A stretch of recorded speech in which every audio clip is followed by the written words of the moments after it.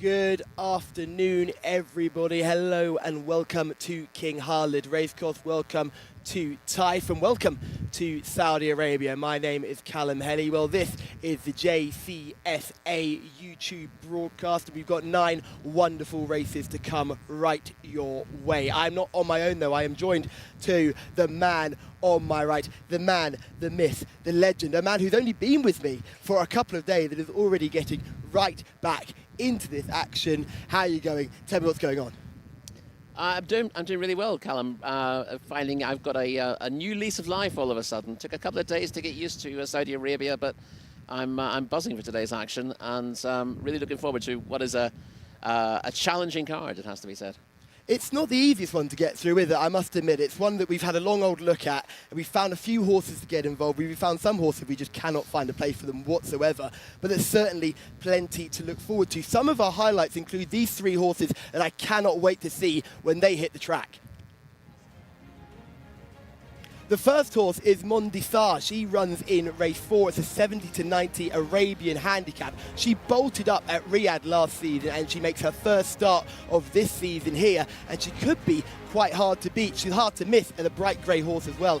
Motarakia runs in our 6th race. She can be seen here at the King Abdullah bin Abdulaziz colours in this green cap as well, weaving through the pack here. She came second on this occasion. It was only a few weeks ago in meeting 30, but she should go one better today. The final horse we've got is Forgivable. He runs in our feature. This is a really, really good horse. Won back in meeting 27, and I am so excited to see what Forgivable can do, considering this horse is running in 0 to 80 company again, so not staying in open company, staying in handicaps, and I think has an absolutely massive chance. Yeah, that's a really interesting race, the final contest, full of horses who have been in action in the UK. 1 or 2 in France as well. So lots of horses that people will be fairly familiar with if they're not familiar with the local action here in Saudi Arabia. And Forgivable, ex-Tim Easterby performer, wouldn't have been the best of these in the UK, but has clearly gelled here in Taif and is showing the best form of his career. Thrived with the sun on his back. 2 other people that were thriving were you and I. I think we were absolutely flying yesterday. We had 5 winners. The menu produced 3 winners, which was unheard of. Tom Collins is quaking in his boots back home because he can't believe he managed to find 3 menu winners. But we do have another member of our team who I haven't been able to introduce to you there. That is Shamila. She's down in the parade ring and she will be the hardest working woman on course today. Shamila, how are you doing? I'm doing very well, Callum. Thanks very much. Welcome to Taif Racecourse on this fabulous Friday. Now, race number 9 is ultra competitive, but I have my eye firmly on race number 7, where 3-year-old colt trained by Abdullah Al Munif, Roland, goes for his 2nd victory of the season under Ed Al Faradi. However, he's usually partnered with his younger brother, Fahad Al Faradi, but they're keeping it in the family. He's a proven miler. He will jump from stall number 8, so it shouldn't be a problem for him. And the trainer expects great things from him last time I spoke to him. Thank you very much, Shamila. It's great to see that the Alpha Radies are keeping that ride in the family. Unfortunately, Shamila, I'm going to go against you, as everyone in the production team and the production office knows. I am so against Roland. I think the horse is very difficult to find on the good day. I think he rolls around on the straight. I know, Rory, I know you're a very big fan of him. I know you think he's probably got quite a good chance, but I personally am going to take him on. One man we have not introduced to you yet is our man in the sky, our voice from above. And today, we're gifted to hear Anthony Ennis. Anthony, how are you?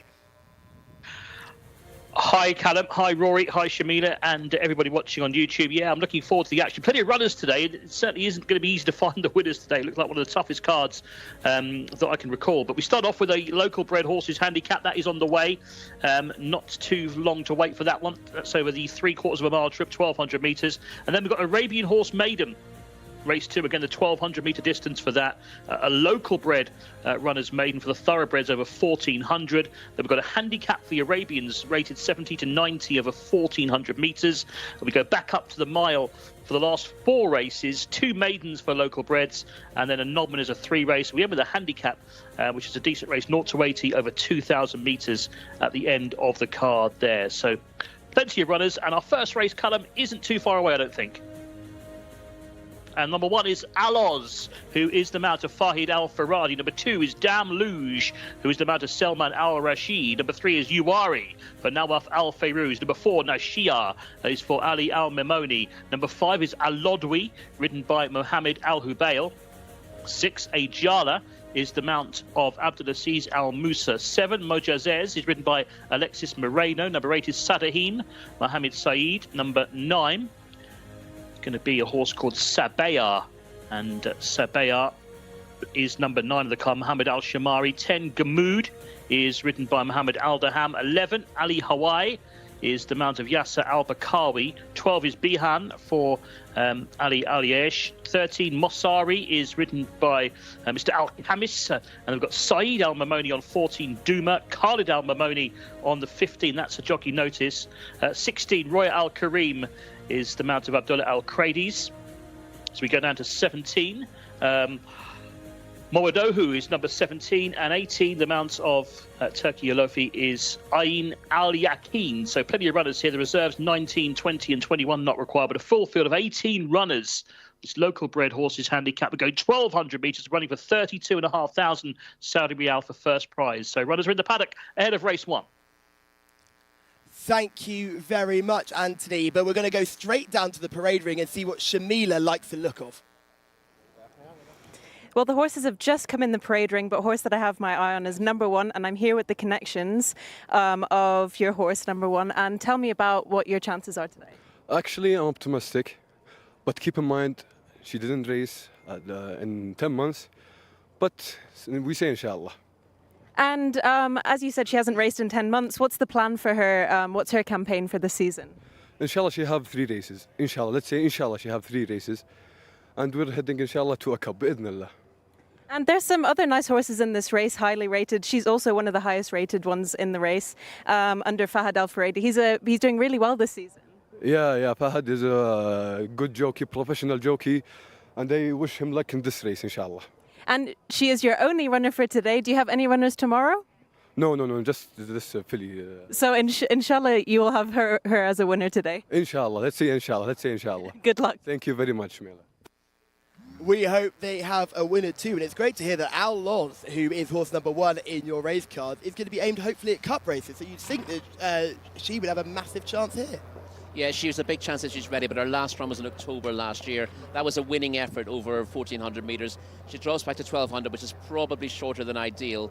But if you like her chances, she did run well over this trip on her seasonal debut last year, so she seems to be easy enough to get ready. This is horse number 2, Dam Luge, who is a nice runner, horse that I'm a big fan of. Rory, what do you think? Yeah, Dam Luge is a player here. We'll see him in VT shortly.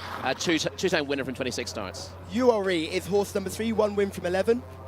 Apologies, got that wrong in the last one. Uri's 1 from 11. Disappointing in 3 runs this season, though. Number 4 is Nashaha, who is 3 wins from 40 starts. Inconsistent. Yeah, just 1 run this season. That was a moderate one, but this 7-year-old mare could come forward from it in terms of fitness. Alodwi is making his 82nd start today. Yeah, 81 starts and 2 wins. I don't really see Alodwi doubling that tally here. No, but it's great to see him keep going out here. Ajala is horse number 6. Yeah, still a maiden after 15 starts, but a good run 2 starts ago at meeting 26 when runner-up. Didn't really back that up next time, but has chances here. A really nice-looking horse in the parade ring, certainly the most eye-catching type I've seen so far. Majazez, horse number 7, a lot smaller. Yeah, Majazez is an interesting one. This is the one that I like in the race. Showed plenty of speed last time out, over 2,000 metres. I don't think that Majazez was a stayer at that trip, this 3-year-old colt. I think he will benefit from a drop back and trip. This is quite a sharp cut back. It's never raced over a trip this short before, but I think it may well suit. Sardem is horse number 8, 1 win from 16 and has been busy this season. 1 win from 16, has been kept on the go. Ran one of his better runs last time, went 4th at meeting 29. Sabaya, horse number 9, 0 from 8, a maiden. Yeah, a maiden after 8 starts and probably has plenty of work on here, the 3-year-old filly. Yes, it's certainly a horse that's not particularly caught my eye. I've got the cheek piece noseband combination. Another with the cheek piece noseband combination is Gamood, who is horse number 10, 0 from 16, another maiden. Yeah, a couple of decent runs at meeting 21 and 26 within the frame, but only 13th here last week. Yes, you just see getting a little bit warm in the parade ring, and Gamud ran recently. Ali Hawaii, another horse we've seen recently, 3 wins from 49 starts though. 3 from 49, but this season's form has been disappointing. 3 quick runs, including one last week, but no sign of coming back to form. Bayan is horse number 12 on your race cards, runs in those red and white colours. What do you make of this one, Rory? Ran a lot better last time, 2 very poor runs, then 5th last time out here, again last week. Could be ready to run a big race. Musare is horse number 13, a horse we've seen recently. Yeah, again, another one I was seen last week, ran disappointingly in 13th, but a good second prior to that. Duma is horse number 14, 1 win from 13 starts, already got the jockey on board. Yeah, Duma's not really been firing on all cylinders of late, 18th here at meeting 27. Now, a lot of the people in our production office are keen on a horse called Thea, horse number 15, who's coming up next. 1 win from 14, but seems to be improving. Seems to be bubbling under at the moment. Stepped up in recent efforts to win 6th at meeting 29. Nice enough break since then. And a late jockey change, Khalid Al-Mimoni coming in for the ride, which seems significant. Yes, a very good rider, Khalid Al-Mimoni, very good on the saddle. Roya Al-Karim is horse number 16, 0 from 9, and hasn't really been showing much, but has been consistent. Yeah, running midfield, again, another one that ran just last week. Running respectively, just needs to step up a little bit to be scoring. Shamila is in the parade ring. What do you have for us, Shamila? If we're going on looks, I really, really like the look of number 6, Al Jella. And I spoke to the jockey, Abdulaziz Al Musa, before the race as well, and he seemed quite keen on her. She's a 3-year-old filly, one of the highest rated in the race, and she just carries herself really well. She's got that lovely head carriage, so hopefully she goes well. Thank you very much, Shamila. That's your selection there. Number 6, Ajala, a nice runner indeed, and certainly a horse that wouldn't be without a chance. It's a very quick turnaround. She ran on Saturday, but she clearly looks well, has taken that race well, and if she does come out of it in good shape, she's one of the likelier types here. A couple we didn't get to mention, Moed Oho is horse number 17. That's a horse I quite like, bubbling under the surface. We've got video form for that as well. Yeah, we'll see the VT shortly. Hasn't won in 18 starts, but one of its better runs went 5th at meeting 26. That's a good little break from 2 weeks ago. And horse number 18, Ain Ali Keen, is rated 57, but comes here with at least 1 win in the career. Yeah, 1 from 16. And again, another one of these that's been running respectably in midfield and just needs to do a little bit better. I tell you one thing that is shocking, we just saw one of the 3 musketeers out there. I don't know where the other 2 have gone missing too, but hopefully we can get all 3 of those joined up together. Just a reminder, if you're watching us live on YouTube, you can get involved in the comments. Remember to like, subscribe, and turn on those bell notifications. I'll keep saying that until I'm blue in the face. Keep watching. It's great to have so many people involved. It's great to have some regulars, always willing to have new people as well. We're a little bit disappointed we haven't seen Ken over the past couple of days. Hopefully we can get Ken back, because Rashid is really carrying the load at the moment. Rashid was flying yesterday, had a couple of winners and some very good placed performances as well. And some good information as well. Plenty of good information too. Going for your job, Rory. I said it before and I'll say it again. Rashid is eyeing up a task. I'll take whatever info I can get. Absolutely, you and me both. Let's have a look at some of these in actions. The first 2 we'll have a look at is Dam Luge and Sadem. They were both running in the same race. Dam Luge came second and Sadem was 4th in this, Rory. I quite like the performance from the horse that came second. Yeah, Dam Luge still hasn't won a race, not from 26, but this was clearly one of his better efforts in finishing second here. Did good late work, was always on the front end. Couldn't get a grip to the winner, but kept on well to hold on to second place. And if you look a little bit further back, you'll see Sadahim finishing off reasonably well there for 4th. Quite an eye-catcher in the end, never really threatened during the race. And of course, this is Moed Oho, the horse in shot. Now, this horse finished 5th on this occasion, and again, it's just struggling to get the old head in front. Yeah, in fairness, the runs this season have been okay. This is probably the best of them in finishing 5th. But again, you see that Moed Oho just struggling to get on terms with the leader and just plugs away in 5th there. He'll need to do a little bit better, or she rather, I should say, will need to do a little bit better. She's going to get her head in front in a race like this. The only concern as well would be the draw. She's got quite a high draw in 16. As this is a handicap, they don't come out in number order. They are drawn randomly, but the draw of 16 doesn't particularly help. Although we have seen the inside draws, the 1s, 2s and 3s also is not probably the best place to be, especially over these shorter trips. Yeah, I think stall 1, unless you're an absolute flyer from the stalls and very experienced, can be one of the worst draws you can have here.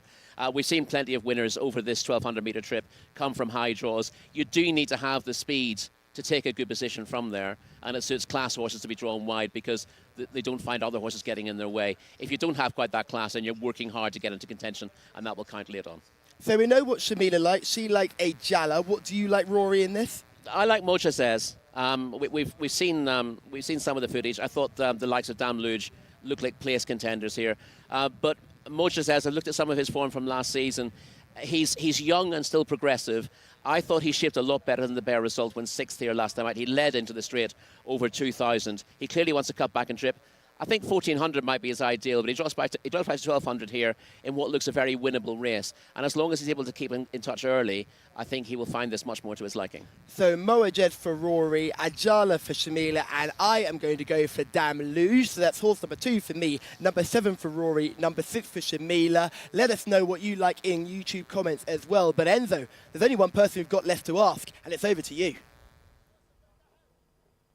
Thank you very much indeed, Callum. Yeah, this is a tricky race, isn't it? I agree with a lot what Rory said about Jcsa, number 7. I do like these Mendelssohns on the dirt. Of course, obviously, he was a wonderful horse himself, wasn't he? Mendelssohn used to love running on the dirt track. So I think he'll run well. Yeah, the trip might be a minimum for him, but he'll go well. But the 1 was the other one I liked. So if I'm allowed 2, I'll have 1 and 7, Aloz and Jcsa. But yeah, it's a tricky opener, isn't it? You can make a case out for sort of 7 or 8 of these, really, on form. The early pace, again, is going to be crucial.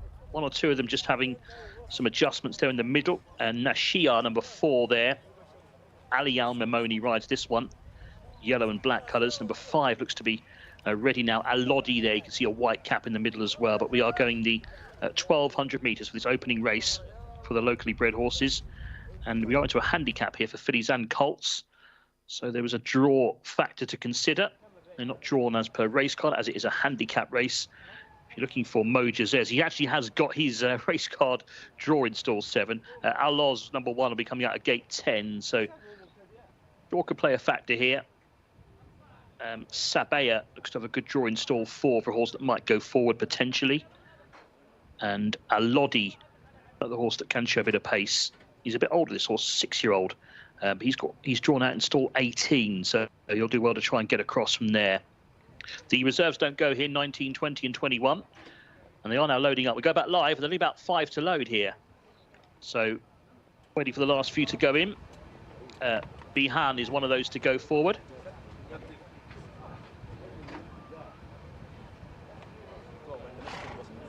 And the last couple going forward now. So 4 to go. And there is number 4, Jcsa, number 7. Orange saddlecloth, that's Jcsa, who's one of a few in green and white colours here. So we're getting set for race 1 on this Friday afternoon. So we tick round to 4 o'clock local time. There's number 1, Aloz. Aloz has got a blue noseband. A couple to go in then. Number 1, he's drawn out in stall 10 here. And the last one is number 6, Ajala. Abdulaziz Al Musa. I think they're all set. All in, flag raised. And they're off and racing, jumped away for the opening contest. All got away pretty well as they race for the first furlong or so, showing speed. Jcsa towards the inside, yellow and black, is one of the first to show. Also up there as well as Uwari as they race through the first furlong or so. And another one deeper out that's quite handy too is Alodwi in a light blue jacket as they sort themselves out. One that's showing speed towards the inside is Masare. Masare's against the rails here, number 13. Still up there too is Jcsa, number 4 in the yellow and black colours. They head around the turn. Jcsa looking to try and get into it, just off the pace, further back to find Ajala as they make the turn.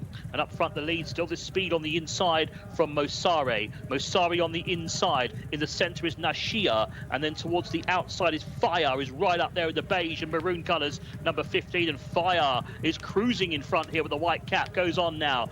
Fire leads a length and a half clear. Ridden along on the inside is Mosari. To try and improve from the back is Ayan Al Yaqeen in light blue colours as they make the home turn. Then further out to find Jcsa in green and white as Jcsa backs out of it. Now Fire is driven along and could be in trouble. They're sweeping down the outside. Dam Luge, yellow and green, is hit the front now. It's Dam Luge going on. It's all change up top as they enter the final furlong, coming through very strongly towards the inside is Sadahim. Sadahim, maroon colours in front. Sadahim powers away to beat Dam Luge, tight for third in the end. Gamoud was running on out very deep. One or two of these just didn't get home. But it was Sadahim Mohammed Saeed who flew late, the 4-year-old filly, to come through and beat Dame Luge into second place. That all changed late on, didn't it? Sadahim coming through in the maroon colours. Just when I thought Dame Luge was going to win it. Under Selman Al Rashid in the yellow and green colours. The pace collapsed here big time, didn't it? They did too much too soon. Fayal went too quick up top. Mosari as well didn't see it out. And it was those from off the pace who've done well here. Sadahim was won by 3 lengths. The winner. So 8, Sadahim flying through in the end. Has beaten number 2, Dame Luge. And third was number 10. We got the right one, Gamoud, on the blue and white colours. And the time there, 1 minute 19.75 seconds. So third, number 10. So it's 8, Sadahim, 2, Dame Luge, 10, Gamoud in the opening race that changed dramatically in the final 400 metres.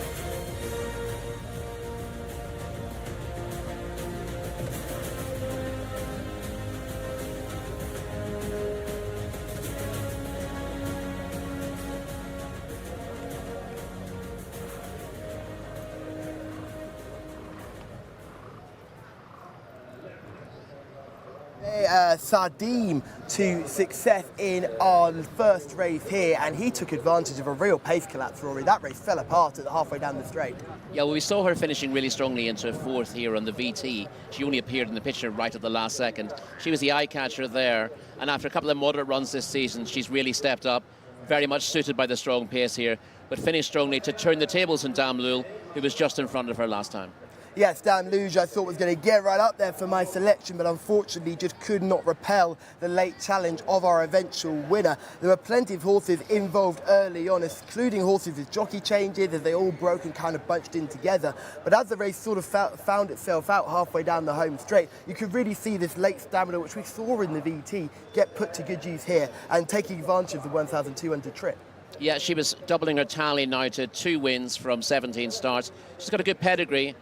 By Ishtar Gate out of a mare called Rosa Penna, who showed quite useful form for Chris Wall back in the day in the UK, so some people will be familiar with that pedigree. Yes, it was Faya that looked to be travelling in a really nice position as well early on, but again faded very tamely. They all the front-ranked horses fell right out the top 3. It was Gamoud who ended up coming home for 3rd, and Gamoud was well out of contention early on, but managed to just about sneak in. There was plenty of drama at the start as well, especially the horse 2nd, Dame Luge, was bouncing all over the place, hit about 3 or 4 rivals before getting into a rhythm, and they were going very hard early, and they paid for it at the end. They certainly did, and I think Gamoud, who finished 3rd, is probably flattered by that position, having run through beaten horses at the end. But give credit to the winner. That was building on a promising effort last time out, and she seems to be going the right way. Isn't it intriguing that we see the promising effort last time out and then see this horse then remain at 1,200 metres rather than, like I would suggest always, if your horse is finishing quickly, step up and trip. But maybe you've said this before, that actually staying at the same trip and timing your ride better, you can use your stamina to your advantage. Yeah, no, it's often it's a case of inexperience, sometimes counting, sometimes it's about the run of the race. And horses who finish strongly don't necessarily want further, they just want to get the better run of things. Yes, and she got the better run of things today. She was really impressive, going away at the line well. A rating of 57 means they could have plenty of fun with this one, couldn't they? Well, on pedigree, she should be better than this. She's right behind me in the winner's enclosure here, and she's a nice-looking filly. Yes, you can just see her in the winner's enclosure, just having a jog around these beautiful camera shots we can get of the jockey as well coming back. And she stands quite tall. She's quite a leggy filly. She's not particularly well built and around. And you think these horses that handle these sprint trips, especially over the dirt, would be far more muscular. She's much lighter, much more effeminate. She is, in fairness, 1,400 should be fine for her on this evidence. And as I said, she's just finding her feet at the moment, so she could be one to follow. So I'm going to put you in the trainer's shoes again. Would you be staying over this trip or stepping her up next time, or is it depending on what the race program's? Again, it's all about the race program, isn't it? We touched on that yesterday about a horse I thought wanted 5 furlongs. There's literally nothing to go for. So when you've got a filly in form, you look for opportunities close to hand. Yes, I wouldn't be surprised to see her come out in Taif again. I think she's going to have plenty more runs here at King Khalid Racecourse before going on to Rio, because they're going to take advantage of getting some runs into her. We can just see here she's got a beautiful attitude and is showing a lovely turn of foot. She's not got a head high in the sky, but it's not the most ideal head carriage, but it's certainly not holding her back today. No, listen, I don't. We talked about head carriage yesterday. I've got nothing against that head carriage at all. She's running straight.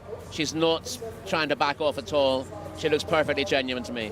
Yes, and these beautiful drone shots we can see as we turn into the straight, and you can just see Dame Luge making that late burst down the inside. Our eventual winner isn't even in shot yet as well, and we can just see a little bit of traffic problems occurring as they all bunch up right at the top turn. The pace begins to collapse, and here's your race winner just coming into the bottom of your screen now, who's going to get an absolute dream passage. You can just see Mohammed Saeed's eyes light up as he sees this gap appear, parts like the Red Sea in front of him, and he can strike for victory and power away. And this horse, the further she goes, the better she gets. Yeah, she's done that nicely, and she does get a lovely run through. But the nice thing about this track is there are very few bad luck stories after the final bend. Now, on the turn, you can get in trouble. Horses falling back, a little bit of scrimmaging on the inside, but there's lots of room in the straight. It's a well laid out track in that regard. Yes, there's always plenty of chances, and they've got a long enough straight to make moves, but it's not too long that the race doesn't get going till halfway down it. And again, we talked about this idea of a golden highway. If the inside is the best of it, then everyone wants to be in one place. But that's not the case. Therefore, they can fan out off the bends.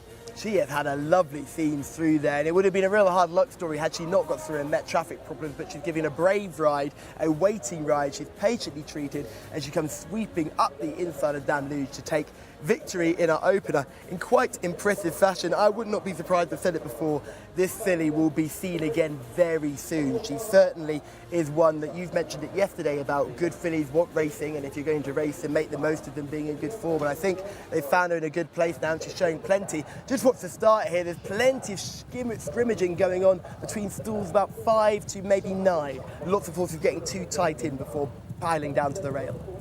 Yeah, whereas actually in this case, the speed is held up near the rail, and that's caused, there's bound to be trouble somewhere. Someone gets squeezed, and in this case it's been the middle.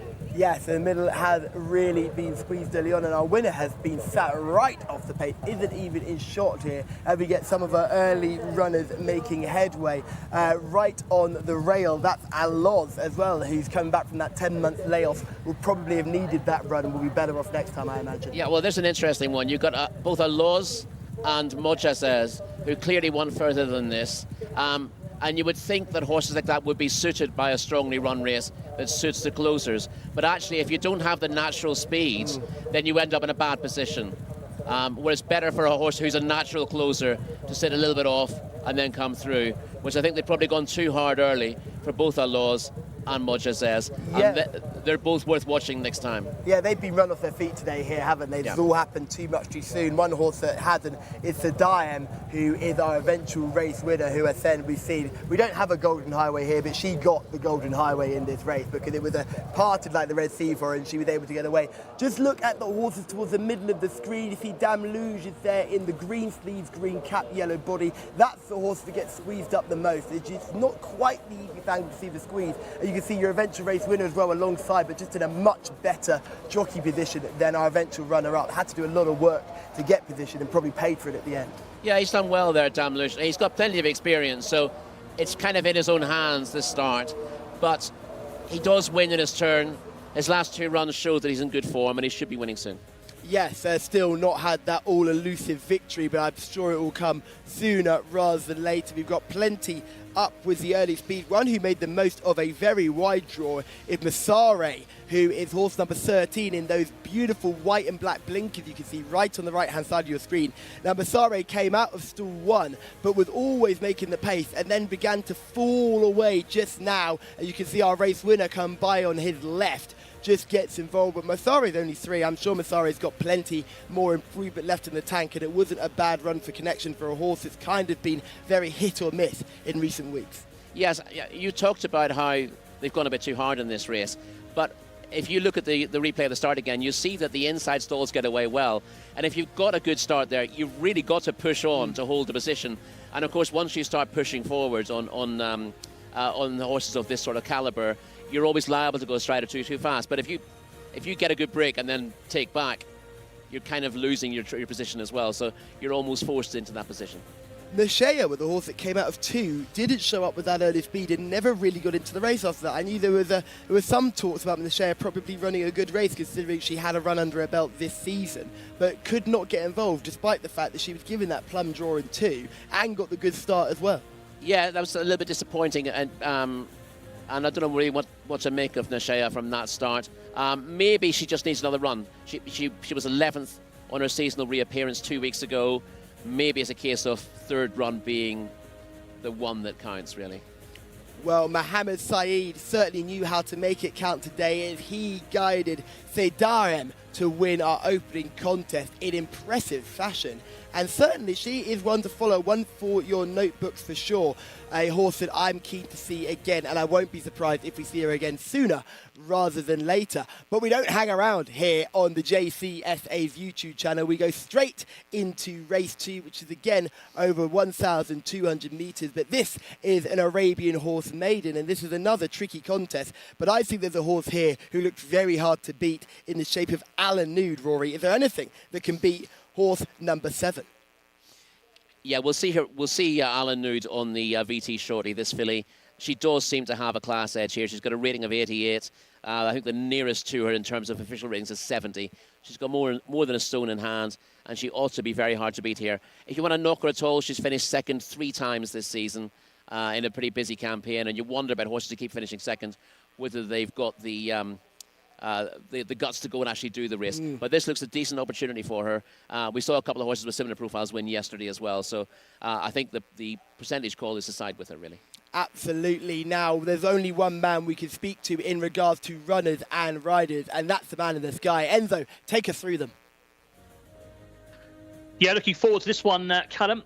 And yeah, it sits over 1,200 metres again, 25,000 Saudi Riyal. They're running for this maiden for the Arabian Breds. Number 1 is Sarmad Pro, Nawaf Al Madiani on board. Number 2 is Callahan Al Dim for Asil Al Sahani. Number 3, Wadahat Al Kaladia, Ayad Al Tarisi rides. That's a grey filly. Number 4 is Azam Al Kaladia for Fahed Al Faradi. Number 5. That is Al Sakab for Third Al Timat. Number 6 doesn't go. That would have been ES Maria, but has been scratched. 7 is Alan Nude for Abdullah Al Kradis. 8 is out. 9 is Raif Al Ansari for Mohammed Al Hubail. And number 10 is Shamok Shah for Adil Al Faradi. 13, Mawansat Al Kaladia for Abdullah Al Khamis. And that was 11. 12 is Saka Al Zamili for Khalid Al Mimoni. 13, Wazam Al Amil Abdul Ella Al Hussein on board. 14 is Sharaf Al Muntakaba for Mohammed Suleiman. 15, Al Mestri for Khalid Al Shra. And number 16, we don't have a rider for yet. That's Parks Lights, but we will try and find that out, who is on board the Chestnut filly, who is at the end of the list. 16 runners then for this Arabian bred maiden stakes. Thank you very much, Enzo. Great to hear you go through the runners and riders today as they sit in the pre-parade ring at the moment and are just getting into race card order. One of the things I love about racing here in Saudi Arabia is that they are paraded in race card order. It makes it easy for us, it makes it easy for spectators, it makes it easy for our camera team down there, the hardest working camera team on the planet. It makes it much easier for them as well to be able to work out which horses they need to follow. Yeah, and of course everyone decked out in the colours. 2 handlers for almost all the horses, and you can tell straight away which horse is which. Whereas you go racing in Britain, and sometimes you have no idea unless you can make out a little number on an armband. But this is a very nice setup here. You know exactly what you're looking at all the time. And no exercise sheets here to worry about either, because sometimes it gets even harder to recognise horses. Those people who like to do a bit of paddock watching when the when the sweatsheets are on, it can make things a bit confusing as well. Very difficult for paddock watchers like myself, but something that won't be difficult, I think, is finding a winner in this. I think Alanud is going to be very, very hard to beat in this contest. We've talked about it yesterday. Horses, when they come into these races, who have got a high rating because they've been running really well in often much tougher contests than this, they tend to have a very good chance dropping back into maiden company. I'd be a little bit concerned about some of our newcomers in this race. I'd love to see them in the parade ring, see how they're looking, because again, that could show us we could see something that's a real eye catcher that we've not seen before, that would maybe give me something to worry about. But at the moment, I'm sticking with Alanud, who I just think is very, very good. Schmock Shah, is another horse I quite like, horse number 10 on your race cards. We're showing a nice early form earlier on this season here at King Khalid Racecourse, but really blotted her copybook last time out, finishing 11th. So you'd hope that she can bounce back from that. Yeah, effort. she was off for a few weeks before that. Had run well early season, third in meeting 4, runner-up in meeting 11, seemed to be going the right way, but then off until meeting 26 and was disappointing. Possibly had a bit of a setback that stopped her racing earlier than that, and you still respect the early runs. She could be a player, and you've got a couple that have only had one runner you've got to bear in mind. Sakar Alzamile was 4th on debut. He could step up on that. He's got a good jockey on board in Khalid Al-Mamouni, who very nearly won the first race. And of course, the first thing you told me about these races is never disrespect the Al-Khalidiyah horses. And we've got Azam Al-Khalidiyah here, who's only had the one run, only 10th on debut, but surely he will do better than that. Yes, from the Al-Khalidiyah stable as well, so we'll certainly have a very good chance today. Azam Al-Khalidiyah, we mentioned these horses. We've seen a horse with a very similar profile to Azam Al-Khalidiyah in previous weeks, a horse that ran no race on debut for the team, but then absolutely sprouted wings and looked very good winning next time up. So do not discount any of the Al-Khalidiyah horses, and they've got plenty of representation in this race, so there'll be ones to watch. And another group to watch are the Three Musketeers, who are back together, thank goodness, the coolest men on the race course, and I'm just hoping they come down to Riyadh with us. Do you know which one's which? I haven't got a clue. I can't lie to you here, Rory. You've not made me look very good on the television there, but I can't lie to you. I have no idea which one is which. But I know, what I do know, they always give us a strong wave, and it's a very solid hand wave, full of eye contact as well, when we see them in the morning workout. Good so guys, yeah. It's good to see these guys. They're great guys, and they do a magical job as well. There's some amazing saves you can see on the Jockey Club of Saudi Arabia's YouTube pages and Instagram pages as well. Plenty of great action of them catching horses that have got loose. Indeed. I was going to ask you, when you see the jockeys come out, do you ever try to look in the faces of the jockeys and try to get clues from that? Jockeys who look carefree, are they going out because they're confident, or they think, I've got no chance of winning this race, so there's no pressure? The ones who look really worried, I think, are the ones to concentrate on. The ones that are on the first time up, that's never seen a racecourse before, are always a little bit concerned. No, I did try that early on, and then I bumped into Wigberto Ramos, who has the stolidest, coldest face going. A man who could go around here blindfolded, and all of a sudden, he's always one that just looks ready and willing to go. Naif Al-Anali as well is a very good jockey here, and he's always got a smile on his face. He always looks very carefree and nice and relaxed, so he's another one that we always want to keep on the right side of. Horse number 1 is Samad Pro. Not from 3 though, Rory, would need to step up here. Yeah, not from 3 and 2, moderate runs this season, the last 2 weeks ago, so plenty to prove. Yes, just going around there, not very Arabian type looking, got a lovely back end. It's a horse that I quite like the look at just in the parade ring. This is more typical Arabian looking. It's Khalidin Aldam, who is horse number 2, not from 4, and all 4 runs have come this season. Yeah, a rating of 65, shipped well at meeting 7, finishing 4th. 2 runs since have been disappointing. First Al-Khalidiyah horse, this is a Wadit Al-Khalidiyah, not from 2, will look to hopefully make it 3rd time lucky. Yeah, 2 recent runs, stepped up slightly on debut when 6th at meeting 30, but does need to do better here. Number 4 is the first of the horses I'm slightly afraid of. It's Azam Al-Khalidiyah. I'm still concerned despite the poor run last time. I think this horse has a chance. Yeah, listen, I wouldn't worry too much about last time. That was a debut run, and as we've seen from the Al-Khalidiyah horses, they can come on markedly from debut. Shamila is in the parade ring. I feel like I didn't even need to look at the horses in the parade ring today, because this race for me is all about Alanud FBR. Obviously, she's run 8 times, still a maiden, so she could get her head in front today. Her trainer, Abdurrahman Al Farhan, is obsessed with this horse. He absolutely loves her. The trip could be a question. This is the shortest trip she'll ever run in. Obviously, she's suited a mile and everything before, but you never know. Everything could come together. Thank you very much, Shamila, although I'm a little bit concerned because you had no luck yesterday and you're going for the horse that I really like, and this is Alanud on screen now, and we'll skip straight over to Riyef Alanzari, who is horse number 9, rated 70, would have a chance here. It has a chance on the ratings and has been very consistent. She's always there or thereabouts. 6th last time out, a couple of 3rds and 4ths on her card as well. Shamak Shah is horse at number 10, 2nd and 3rd in first 2 starts, but then 11th last time, would need to step up from that. Yeah, again, similar to one we discussed earlier on, had a bit of a break between runs. First 2 starts give her a chance here, and she just needs to bounce back from a run that was after a break last time out. We just saw the jockey, now we can see the horse. This is Mawansat Al Kaladir, horse number 11, making debut today. Horse number 12 is Sakar Al Azmili, who has had 1 start and came 4th in that start, so has a chance here. Yeah, wouldn't be my ideal paddock pick, but there was plenty of promise in that debut 2 weeks ago. That's a nice little break between races as well, and Sakar Al Azmili is one to bear in mind.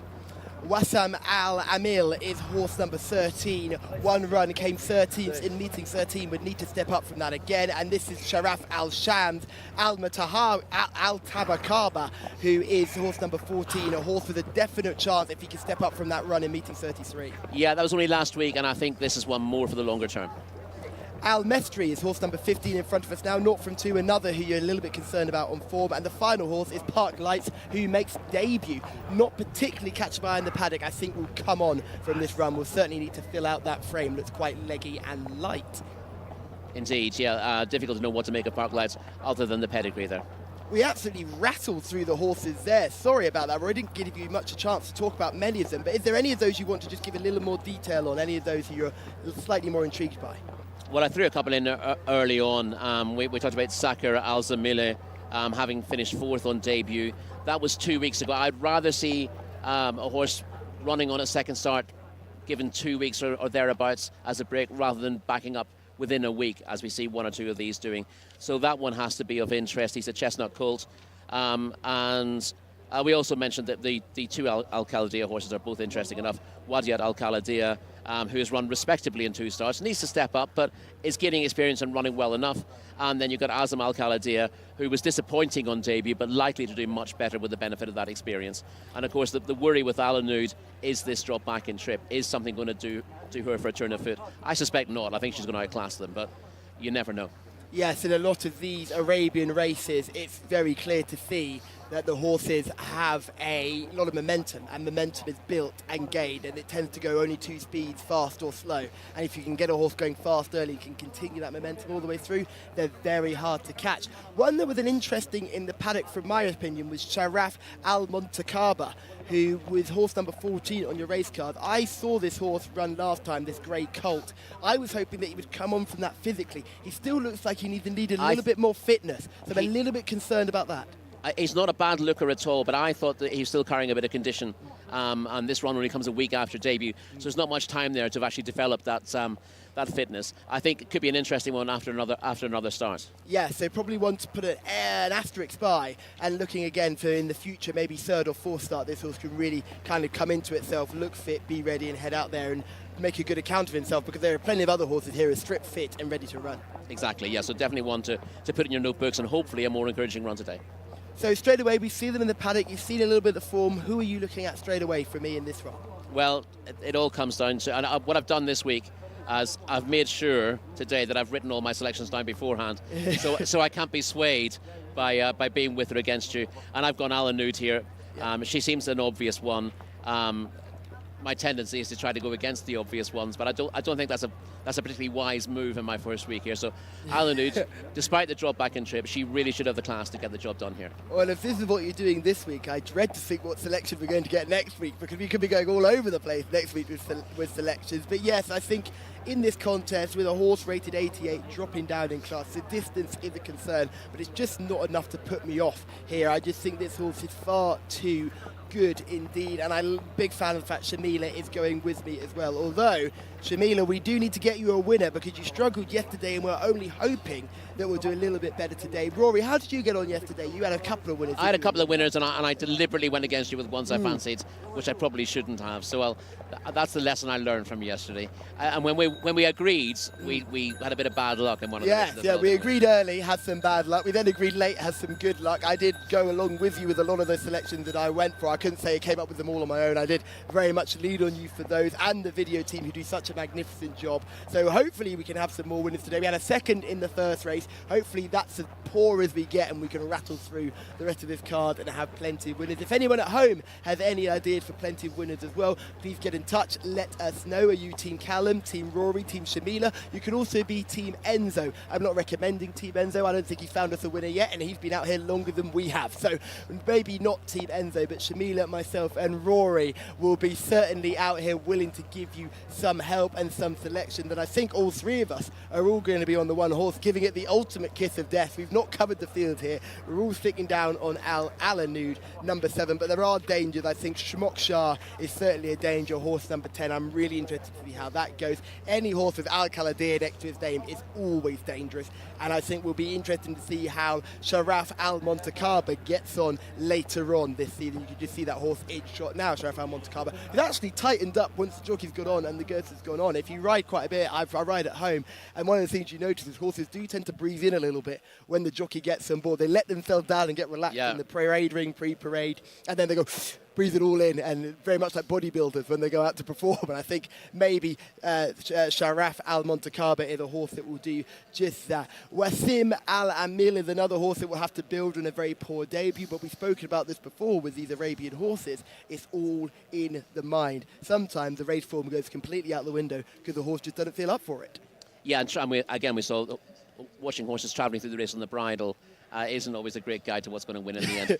You've got to find a little bit off it, and a few of these don't. To be kind, they tend to do all the racing on the bridle. So expecting one to pick up having travelled strongly is sometimes the wrong path. It always gets exciting here because we've got the production booth who'll be shouting, "This horse is swinging," and we'll be looking for something else, and everyone's getting excited, and then nothing else changes. And the horse that turned for home in front ends up staying in front. But we've had plenty of exciting finishes in these Arabian contests, and it's great to see such a strong field. We've seen 2 Arabian races per day at every meeting here at King Khalid Racecourse, which is the first time that's happened here in Saudi Arabia, which is a great initiative. The fields haven't always been full, but the racing has always been exciting, and I think this part of the program is still growing, and certainly something I'll look forward to in the future, and I can't wait to see when we get to Riyadh. And as well, with Saudi National Day on the horizon, we've got a very big Arabian race where we're going to see Food to Pine on an Arab horse I'm very excited to see. So hopefully Food to Pine will run in next week, I think it is. So I'm very excited to see how that horse gets on. What have you made of these Arabian races so far, Rory? You've been here a couple of days now. Well, I've not. Obviously, we get a few. A growing program of Arab races in the UK, but I must say I'm one of those people who tends to take the opportunity to do other things rather than get involved in the Arab races. So I'm still a little bit of a beginner, and I'm very much starting from scratch. They're just different animals, aren't they? To the third race, you got to get used to looking for different things. And finding a way into those races. So I'm happy enough if I can find the winner of the maiden here. Yeah, if we can find a winner in the maiden, and we can all hope, if we're all going for one horse, hopefully we can find a winner in the maiden. Do not be surprised if Azam Al-Kaladir runs a much better race than that horse did on debut. We've seen it before with these connections, absolutely finding lengths on their rivals that they didn't show earlier on, and we mentioned in experience, they're still horses at the end of the day. Sometimes the first time on a race course can be too much. This is Al-Anud, horse number 7 on your race cards, coming wide and late and just unable to pick up the race winner here, but not a bad run. And the good thing is this horse responds to pressure. Yeah, we know that's important here in the Arab races. Al-Anud had plenty of work to do off the home bend and looked likely to be well beaten at the second. But as you see up the straight, she keeps trying and she gets closer and closer as the line comes. Never quite getting there, but the gap keeps narrowing all the way to the line. This trip clearly is a bit of an issue for her in a similar class race, but these rivals will be much easier for her, and that should help offset that. I think her cruising speed and her class will be the difference. We've seen a few Arabian horses when they've got really high ratings drop into this maiden company. It's their class and experience that shows. And sometimes I think that's why trainers can be so flexible with trip, because they know the horse is going to hit the lids and power away. And I just think in these situations that could be what they're looking to do here, is just get you into a cruising speed, take advantage of your high cruising speed, and just run the finish out the others. This is true. When we talk about horses having a lack of pace, that's always a relative thing. We're talking about in their class. They may be, they may be pacey, or they may lack tactical pace. You drop them markedly in class, and that lack of pace suddenly looks like a very high cruising speed. So that's what we're expecting to see today. Are you saying Alanou has looked slow before? Well, she did nothing quickly last time out, but of course that's a different class of race. So if you expect her to be coming from the same position here, you're maybe not getting the idea of the quality of this field and her quality against them. So I'd expect her to be very handy all the way. In fact, I wouldn't be at all surprised if she led from an early stage. So there you have it. That's Rory's final wrap-up of this race, and I think we're all going to go for it. Myself, Shamila and Rory are all on horse number 7, Alanou. Enzo, are you taking us on? I think I'll leave the selections to the experts, Callum. I've got enough on my plate here with the colours, so I think I'll let you experts just do the selections from now on. But yeah, good luck with the Alanou, number 7. Non-runners here, 6 and 8. Runners are at the start, 1,200 metres for this maiden for the Arabian Breds. One or two of them just a little bit edgy there. Just saw one just kick out there. That looked like Wadiat Al-Khaladiya. On the right there is number 14, Sharaf Al-Muntakaba, who's also almost a white colour, that horse, that grey. Very light blue and white colours there. You can see, yeah, again, top right-hand corner there, just kicking out Sharaf Al-Muntakaba. The 2, Kahalan Al-Dam. The light blue cap is for number 3 here, so quite a few of these in the same ownership. So we've got a few colour notices. Alanou, yellow cap for the rider of Alanou. In goes Al-Sakab. The next one to go forward with the noseband is going to be Parks Lights there. We know he's now ridden by Amir Al-Razbi, has got the ride on Parks Lights. Goes forward. Waiting for 13 to load. That's black and white. Wazam Al-Amil going forward now. This is Wadiat Al-Khaladiya, the grey. The yellow cheek pieces on. And goes forward for race 2 here this afternoon. White and black colours for number 4. Azam Al-Khaladiya.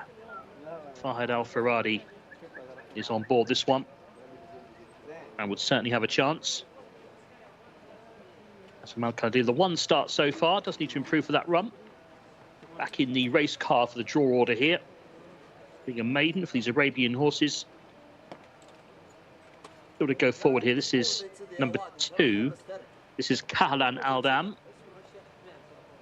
Blue bandages on. And slots in next door to his stablemate Wadiat Al-Khaladiya. Now the 2 in the same ownership coming forward, still Alanou, and you can see the blue cap for Samad Pro for Nawaf Al-Madani, and then Alanou has got a yellow cap with that one into stall next door, which in effect is stall 6 really, isn't it, because there is no number 6, so it's the 6th off the rail, even though it is officially gate 7. So just a couple left to load. 14 runners, the 2 absentees here being numbers 6 and 8. And this is the colour notice, so Schmock Star now in the black with a kind of a gold coloured or orange coloured chevron, white sleeves, black stars for Schmock Star, and Adil Al-Faradi, top rider on board. Schmock Star is the last one to go in for the yellow noseband, and oh dear, just rearing Schmock Star. Only one out of line. The last one, Schmock Star, coming in. Completes the line. All set, flag goes up, we're ready, and they're off. They've jumped away for this Arabian bred maiden race, and towards the inside, just getting a shake of the reins early is Salmad Pro to be handy, but he's up with the pace. And also there too is Wadiat Al-Khaladiya in the yellow cheek pieces. Alanou is up there, a yellow cap, blue jacket, goes into the lead now. In fact, Alanou, a bit wider out, we have Saka Al-Zamili, who's in the kind of dark grey and red colours. The front 4 ahead of Schmock Star, races in 5th place. And then to the outside, we have the grey horse, Wadiat Al Khaladia. Very wide of the track is Sharaf Al Muntakaba. Where's that one going? Sharaf Al Muntakaba has almost run out there, gone very wide, and now looks out of the race as they make the run towards the home turn at around 54 kilometres per hour. Past the 600 they go. In the centre, Alan Nude every chance. Towards the inside, Sarmad Pro is trying to get a run through. Wider out still there is Saka Al Zamili, number 12, and that one's going well as they make the turn. Wadiat Al Khaladia is still there too. Yellow cheek pieces against the running rail. The leader now on the outside is Saka Al Zamili.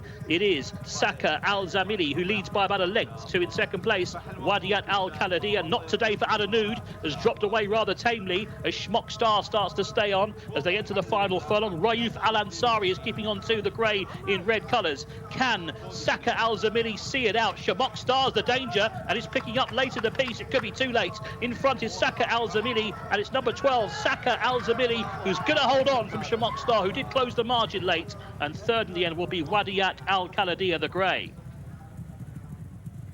Number 12 has won it. What on to Khalid Al Mamoni. Saka Al Zamili has won. Second, running on well, was number 10, Shamok Star, made up lots of ground. And third, number 3, Wadiat Al Khaladia. This horse was always prominent. Took it up around the home turn with about 450 metres to go and then stayed on strongly. Did drift across towards the rails, but kept going. Shamok Star was the one that came out of the pack to give chase, but it was number 12 who was too good. This 3-year-old colt has won it for the Al Shire stable. Saka Al Zamili, number 12, has won by a length. Second, number 10, Shamok Star, and they were clear of the others. Third was number 3. Could we just correct that? Third was 3, Wadiat Al Khaladia. So we will get that sorted. 3 was third, as we gave him commentary. Wadiat Al Khaladia was the third horse there in the end. So, nice performance by the winner, Saka Al Zamili.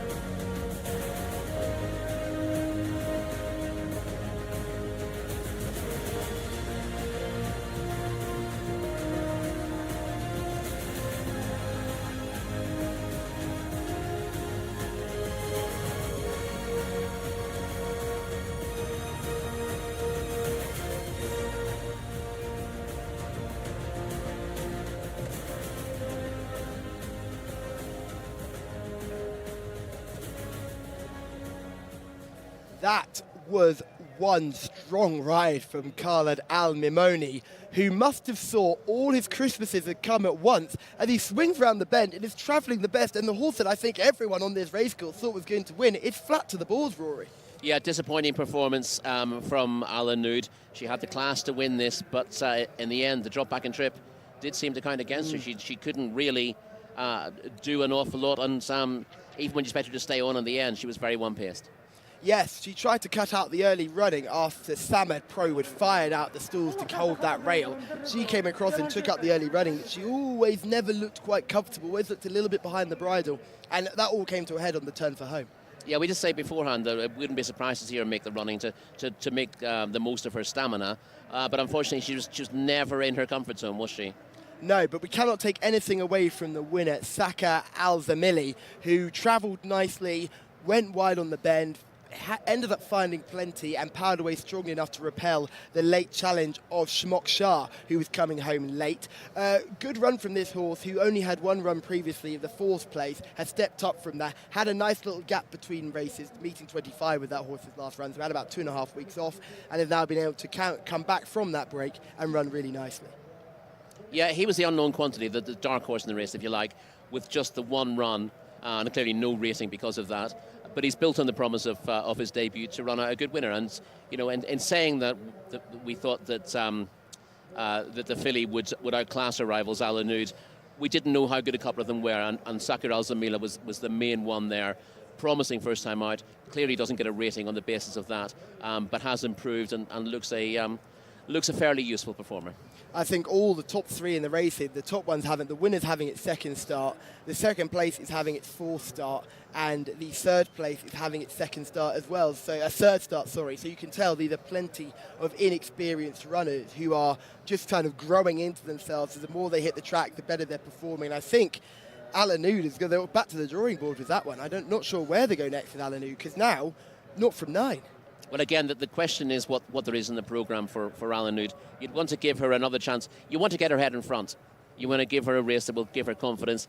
And what she really, I think what she needs is a 1,600-metre maiden.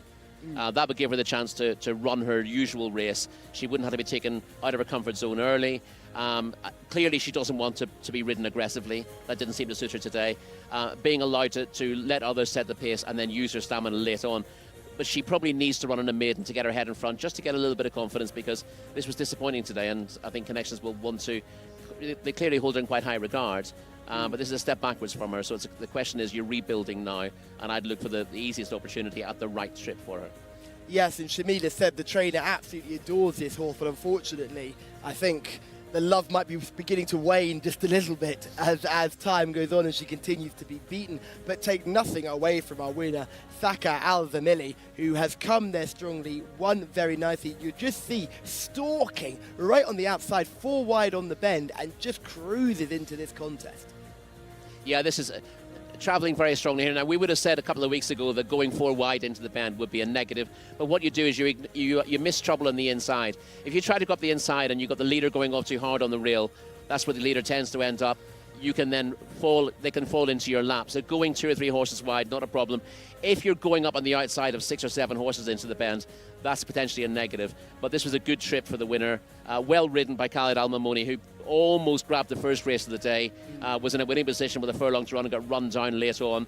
He's now got himself on the scorecard. He'd be very happy with that. He's doing the running down in this race. He's doing the other option. He's coming from off the pace. Had to come a bit wide. Really nice run from Shmok Shah. I was really impressed with that. Came from trouble with a little bit difficult loading as well. Showed a little bit of inexperience loading up in the gate. Had a rear, got a little bit wound up, but still showed up quite nicely, as we can see the full race here. And the horse to look for is number 14, Sharaf Al-Motakaba, who is the horse that you can just see, the bright grey horse in the 3 from the right of picture, sitting in about 6th position on the outside. Keep an eye on that horse, because that horse decides that today is just not the day.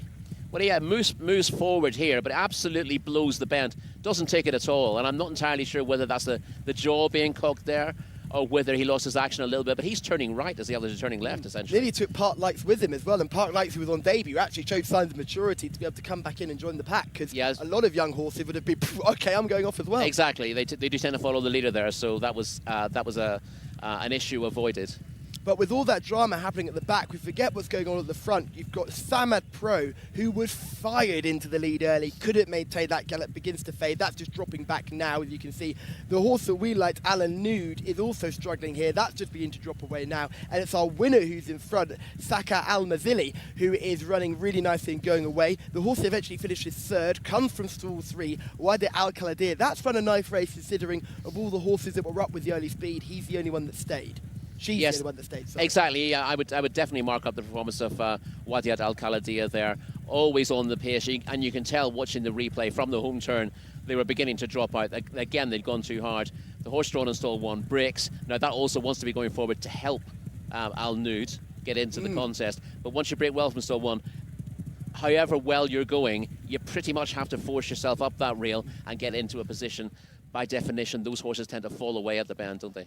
That's it. You've not really got much of a tactical choice there, have you? We either brake really slowly and try and pick your way through the field, and you may as well have been braking from out wide, or you brake really fast and say, well, I hope they just don't catch me. It seems to be a lose-lose if you come from stall wide. Exactly. There's lots that can go wrong and not an awful lot that can go right. If you've got a massive class edge and you can get out in front, that's fine. Then you can get out in front without expending energy, park them up behind you, wait until you turn into the straight and then push on again.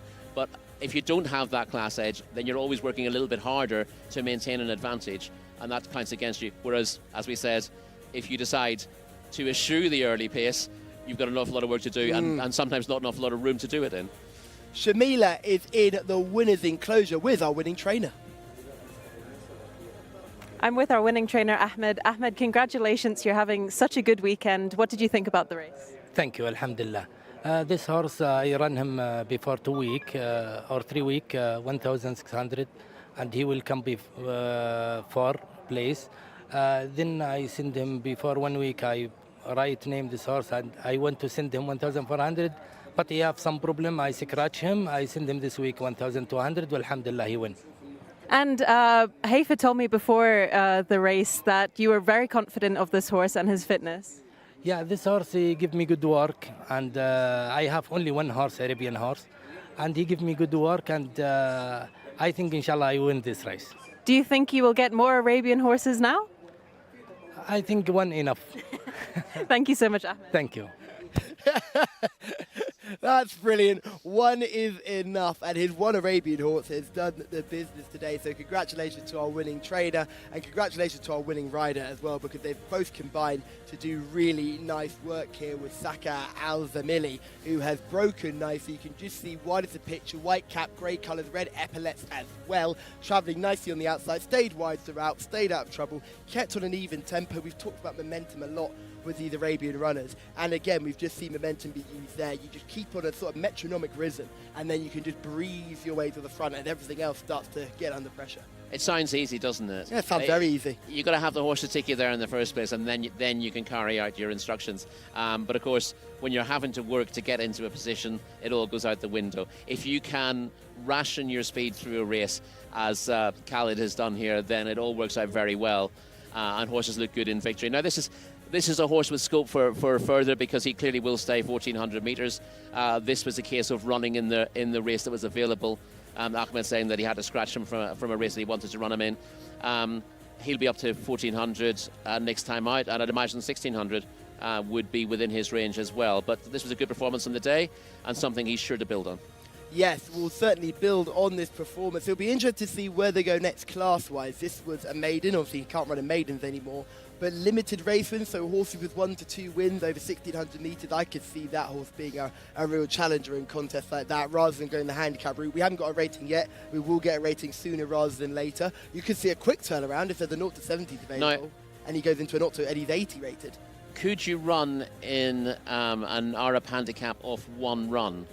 Or is there a minimum number of runs to qualify, like there is back home? You've got to have a rating. You've got to have a rating to run in the handicap. You get that rating after 2 runs. I think that's how we've worked out so far. It's one of those situations where you can run off a higher rating than the limit to the race is if you can get there early enough. So if you have a quick turnaround, we saw Hawaweya do that earlier on last week, coming from winning a maiden, having had lots of starts, getting a rating. I think she had a rating of around 70.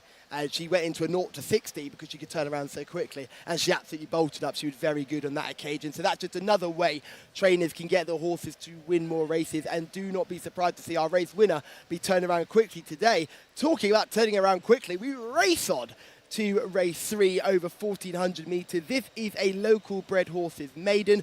This is for 4-year-olds and older, so certainly will be some of these older horses with maybe less experience combined with older horses with absolutely bucket loads of experience. So I'll be interested to see how we get on. I quite like a horse called Estijad. I know Rory's got plenty of selections as well. He's a big fan of this. Is a fascinating contest. Enzo will take us through the runners and riders.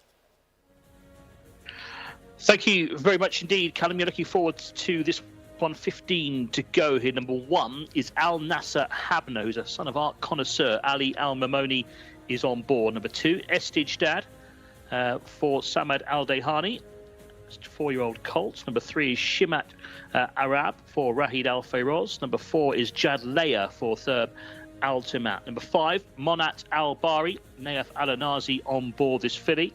Number 6 is That Al Sharaf for Alexis Moreno. 7 is Yosadek. Abdulaziz Al Yaesh is on board. Number 8 is Molahek. Tariq Al Hassan rides this colt. Number 9, Wood Kolar. Wood Kolar is the mount of Talik Al Mansur. Number 10 is Tho Al Nuraim. Fahad Al Faradi on board this colt. 11 is Scratched. So we'll go to 12, which is Ala Jabu. And that is horse number 12 on the car. Number 13 is Kayad Al Fasan. And just confirming the jockey there is on number 12 there is Al Faradi rides that one. That's different what I had in my card, so that's a change. 13 is now ridden by Ahmad Al-Azari. That is Kayat Al-Fassan. 14, Wigberto Ramos Mantukat Al-Jeed. 15 is Tan Farid, the double-seeking rider, Mohamed Saeed, who won the first. And 16 is Yaka Al-Melai for Mohamed Al-Sharima. So they are the runners and the riders. 15 participants for the next locally bred horses maiden race. 4-year-olds in action. Thank you, Enzo, and they're already in the parade ring for our third contest of the day, this local bred maiden contest, and that's horse number 1 just going through our shots. Here's horse number 2, Estadad. I'm a big fan of this horse. I thought it ran a really good race to finish second last time out, has a rating of 74. This is an ideal opportunity. Anything else on this race card that's caught your eye straight away, Rory? The first thing to say about this race, because it's a maiden race for 4-year-olds and older, locally bred, fairly moderate quality. Anything with a rating around 70 should be very competitive, and there are a couple with that kind of rating in this race. Estijad is the obvious one, having finished second last week. Quick turnaround for that one, having run just last Thursday. Wood Caller has a rating of 72, was well beaten on her return, but her form from last season gives her a decent chance. And we'll see Mona Al-Bari in action. Now that's got a much lower rating, but seems to have improved this season. 3 runs here at Taif this year have been pretty solid, 4th or 3rd on all of those, and she might have more to offer despite the fact she's a 5-year-old now.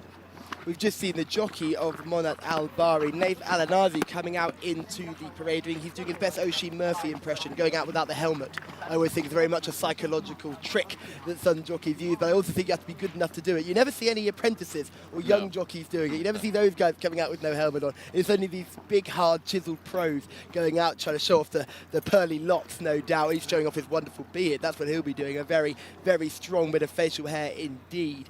But as these horses go around the parade ring, we'll hopefully get a closer look at them. Wigberto Ramos has a ride in this today. He's on Montacat Al-Jeed, who is horse number 14 on your race card. Another horse with a decent enough chance. We've got video form of that as well. That horse came second on first start out here and 5th last time out. Yeah, it doesn't have a rating yet after the 2 runs on Montacat Al-Jeed, but clearly one of the more interesting ones.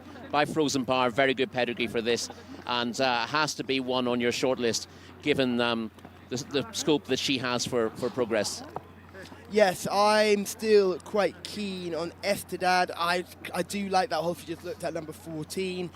Some of the others, there's a horse with a very low rating, Jcsa, rated 37, one of the lowest ratings I've seen here. Hasn't shown much this season, but is consistently finishing 9th or 10th. They've dropped into maiden company here.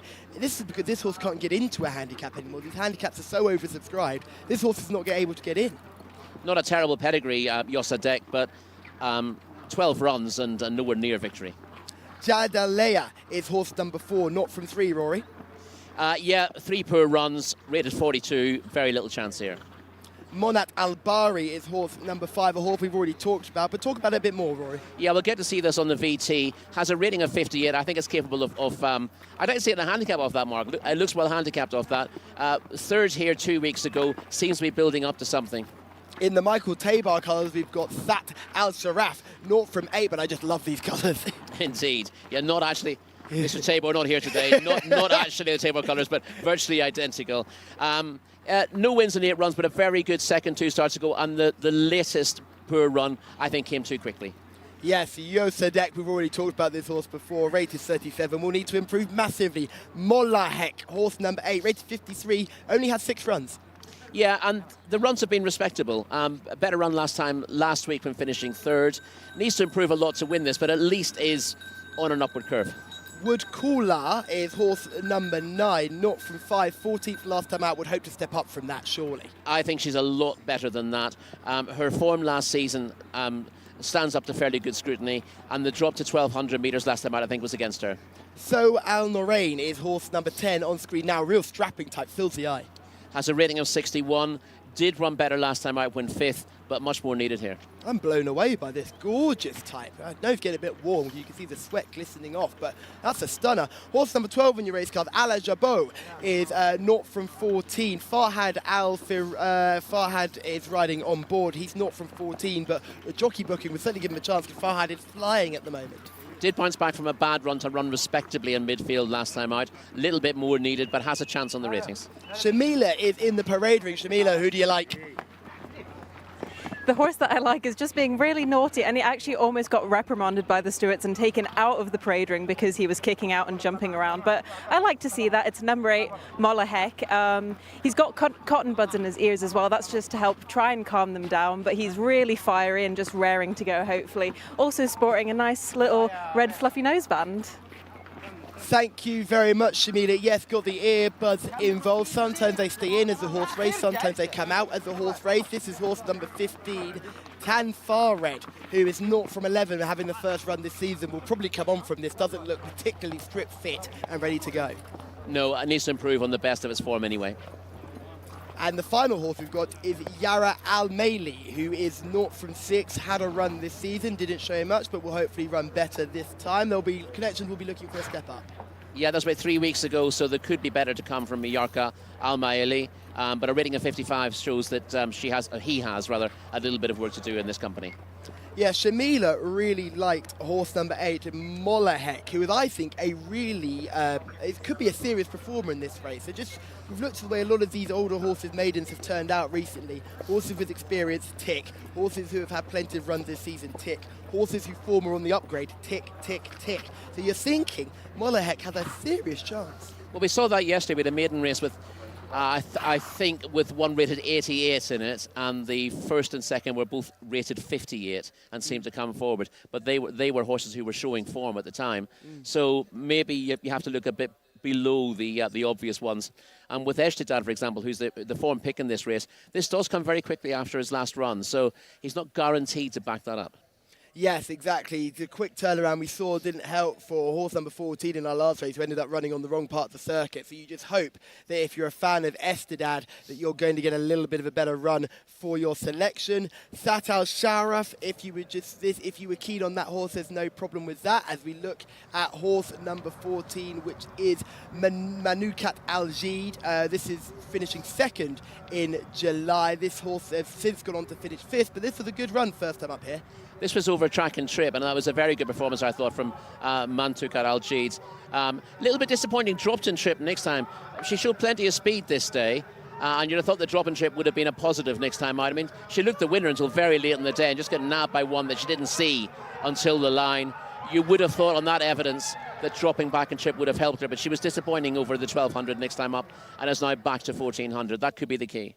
The next horse we're going to look at is Munat Al-Bari, who finished 3rd at the beginning of August. This performance here was nowhere near able to catch the winner. We've seen this video footage a few times. A few horses have come out of this race and run since, and none of them have done particularly well. So Munat Al-Bari will be hoping to buck the trend here, because he came on quite late to plug on for 3rd. Yeah, lacks natural pace, Munat Al-Bari, and as we said, her rating is only 58, but she does seem to be going in the right direction. This was building on a couple of equally promising runs, and she does hit the line quite hard, so you could see her getting involved, but from her rating, it'd be a little disappointing if she's good enough to win the race. Now, those who have a keen eye may have noticed something in that first bit of video footage. Estidad actually ran in that race, finished down the field in 15th on that occasion, behind Mantukat Al-Jid. So I'm actually going to change my mind and realise that Mantukat Al-Jid actually has some form against this horse already. So I'm going to change my opinions, and I'm going to be looking at horse number 14, because I've just seen that race. I've just saw some bright orange silks and a horse with a white face. I've checked my race card. I've seen they bumped into each other before, and I've just gone, maybe this horse, number 14, is a little bit better. We've got no rating, obviously, so we don't know officially, but I just think on the bare form of that, surely we'll be able to. It'll be hard to see Estidad turn that form around.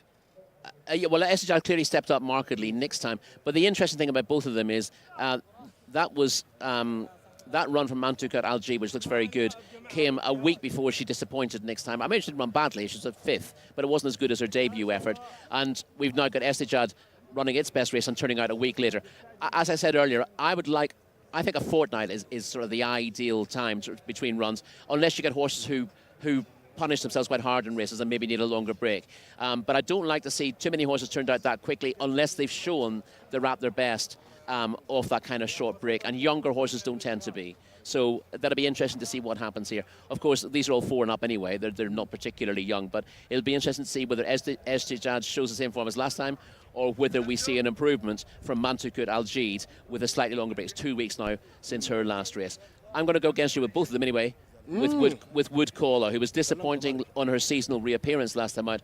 But as I said, my view is that she probably stays 2,000 metres, but I think 1,400 is probably her best trip, and the 1,200 on her reappearance was just too sharp for her. The impression I got was that she needed that run just for fitness, and we'll see what she's about today. We saw a horse, Mafrood, run yesterday, who clearly just uses all his action in a race and has absolutely nothing left after the line, and they're going to need to give that horse a huge break. So it does all depend on the animal. They're not all the same, they're not machines. So certainly you've got to make sure you've made the right choice and given the horse enough of a break. So you're going for Woodcaller.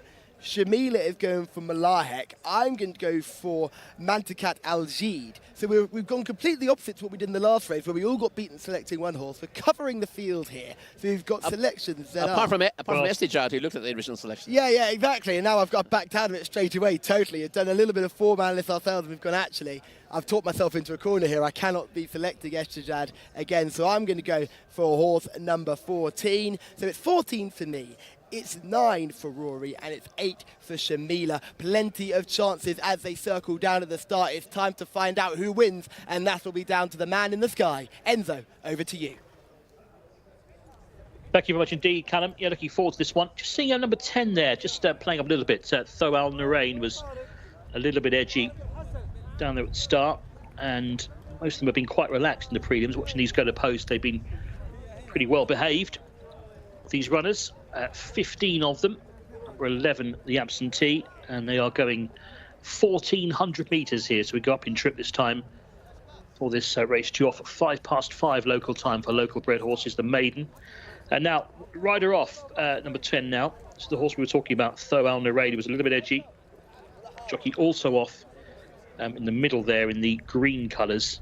It's like tan far red as well. Appears to have the jockey off at this stage. So, and another one on the right there as well, which is number 16, Jcsa Al Mayali, and jockey Mohammed Al Sharim are off that one as well. That's just for some adjustments, I think. So just making sure the saddle's nice and tight, and nothing can kind of move when it shouldn't be moving during the race. Number 6 look well there. That's Al Sharaf. There's number 3, Shimat Arab, going forward there.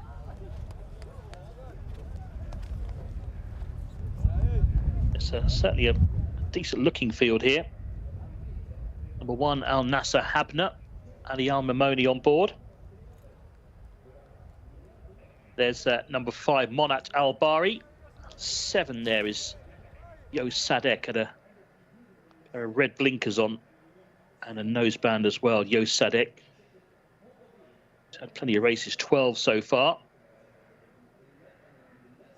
The orange saddlecloth for the 7, Yo Sadek, Abdulaziz Aliyesh on board.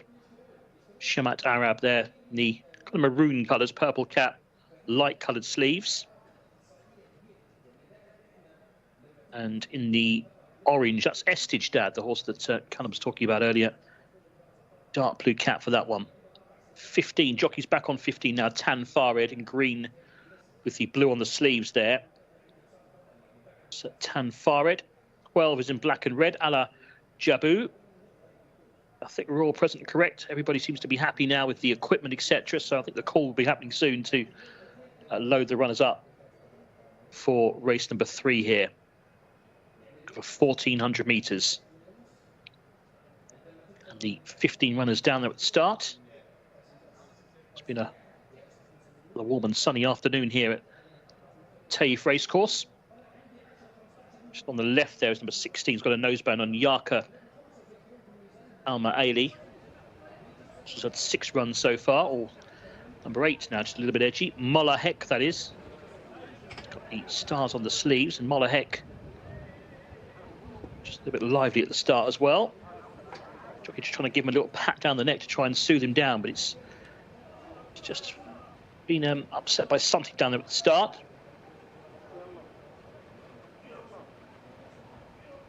So we have a look at number 2 again, Estijad. Certainly a player, you would imagine. The mount here. Samad Al Dehani to go forward here. The first few have gone in now, so we're getting loading up process underway. Waiting for Estijdad still. 4-year-old colt. He's got the yellow bridle on.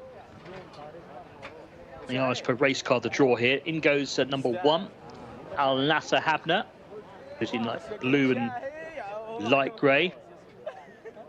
Black and white then for Jcsa, here with the white blinkers about to go forward. Jcsa goes in. Monat Al-Bari is number 5. Taif Al-Anazi looking for his winner that he normally gets. That Al-Sharaf is next. Blue and orange colours. Very similar to the very famous Michael Tabor silks that are worn here by Alexis Moreno. Blue with the orange disc. This is going to be Molahek, number 8. Who's one of the last 2 to go in, Molahek. 12 is the other one. I can see Ala Jabu in the black and red. Got the green saddle cloth on. Molahek is coming forward. In goes 12. So just 8 we're waiting for now. And this colt's got a little bit edgy now. Oh dear, he wants to try and rear over again, doesn't he? You can see jockey's got his feet out of the irons wisely. This could be tricky for Molahek. Molahek's rider, just got to try and keep him calm. Now he's going forward. They normally win the battle, the stalls handlers. They've got Molahek in, so we are all in. Not got the flag up just yet, until they're happy with Molahek in stall 8. Which they are now. Flag goes up. We're ready for race 3, and they're off. Race 3 is underway over 1,400 metres for these locally bred horses. These maidens, as slow to go was Molahek. Missed the break quite badly and is outpaced early on. Also, Shimat Arab is well towards the back of the field. One showing pace is Dat Al Sharaf in the blue and orange silks. Estijdad is up there as well. White face, orange colours, is racing handily too. Towards the outside of those, I can see Wigberto Ramos has Mantukat Al Jid in about 3rd place at the moment, up on the outside of Wood Caller, who's handy as well in a share of 3rd place. Back in 5th is Monat Al Bari at this stage on the inside of Tho Al Nurayn, who's trying to get a bit closer on the outside. 2 lengths then back behind those is Ala Jabu, and they're clear of Jcsa, who's racing about 8th or 9th. There's a huge gap back to the others, who are headed by Kayat Al Fasan. Then comes Tan Fared. So they're heading to the halfway point at around 57 kilometres per hour, and the lead now is with Estijdad on the inside, has got to the front in the orange with the blue cap. To the outside, giving chase in the red is Mantukat Al Jid. One that's trying to get a bit closer now is Wood Caller, who's right bang there in 3rd place. From the back, staying on out wide, is Ala Jabu, who's getting a bit closer, black and red. Ridden along then is Monat Al Bari, who goes into 2nd place, but the leader is Estijdad. Giving chase though in 2nd place is Monat Al Bari, who's got the leader in his sights now and starts to make up ground towards the rails. Estijdad's got to be kept going here. Still leads by about a leg, but making relentless headway on the inside is Monat Al Bari with a rail run, and Monat Al Bari is finishing strongly. He's got alongside Estijdad. Can he go past him? Estijdad near side. Monat Al Bari the far. Estijdad found more to beat Monat Al Bari. Great tussle between them with Ala Jabu back in 3rd. Number 2, Estijdad. He would not be passed. He found more for pressure, and he wins. Number 2 is the winner. 2nd, number 5. Looked like he was coming to win it. Monat Al Bari on the inside. The Taif Al-Anazi, but he just couldn't find a way past the tough Estijdad. And 3rd will be number 12, Ala Jabu, who did keep on best of the others. But a real good tussle here. A real head-to-head. And it goes the way of the horse off the rails. Near side, Estijdad has won. Kept on really strongly here. Wins by about, wouldn't be far in there, would it? Head or a neck? A neck it was in the end. So to the winner by a neck, Estijdad. 2nd was 5, Monat Al Bari. And that is Ala Jabu just in 3rd place in the black and red. So it is a neck, the official winning margin there. So a real good race, wasn't it? Good to see a set 2 like that. 2 winning from 5 and 12 in 3rd.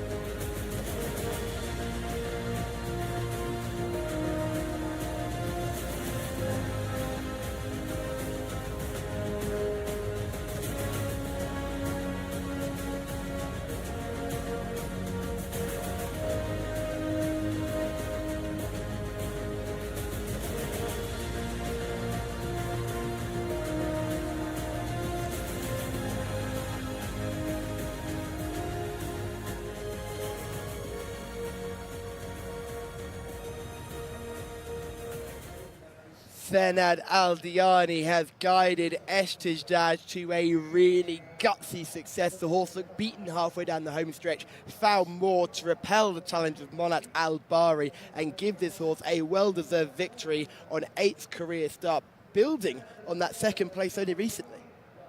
Yeah, the first lesson you've got to learn here is never change your mind. I knew you were going to say that. You were going to say that. All over Eshtijdad. And then you saw a bit of a VT footage of it getting beaten 2 starts ago. Never mind the 2 starts ago. Look at this last run. The question was whether he'll be able to back it up quickly. That was the best piece of form in the race, and he has done that. Fair play to the VT guys. You were asking when they said, "Oh, we're going to give you pictures of Monat Al-Bari." You go, "It's made it 50 years. Why would you have pictures of that?" But ran an absolute stormer in second. The Bay mare looked like she was going to win. She just lacks a turn of foot. She got there and couldn't find any extra. And Eshtijdad's got a little bit more ability and just dug it out. Yeah, Monat Al-Bari has more experience as well. So you think, and you get to a battle down the stretch, the experience would usually tell, but that was just not the case. Eshtijdad found a little bit more and was actually going away at the line, which was good to see. This horse getting having to go 4 or 5 wide to get into that contest. They were stacked up on the bend and then just sent them away. And this horse wasn't easy to ride. You saw the head cocked out to the side, lugging towards the rail, looked beaten, and then went and found more and more under pressure. Sums up all round, sums up right back to you too. Yeah, it was a solid performance. Senan Aldahani, a jockey we hadn't been particularly familiar with until now, but he's done nothing wrong there. Made sure he didn't go too fast, but got prime position, and as you said, kept a bit in reserve for the finish. Often they're stopping in the last 100 metres. If they're joined, they're beaten, and this horse still managed to dig in a little bit more to find extra.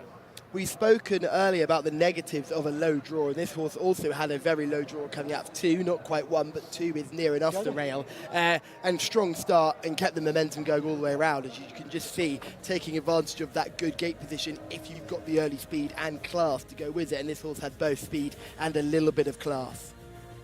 Yeah, he didn't have to go too hard in the early stages. The finishing time, 1:32.41, is very respectable. It's about 9 seconds outside the course record, but we're not expecting records from these 4-year-olds and older maidens.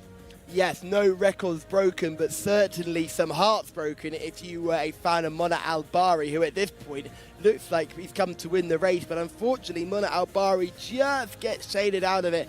It's the boys that come out on top, and Eshtijdad just finds a little bit more under a relentless drive from the jockey Senad Aldiani, who gets his horse up right on the line. Unfortunately for Naif Al-Anazi, he has to settle for second, but I'm sure he'll be nearer the winner's enclosure sooner rather than later. This was the bit where I thought the riding was excellent. This horse is not easy. You just see the head carriage. The jockey is full on left hand down, pinned to the rail. I'm going to make sure I get that rail run, but if you watch, just drifts right off it.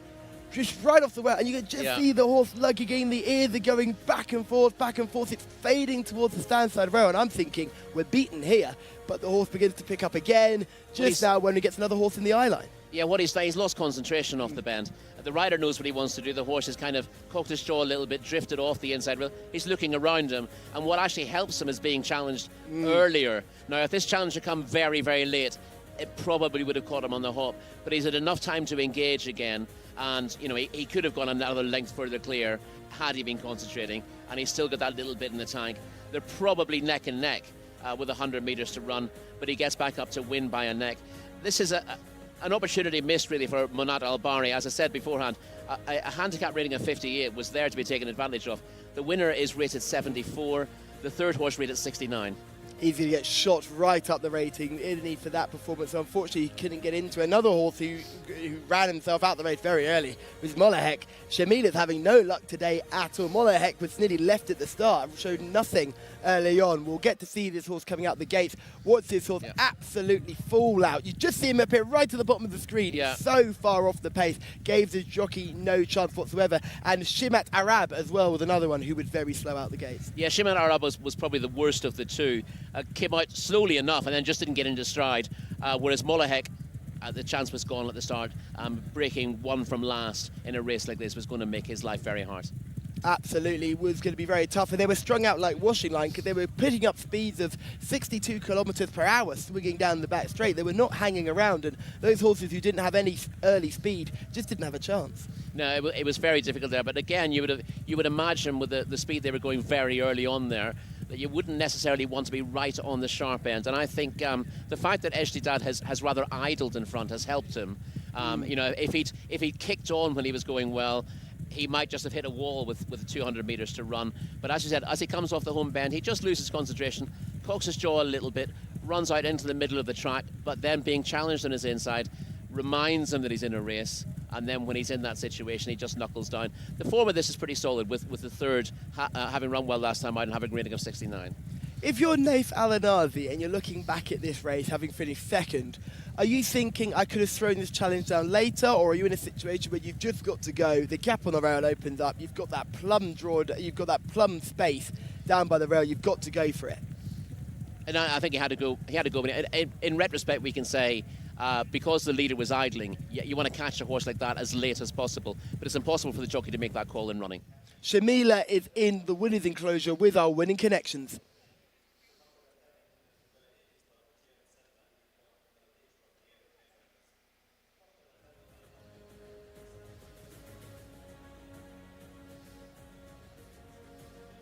Congratulations. This horse came to your stable in July. How have you seen him improve, and what did you think of his race today? Thanks, yeah. He came in July. In training, he's not like a maiden horse, he's better. He have some skills and he's fast. He's not a maiden.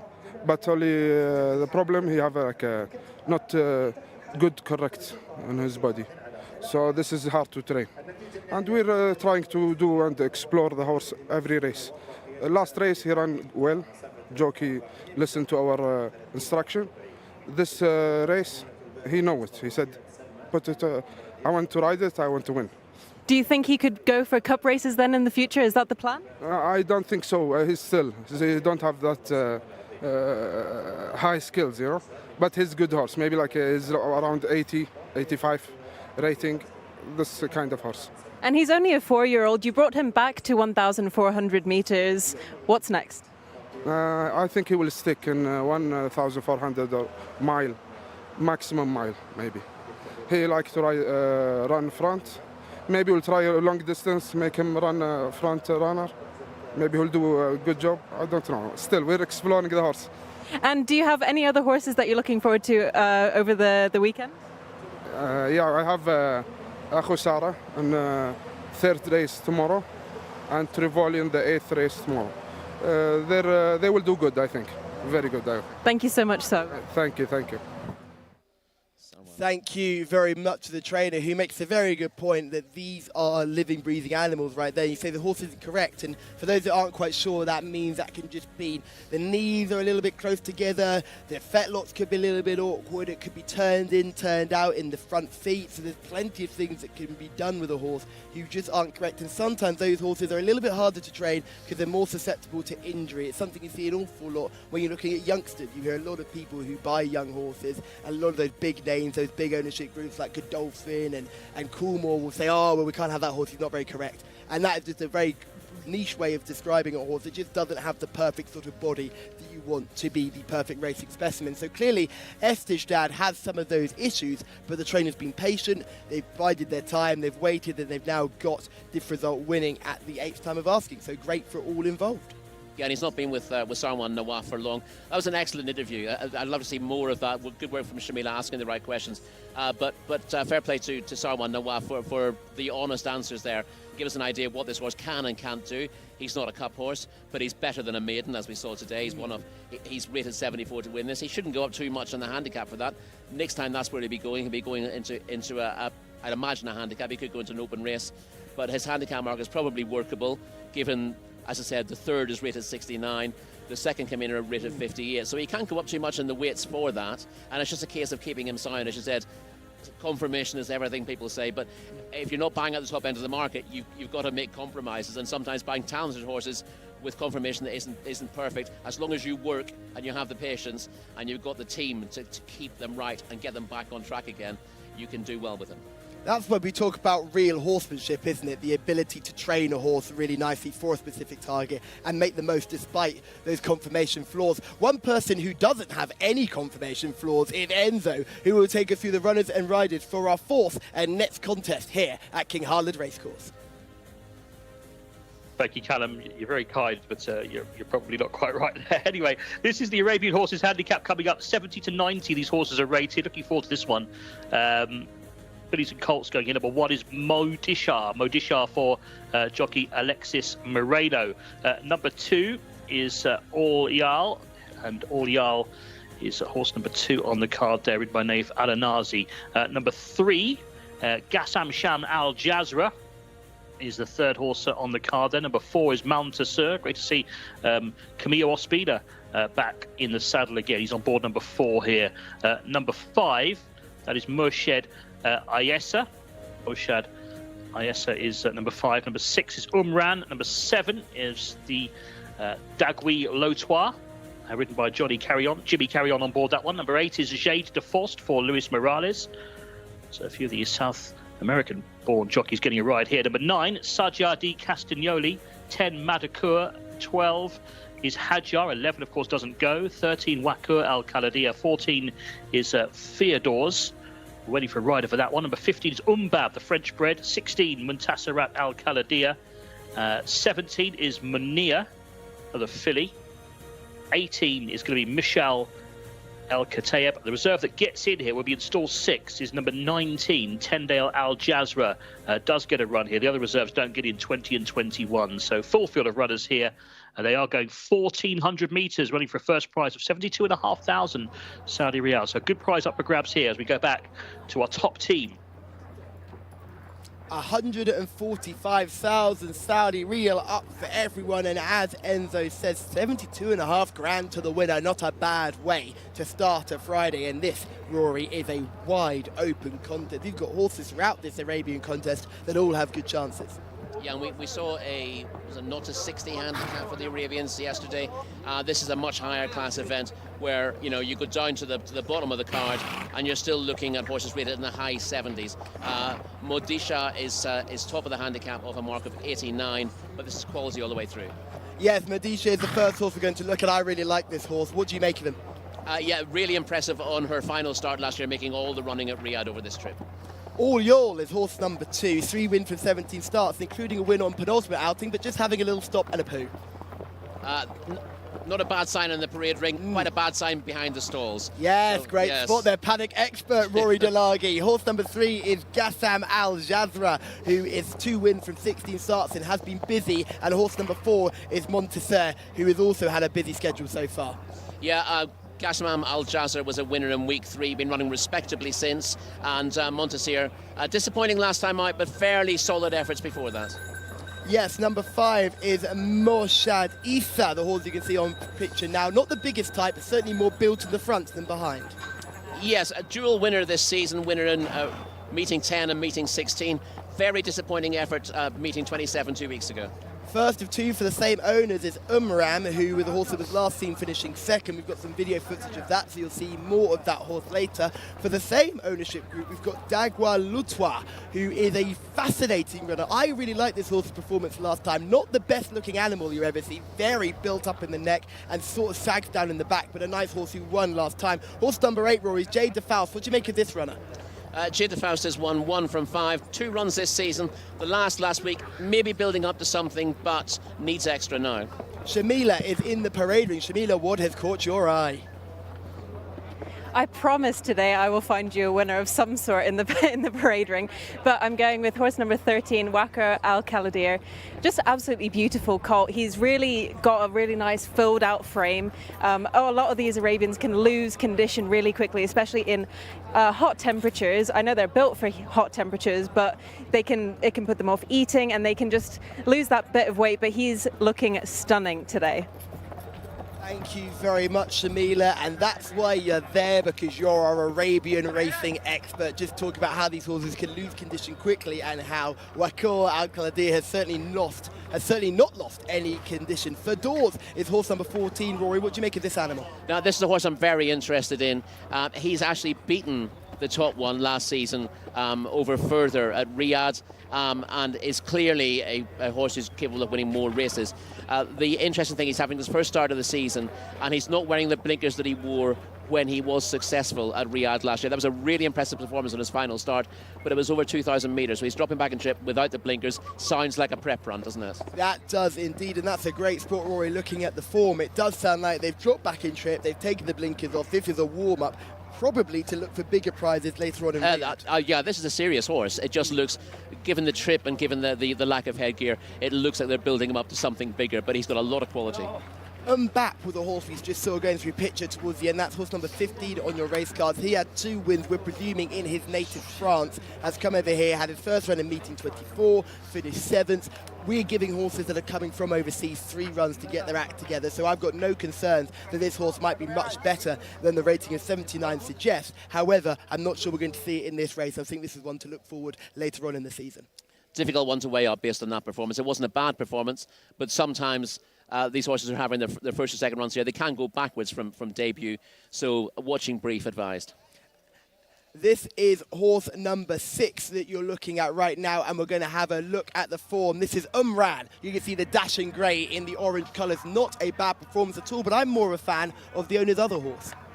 This is a good performance, though, from Umran, running on well to be second here. Again, the winner appears to have flown at this stage, and Umran runs on past the beaten horses into second early in the straight and keeps running to the line. Nice to see that that this gelding finds for pressure. I say gelding, he's actually an entire, a 6-year-old. I'll take that back, but he's no chance with the winner, but keeps running, and he does win races. He's won 4 times in his career, and when he gets an opportunity, he tends to take it. And he's thumped the rest of the field, hasn't he, in that contest? He finished a long way clear of the third. The next horse we're going to look at is Wakor Al-Kaladir, who's seen winning here in August 18th, so middle of the month, so not too long ago, in the yellow cap, and just keeps on powering away.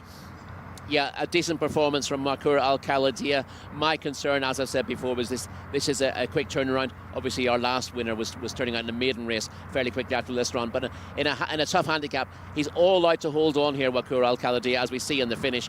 Looks like he's going to get swallowed up by the line, only just holds on, and he's beaten 2 strides later. Now, the question is whether that's left a mark on him and whether he's able to show the same form a week on.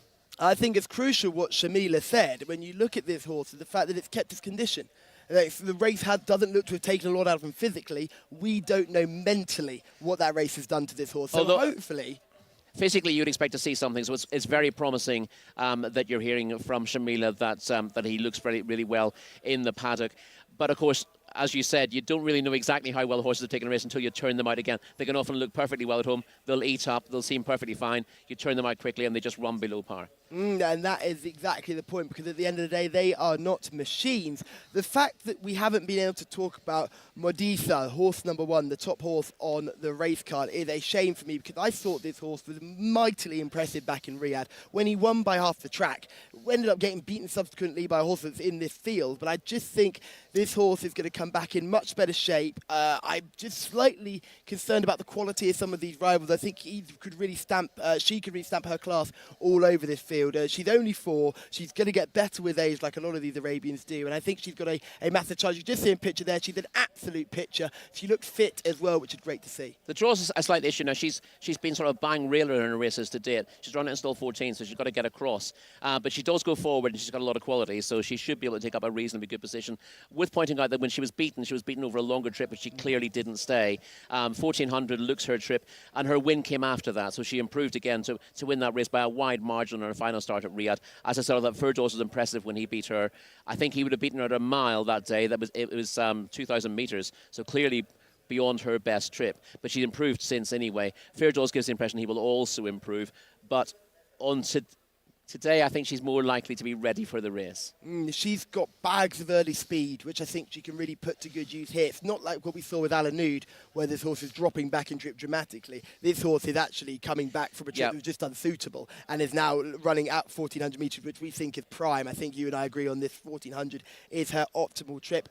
All Jarl is another good horse who's already run here. Naif Al-Anazi on board, always one to watch in this Arabian races. Naif had a winner in an Arabian race last week, certainly. Still one, right side of. Still one, though. Concern. It's a massive concern. And it's not so much, and again, I have to reiterate this, it's not about a low draw. It's very specifically the draw nearest the inside rail. Just because you have a gap between the runner and the inside, and you do tend to stop the horse going immediately forward. You tend to sort of come out slightly to the side, and it loses you only half a length, but that half a length can often be crucial. So everything, it's not completely against you, but there's a lot more that can go wrong than can go right from stall one, although people tend to assume it's the best draw because it's closest to the rail. And you mentioned last week, it's actually like a Formula One driver on an apex. Like, you don't particularly want to be pinned on the rail coming into the first bend. You want to kind of work your way out and then work your way across. And that also depends how tight that bend is, and that, you know, they'll find it easier coming around the bend at a mile here than they will over the 1200 or the 1400. And when the bend comes up quickly and it's quite a tight bend, on the inside you've got to slow down to take that bend, otherwise you'll be running off the bend into other runners. If you're drawn out wide, you can gradually move towards the bend, therefore making it a more natural line, and that's what the jockeys who are drawn out wide try to do. We saw it done beautifully in one of the races yesterday by Alex Moreno, and you know, the good jockeys will always be looking to get the best line into the track. But of course, you need to have the horse to carry you forward in the first place. If you're off the bridle, if you're not quick enough, then the route you take into the bend is going to be decided by who's in front of you, who's around you. You're basically steering your way around horses. If you've got the class to find daylight, then you can choose your own route, and that can be enormously important. Yes, it could be indeed. And I think we spoke to Alex Moreno yesterday, and he mentioned the fact that on his good horse that ran yesterday was very impressive. She was a big mare, and she struggles to handle these tight bends here at King Khalid Racecourse. So I think the handling these tight turns, we've seen a horse just completely not do it today. So it's not the easiest thing to do in the world. So for me, I'm still going to go for number one. I'm going for Jcsa, horse number one. Rory, what would your selection be? Listen, with the blinkers on, I would have been with Firdaus. The fact that he doesn't wear the headgear today means that I'm going to go with you with Jcsa. But I've definitely got a big mark next to Firdaus as a horse to look out for in the coming weeks. So two of us going for horse number one. Shamila is looking at horse number 13 as well. So it's about time we hand back to Enzo. Thank you very much indeed, Callum. Yeah, looking forward to this one. Big field of runners again. They are loading up here as well. So we're getting closer to a start. That's Jade de Faust in the blue with the gold kind of chevrons, who's gone forward there. 16, one of the greys in the race. Muntaseret Al Khaladir. This is a race, a handicap for the Arabian Breds, going 1,400 metres. But 19, the reserve that runs, comes out of stall 6 here. Abdul Ella Al Hussein will be riding. Jockey number 12 is Amir Al Rashi. That is Hajar, and Firdaus is ridden by Ayad Al Tarisi, number 14. That's kind of a lighter green you might be expecting for number 5 there. Murshad Aisa has gone in. 5 to go, including Mountasia, who looks really well here. Number 4, dark blue and orange, nose banded. About to go forward, Mountasia on his 5th run. This will be a tougher race than he's been running in, though. Got a little bit warm around the neck as well. He's due to go into stall 4. Next to him is Jade de Faust, who's in the blue and gold. 2 left then to go forward. Stall 6 is still empty. And that will be the reserve. Well, that's Tendale Al Jazra, who's in yellow and red. Yes, there is Tendale Al Jazra. And the other one to go in is to 18, which is Mishal El Kataeb. So 1 to load. Tendale Al Jazra into 6. The first reserve, number 19, goes in. And we're almost set. Bang to time. We're almost ready. Flag up. And they're off and racing. Race away, these Arabian Breds, for a handicap race. Just shuffle back was Murshad Issa in the dark blue colours, dark green colours on the inside. One that broke well from a wideish draw. Advancing here was Modishar. That's right up with the pace. Number 1 has got right across 2 as they race for the first 200 metres or so. Mountasia is not far away in the dark blue and orange colours, racing about 3rd place. And then the yellow of All Yal is right there against the rails as well. All Yal and Modisha, numbers 2 and 1, have the early lead. Not far off the pace is Mania, though, in the black and white towards the outside, advancing. 4th place for Mountasia at this stage as they race for the first 400 metres. Firdaus is next in the field. Trying to get a bit closer then is Dagui Lotois. Has got a red cap towards the outside as they continue their journey, though, around the home turn at around 53 kilometres per hour. And up front, with overall command to the outside, Munir has come there now, but now being pressed by Dagui. Lotoir is getting a lot closer. Just off the pace in white and black is Muntasirat Al Khaladir as well. Ridden along that is Mountasir as they make the home turn. Modisha against the rails still holds every chance as they make that home turn. Munir in the centre, but to the outside, here comes Dagui Lotoir with a strong-looking run, horse number 7, and it's now Dagui Lotoir has gone to the front. Very wide of the course, Tendale Al Jazra is picking up a real head of steam, yellow and red colours, as they make the home turn. Wakur Al Khaladir, the grey, is off in chase of this leader. So it's Dagui Lotoir, pressed hard now by Tendale Al Jazra, and to the outside, Wakur Al Khaladir. Entering the final 200, Tendale Al Jazra on the far side, the yellow and red, number 19, Tendale Al Jazra is going on. Umran is staying on well for a place, but it's Tendale Al Jazra who wins. So in second place, Umran, and third, I think, was just about Wakur Al Khaladir. The first reserve, number 19, who gets in. The colt has won it. Tendale Al Jazra. It was Abdul Ella Al Hussein on board this winner. Has power to victory. Number 19 has won it. Umran, number 6, got going late. The white and orange colours, the grey, for second under Sultan Al Mimoni. So it will be 19 ahead of 6. And third place, it was quite close. I think may have been number 13, Wakur Al Khaladir. A length and a half, the winning margin. So it's the 19 who wins it. Tendale Al Jazra with a strong late run. And it was number 13 in third. So confirming first, number 19, Tendale Al Jazra. Second, number 6, Umran. And third, number 13, Wakur Al Khaladir. Winning time, 1 minute 41.83 seconds. 19, 6, 13, the result.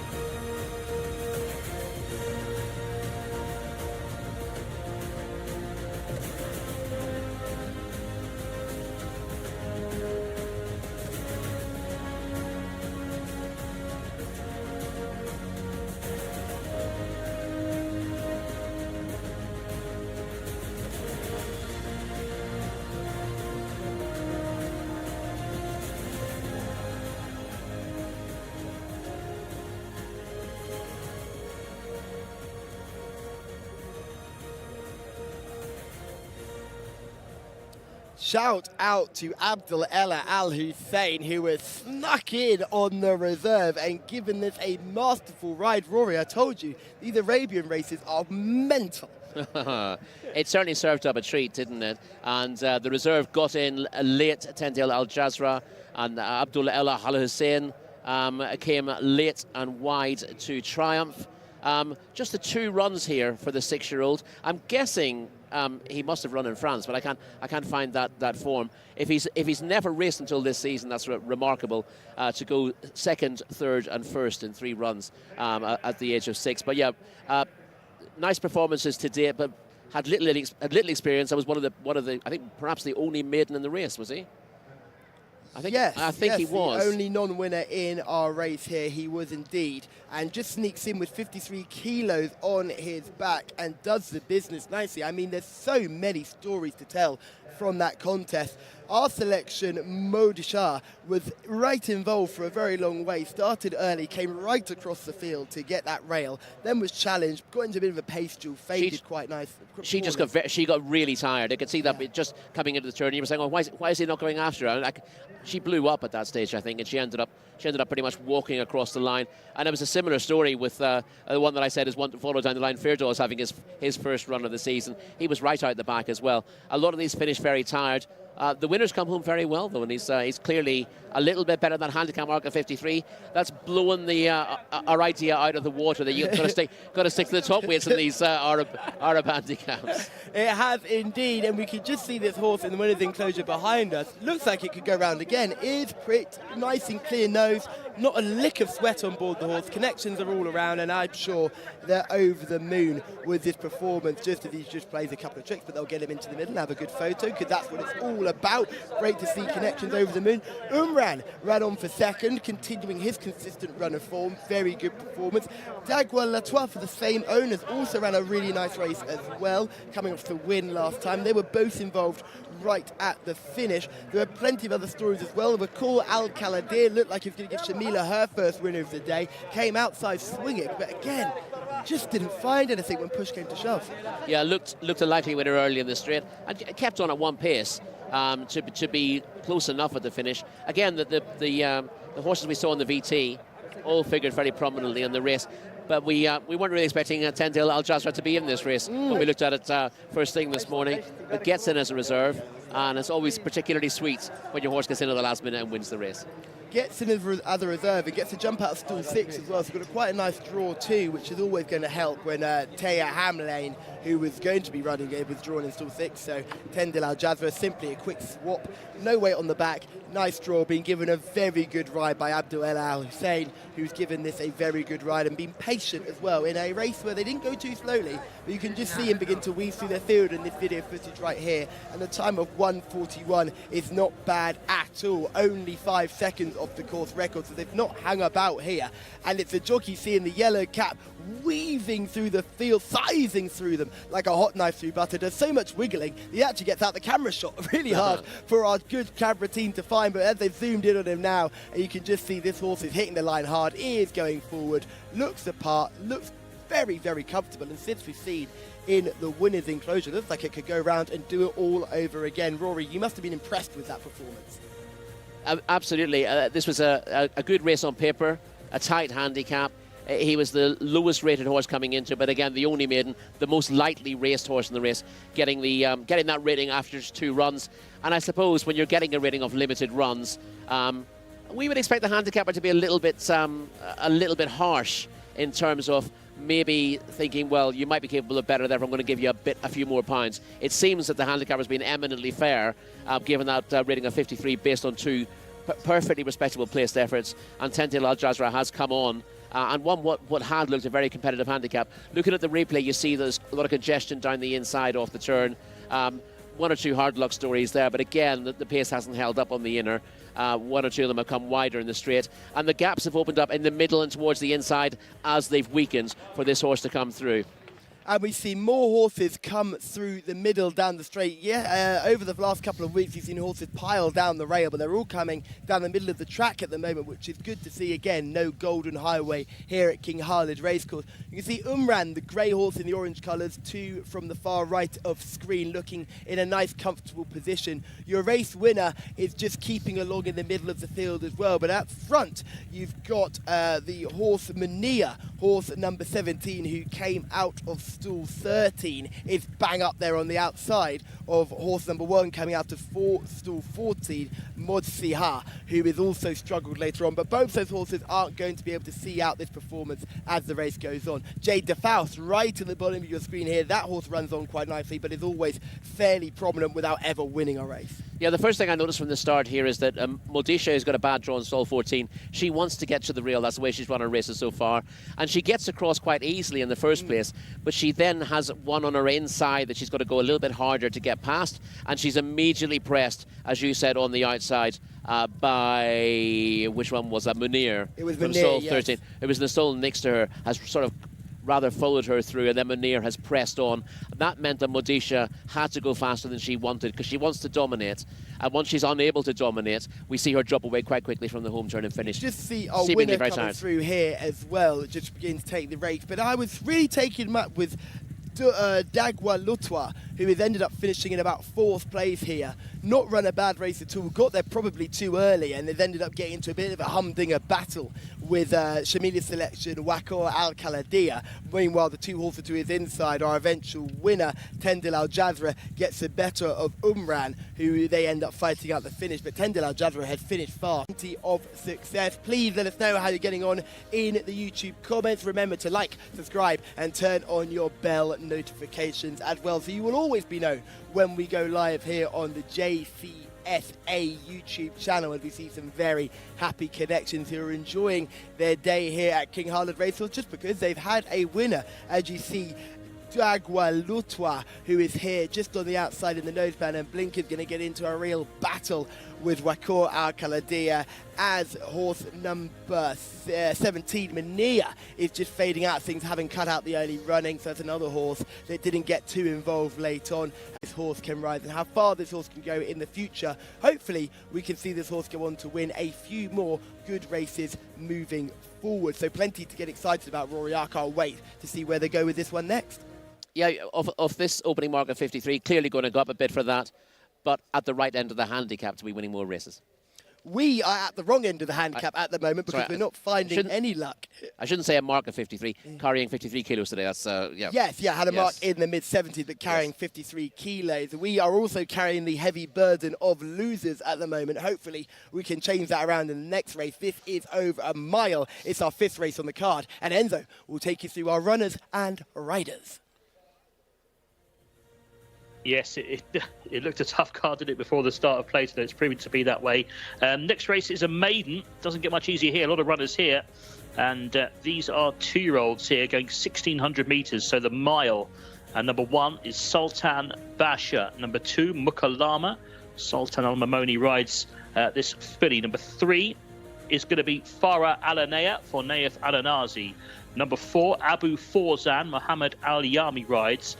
Number 5, Adam Al-Jabraya, is ridden by Muhammad Al-Hubail. Scratch number 6. 6 doesn't run. 7, Sam Rumar for Abdullah Al-Musa. Number 8 is Harbour, Tariq Al-Mansur. Number 9, Bab Al-Rayan for Nawaf Al-Madiani. Number 10 is Nakiwiyah. And number 11 is going to be Zain Al-Zain for Camille Ospina. Number 12, Mutakdem Lil Care for Adel Al-Faradi. 13, Shabib, Eddie Castro rides that grey. 14, Aitarat Al-Jabal is ridden by Luis Morales. 15 is Hill Al-Fard, Alexis Moreno. 16 is Anna Al-Makdam, Tariq Al-Hassan. 17 is Al-Bagsh, and that is ridden by Fahad Al-Faradi. 18, Alayazef, Wigberto Ramos rides, and the 19 that runs the reserve gets in. Number 19, Sayhod, or Khalid Al-Mamoni gets in. And the other reserves don't go. 20 and 21 are out. So 19 gets in and will come out of stall number 6. The first reserve. Could it happen again? Could Sayhod do what our previous race winner, Tendale Al-Jazra, has just done? We'll find out shortly. Yes, we'll keep an eye on Sayod, who is another one who snuck in, but this time not in a handicap. This is a 2-year-old maiden, not many horses with plenty of experience as they begin to make their way out of the pre-parade ring into the parade ring. Rory, straight away, just on paper, who do you like? Well, we'll see Farah Alanea on their VT, but one of these absolutely jumped off on the page on pedigree, and that's Zain Al-Zain, and I know that you liked her as well. She's by Premium Tap, who raced in these colours, finished second in the Dubai World Cup, and then raced in these colours when we had racing at King Abdullah racetrack in Riyadh back in 2007, 2008. It was a very, very good horse. Premium Tap is now a top sire here. The Dam was a winner as well, and she's out of a mare who was placed in the Lancashire Oaks. Oh, there we go. Stamina for days. This. Well, yeah, but also placed also over a mile and a quarter as a 2-year-old. Plenty of stamina in there. This is a question for a lot of these. A mile for fillies at this stage of the year does ask a question, and Zain Al-Zain is bred to stay a mile and a quarter and a mile and a half down the line, but starting off at a mile, and particularly with the jockey in the plate, we've been missing Camilo Espina recently, but has his first ride of the day here, having been off the track for a little while. And I think this looks like one of the most exciting horses to be running today, if she lives up to that pedigree. But the impression you get from her position in this race is that they mean business first time up. Now, these connections, the King Abdullah bin Abdulaziz and Sons colours, are always very keen on these Premium Taps. They say two things. They usually come on for the run, And secondly, they love the distance. They love to stay. They all tend to stay. So hopefully this horse will run very well first time out and will continue to stay. And I think that pedigree notice you've just given there, I think is invaluable. I think this horse is the best bred horse in the race. I think the connections are the best connections. And Camilo Ospina will be looking to get right back in the winners enclosure, because while he's been away, he's missed out on about 4 or 5 winners. So he'll certainly be willing to get back in that saddle, get back amongst the winners and get back in the winners enclosure. Yeah, and we know from talking to Alexis yesterday that jockeys don't want to be off for any period of time because they will lose winning rides, and when they lose winning rides, they will then potentially lose the ride on that horse for the future as well. And they haven't got agents to rely on to fight their corner for them. They've got to be there to get the rides. They've got to be there, and then they've got to take action and take advantage of any opportunities that they're given, because it is really tough out here. It's certainly not easy to get winners. Look at Pat Cosgrave, still hasn't ridden a winner out here yet. Yeah, there's no easy pickings here, and again, as you see from the races, no quarter asked and none given on the track either.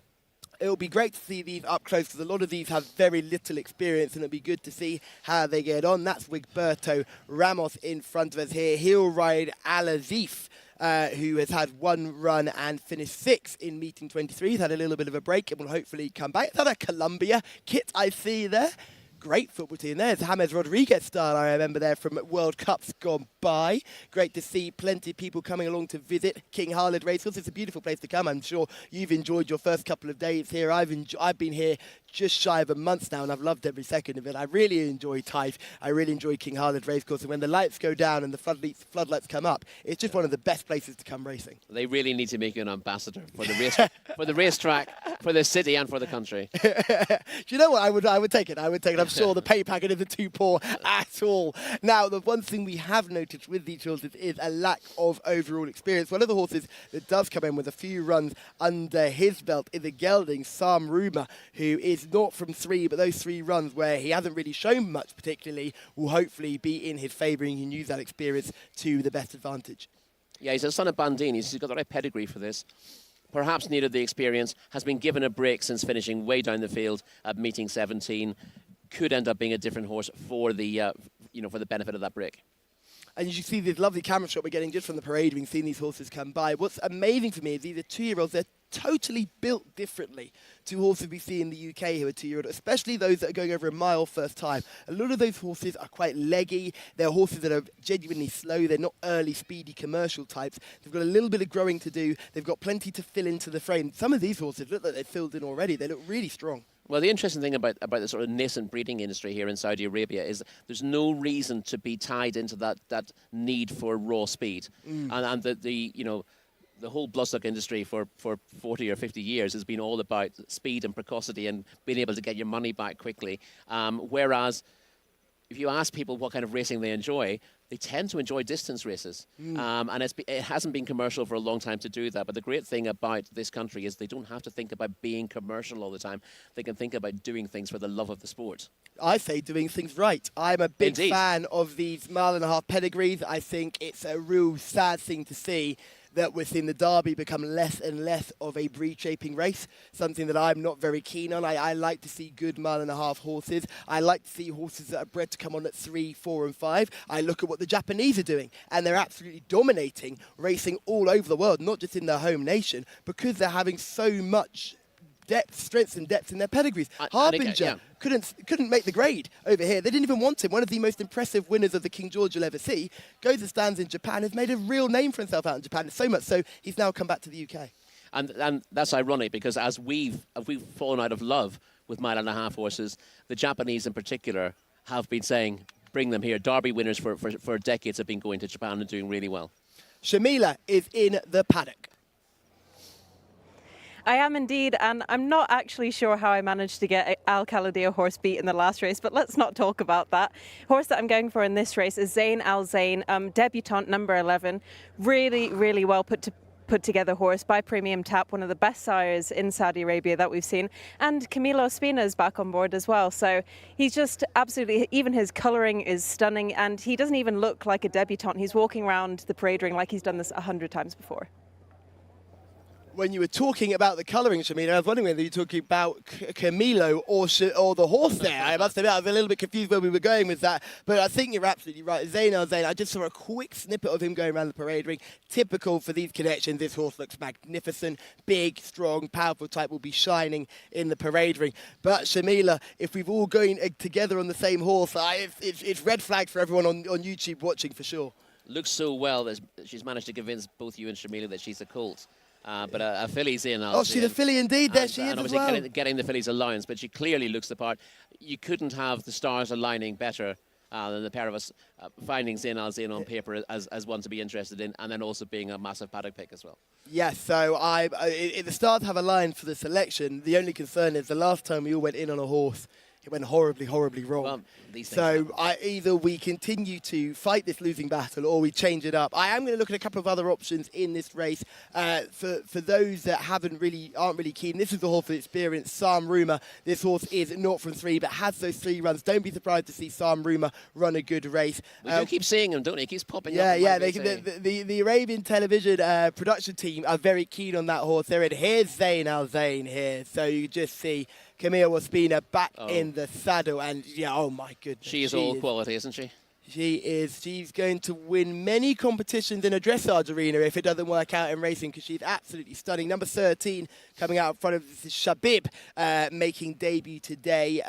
Hopefully Eddie Castro, who had a winner yesterday, can get another winner today. Another horse just coming through here is Astrid Alijbal, who will just be a colour change for you there. No colours on your race card if you've taken them off the Jcsa website. Remember, free to use and brilliant, offering Arabic and English cards. That horse, number 14, will go in blue and white as they head down to post now. And we're going to have a look at a couple of these. This is Farah Al Naya, the horse that we can see in pitch now in those bright yellow bandages. You won't be able to miss that. This is Farah Al Naya finishing third. Bang up there with the early speed, but just couldn't maintain.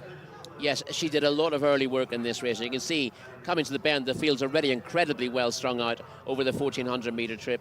She looked a threat at the turning into the straight, but she really run a race by then. She drops to third as we see it now with 150 to go, and she loses third place right on the line. You'd be a little bit disappointed with how she's seen this out, but she set this race up. She's had an overly strong pace. She's a better than the bear result. The question, of course, would be she's actually stepping up from 7 furlongs from the 1,400 metres to 1,600 today, and you wouldn't swear looking at that she was actually crying out for the step up and trip, but she'll be able to go a little slower earlier on, and that gives her much more of a chance. So she is one of the most interesting in the race. And she got a very good pilot on board in the shape of Naif Al-Anazi, rocking that stunning beard as per usual. So hopefully he can guide her to a little bit of a better finish. But yes, it'll be interesting to see how they ride her, because I can't imagine they'll be quite as positive as they were last time. No, and again, that was probably a time, meeting 23, when everyone was riding as if you had to get out in front and get on the rail, as if that was the most important thing. And as I've said, the beauty of this track is that there isn't that golden highway. Certainly, if you're able to get a clear run near the rail, that's a benefit, but there's no point going too hard to get it, and she went too hard. So they won't need... She's drawn in stall 3, so again, I guess he'll be looking to bounce out Naif Al-Anazi and get a position, but he won't have to go that hard. And it being a longer race anyway, longer run to the bends, that's a big positive as well. So she won't have to burst herself to get a strong position, and she should... The one benefit she has, of course, over Zayn Al Zayn is she has that experience under her belt, and he'll be keen to get her to use that to get a good track position. Idea, she can get close to the front. She might want to try to slow it down a little bit, conserve her stamina for the finish. Just punt the brakes. But in fairness, it's really difficult to do on the dirt. It's something that's a lot easier to do on turf, dab on the brakes. But once you start dabbing on the brakes on dirt, if you overdo the dabbing on, you can pick up again. You stop. Talking about horses with experience, Mukamala is a horse coming out of stall 2. No runs, making first start today. Now, she's drawn between Sultan Basha and Farah Al Naya. Now, I'm thinking if you're the connection to that horse, you're happy with that draw because you're drawn alongside 2 horses with racecourse experience. I always think if horses are all drawn alongside other babies, you never quite know what's going to happen. I think experience tells in these races. And if you come out with 2 horses that hit the lid straight and carry on straight, then at least you know you're going to be surrounded by horses who know what they're doing. Well, we'll watch the start very closely and see how straight they come out from 1 and 3, because yes. From my point of view, there's not an awful lot of straight running from those stalls. So being drawn so close to the rail, there's no problem being drawn in stall 2, but there will be horses trying to get across in front of her, and if she doesn't have the natural speed to hold the position, she could find herself getting bullied out of that.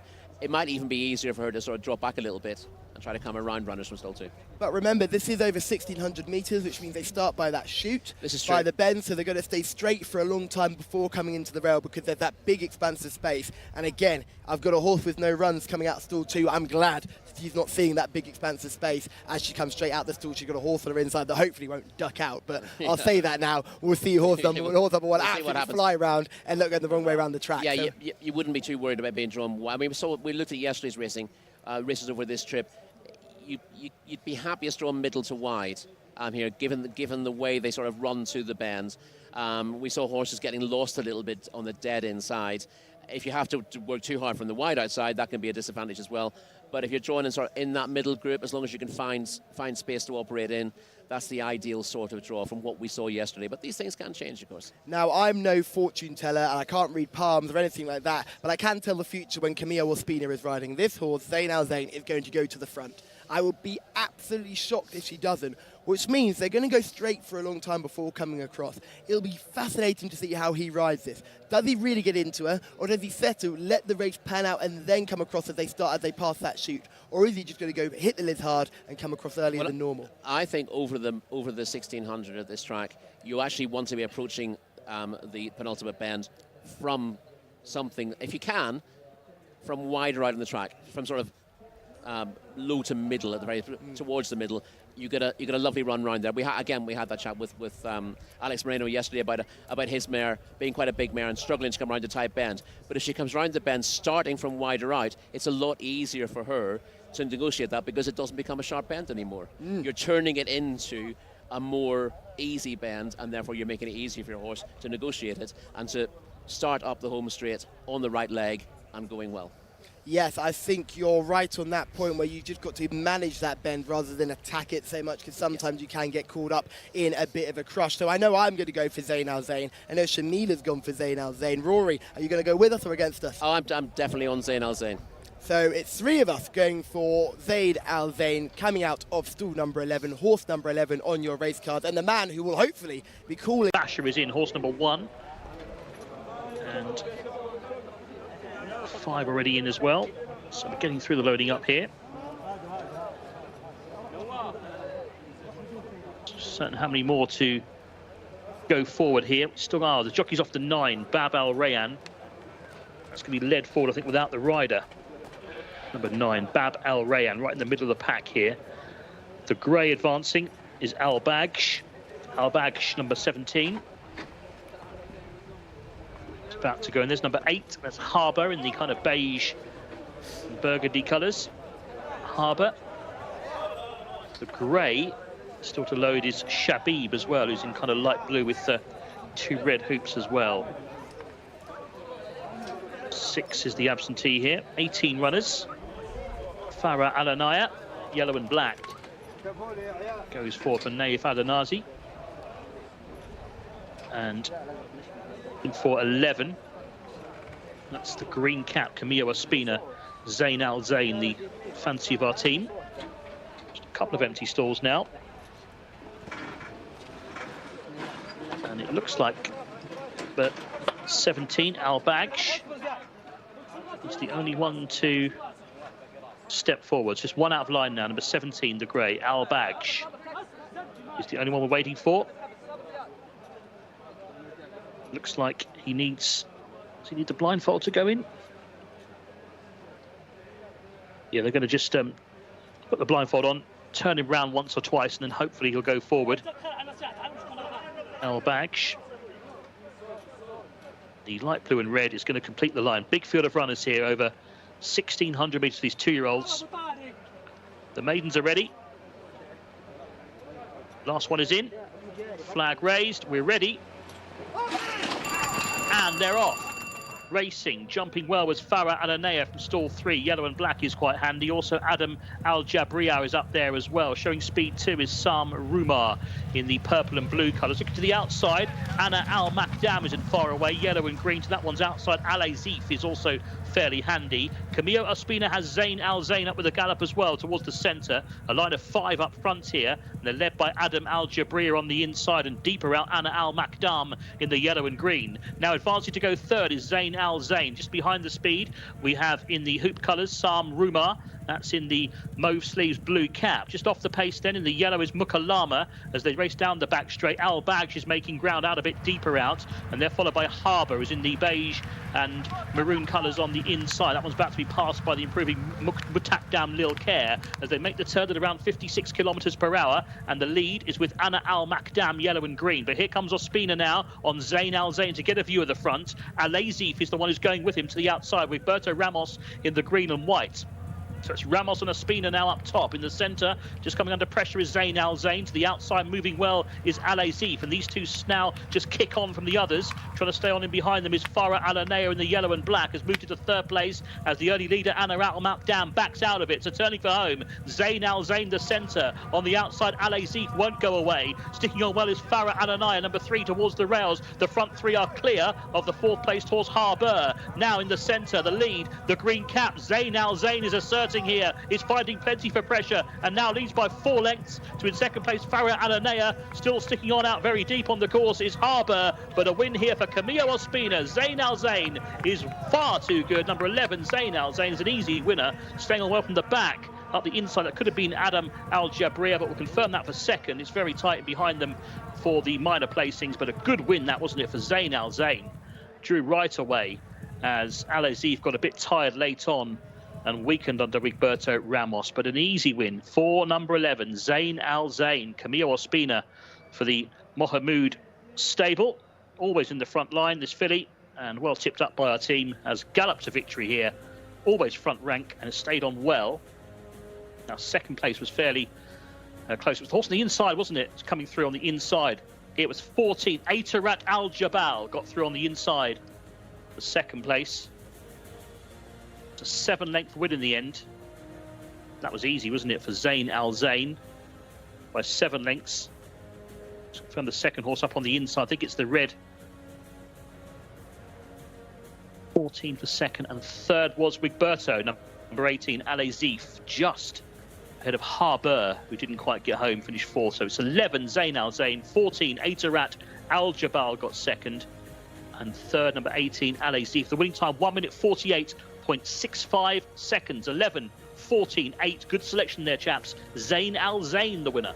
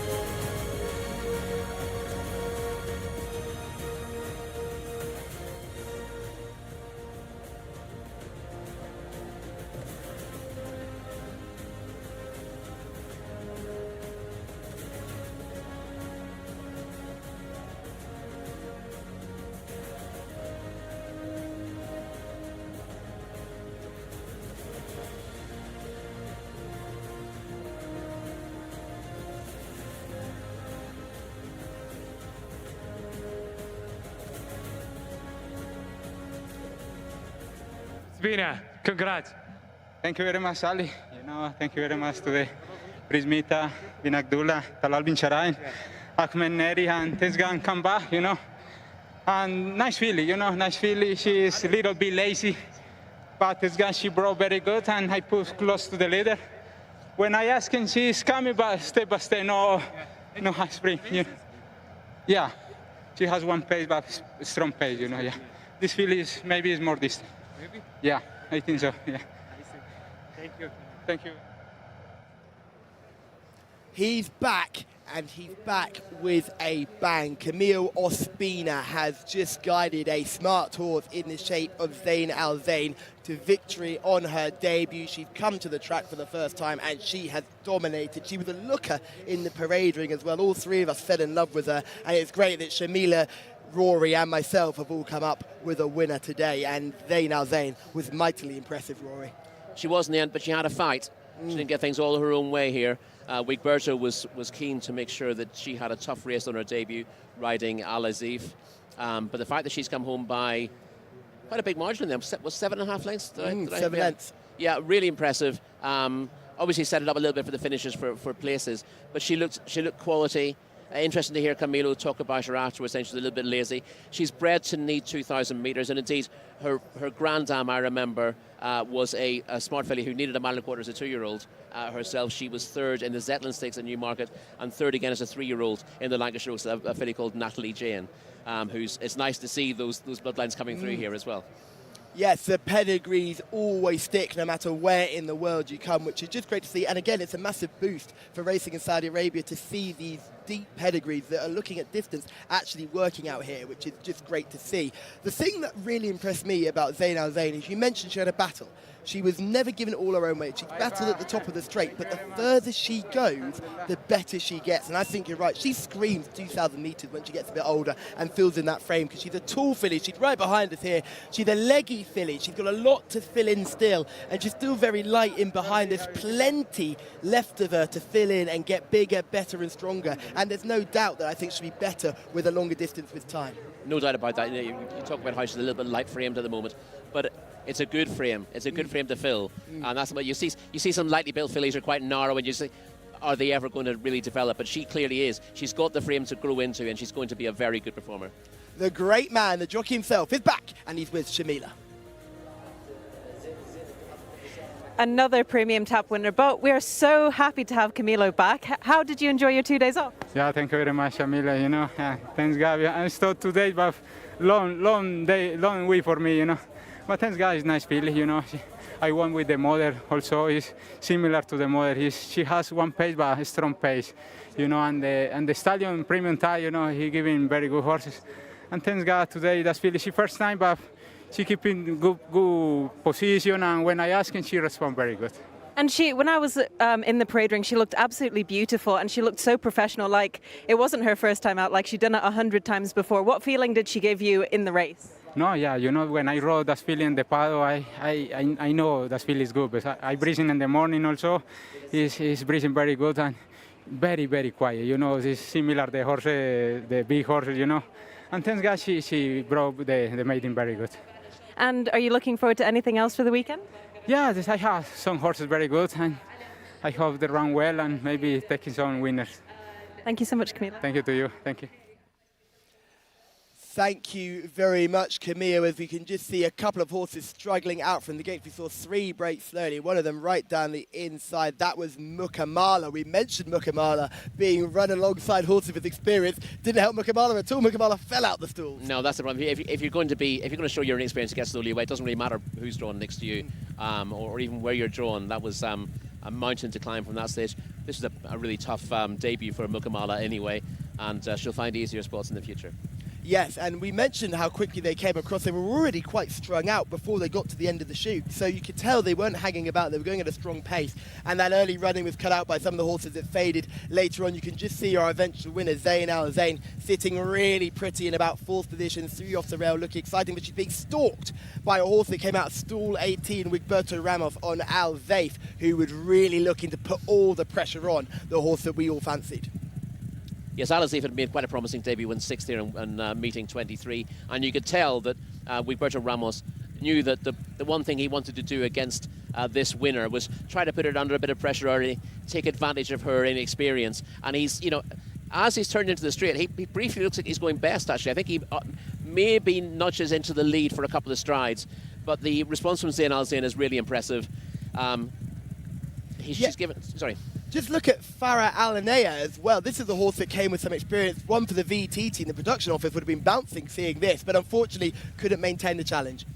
No, just flattened out late on. That would have been quite impressive. And as we see, she clears away the leader. Wigberto's used up his filly Al Azif, or his colt rather, I should say, Al Azif, to get close to the lead, and just about hangs on for a third here. But you see the finishers coming from further back, those who are taking advantage of the strong early pace and running through it late on. But the winner is in a different league on the day, and the only way is up, really. You know, she's only going to develop from this. It's a very pleasing result all round, really, isn't it? Yes, the second horse, a Tarat Al Jabal with another horse that we quite like there, finishing in second. And the key thing about that horse's performance is it galloped out from the line. I know a lot of people talk about in dirt racing that it's almost as much so important as before you cross the line, but after you cross the line is also important. And for horses hard to pull up, that's something you'd like to see. So hopefully that horse can come on and pick up from this strong performance. This is the second start for that horse. Again, just boosting the form of the winner. But second start for that horse, and hopefully that horse will pick up again, and third time lucky on the racetrack and have a win and maybe remaining in maiden company. Yeah, I mean, we talked about one of the maidens earlier on being fairly moderate in terms of its quality for the older horses. This looked potentially quite a strong maiden on paper.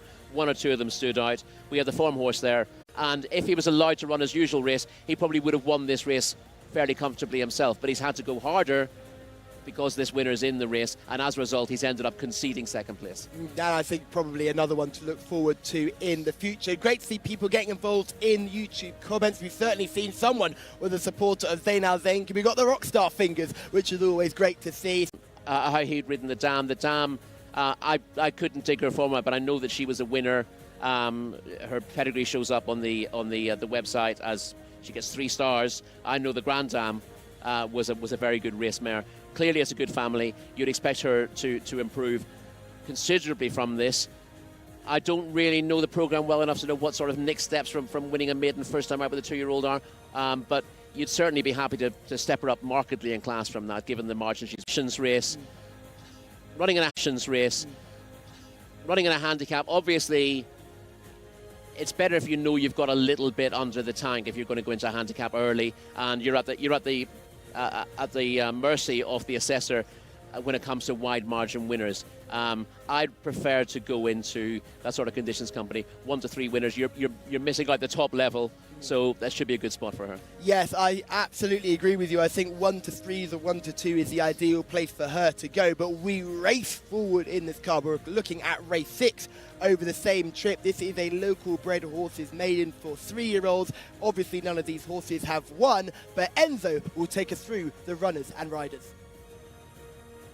Thank you very much indeed, Callum. Yes, this is for local bred horses. You say maidens in action here.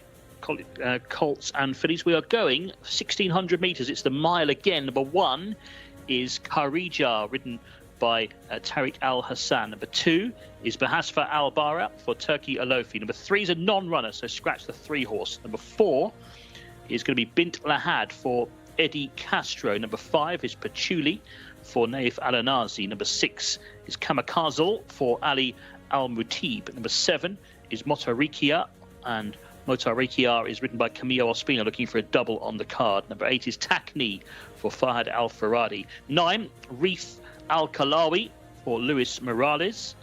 Number 10 is Actrate for Khalid Al-Mimoni. Number 11, Shahab Al-Anaya, Abdullah Al-Fayruz. 12 is Noah for Abdulaziz Al-Musa. 13, Ekshar is ridden by Abdullah Al-Kradis. 14, Aishan Nawaf, double-seeking Mohammed Saeed. 15, Sakaka is ridden by Alexis Moreno. Number 16 is Thud Al-Sharaf. And number 17, Zircon, Aisal Al-Sahani on board. 18, Tamod Tariq Al-Mansur. And 19, Adel Al-Faradi riding Moafak Ali. Now, this is the horse that gets in as a reserve here. 19 gets in and comes out of stall 3 because Al-Ashai, number 3, is a non-runner. So a big field of runners once again. 18 going the 1,600 metres here, Callum. Thank you very much, Enzo. Really appreciate you going through the 18 runners and riders. And at first, this race looks quite tricky and difficult with local bred horses, it only being a maiden for 3-year-olds as well. So it doesn't look like the easiest race on paper. But fortunately, thanks to our superb production office, we've got plenty of video form to look back on some of these and plenty in which chance. The first one we'll look at is number 1. This is Kharija, 0 from 1, Rory. First run this season. Yeah, only raced once. That was at Riyadh in December, finished 12th, so seems to have plenty on his plate. Biafaz Al-Bear is horse number 2, making debut today. No win from those, but this is claims. Yeah, he looks okay, but he does look to be carrying conditions, so this run likely to be needed. Number 3's a non-runner, so we go straight to number 4, which is Bint Lahad, who is 0 from 5 and has 3 runs this season. Doesn't look too bad, but the form doesn't stack up, and it'll be a surprise winner of this contest. Yes, Pat Cooley is horse number 5, 0 from 11, another who's probably going to struggle in this race. I thought Patchouli was quite interesting here, the number 5. She's lost all 11 of her starts so far. No form this season, so it's the kind of one you put a line through straight away. But she was placed twice over this trip at Riyadh last season. The question again is fitness in her first start of the season, but she could go okay. This is one of the first ones for the shortlist. This is Kamikaze, not from 6, but second last time out. We'll have the video form of that you can have a look at. Yeah, ran well 2 starts ago, went 4th. Just didn't quite see it out on debut and ran much better last time out to be second. Looks a major player here. Motarakia is horse number 7. Camilo Ospina looking for a quick fire double. Yeah, this would be at the top of many people's lists. Connections looking for a quick double on the card. Motarakia ran really well to be runner-up on debut last week. Just a question of whether this comes a little bit soon, but does look well. Takni is horse number 8, not from 6, 5th last time out. Not from 6, but best effort came last time out for this 3-year-old filly. And she might finish midfield. She's got a bit of improving to do on the book. Reef Al-Kalawi is horse number 9, not from 5. He has struggled in his last start, but showed promise in meeting 22 where he finished 4th. Yeah, meeting 22 3 weeks ago, he ran pretty well to be 4th. Just disappointed that he couldn't build on that last time. Not entirely disgraced, but it doesn't make you think that he's a major player here. Actrate, not from 10, first time up. Yeah, rating of 54, first time up this season. One of the first to get the red pen, as it were. Shahab Al-Naya is horse number 11, not from 3, and hasn't built on a promising debut. No, looks regressive. 3rd on debut at meeting 7, but 10th and 12th since, and she appears to be, or he rather, appears to be going the wrong way at present. Nawa is horse number 12. First time start wasn't so impressive and still doesn't really fill the eye in the paddock. Number 13 is Jcsa, not from 10. Has experience, but a rating of 47 and not been in the first half of the field in recent runs. Aisha Nawaf is horse number 14 with those, you can't miss it with those bandages on. Yeah, Aisha Nawaf just had the 1 run but finished right out the back of the field last season at Riyadh. Hard to fancy here. Another one for the shortlist is horse number 15. This is Sakaka. Clearly shouldn't be quite good enough to win this, but we'll have an idea how good the winner is based on where Zircon finishes.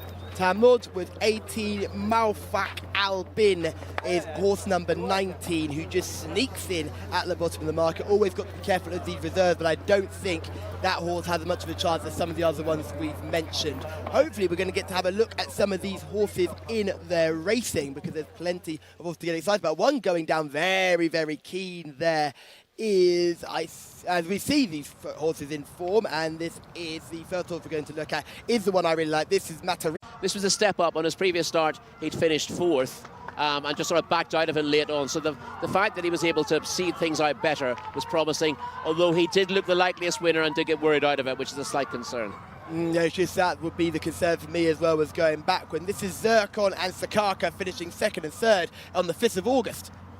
Yeah, as we said, Zircon is the sort of the horse you look to find the form here. Zircon, you see, up with the pace on the rail and fading out of it late on, and Sakaka runs on strongly on the outside to close her down late in the day. On this evidence, you'd say there's not an awful lot between them, but you'd like to think that on old evidence that there might be more to come from Sakaka. That was her first run of the season. You can see she wasn't given a hard time in the final 100 yards when she was beaten. Her best form last season gives her a very good chance of winning, and Zircon, although that was a solid run, that's as good as she is. Yes, Zircon then went on to finish 5th next time up, which wasn't quite as exciting, but I think that's just a form line between the two horses. But we saw Jcsa blow the video form up in the face when she went and won earlier on in the card. So nothing to be concerned about there if you're a fan of Sakaka. I know you're a fan of Sakaka. Out of the 4 we've shortlisted there, the video feed, is there any others that you're interested in as well? Not really. I think we've managed to find. I've mentioned Patchouli as one who doesn't look to have much of a chance on paper. You look at the card and it just says 0 wins, 11 runs, nothing this season, rating of 62. It doesn't suggest that she's a massive player. And to be honest, she's probably going to need this run. But she did run. She found her feet in the middle of last season. She finished 2nd and 3rd in consecutive races at Riyadh over this trip last season. So you'd like to think that she's capable of being competitive if she's ready for this run. She's one of those horses that it wouldn't be surprising to see her get better and better as the season wears on, and probably again is going to go back to Riyadh and perform well again, hopefully get her first win, because she's stacked up 11 runs now, so she's not short of experience. I am going to stick with my selection of number 7, which is Mutariki. Korea. Sorry about that, I could barely get my words out there. But yeah, I'm going to hit with number 7. I think that horse has the best chance today. I think if she can repeat that form of last time, she'll be very hard to beat here. Only concern is that she is making a very quick turnaround. This is the horse that's playing up a bit at the start, Karija, who is the only horse that was a little bit wild going down the post. They've taken their time with her and just pulled her right out the back. They pulled him right out the back. We heard Shamila say that sometimes she likes to see them play up in the parade ring. We can often take character as a sign, as a negative, but often showing a little bit of character can be a good thing. Karija was well beaten on debut, but that was first run. And you don't want to judge a horse like this on a run that was almost certainly needed as a 2-year-old. On physique, Karija should make a better 3-year-old. From what we saw in the paddock, he probably needs a bit more work to get his back down, you would say, based on the evidence that we're seeing there. So may well need this, but isn't a no-hoper. On as well. Please let us know who you're with. Please let us know who's on as well. Please let us know who you're with. Please let us know whose team you're on. There's only one person left to speak to, and that is Anthony Ellis. Thank you very much indeed, Callum. Yeah, lots of runners here to try and work out what's going to happen. Early speed could be interesting as ever. There's Tackney in the centre of your shot. Number 13, Jcsa on the right there in the red and black colours. 18, Tarmod in the background there has got the purple saddle cloth on. So another big field of runners. Maidens here.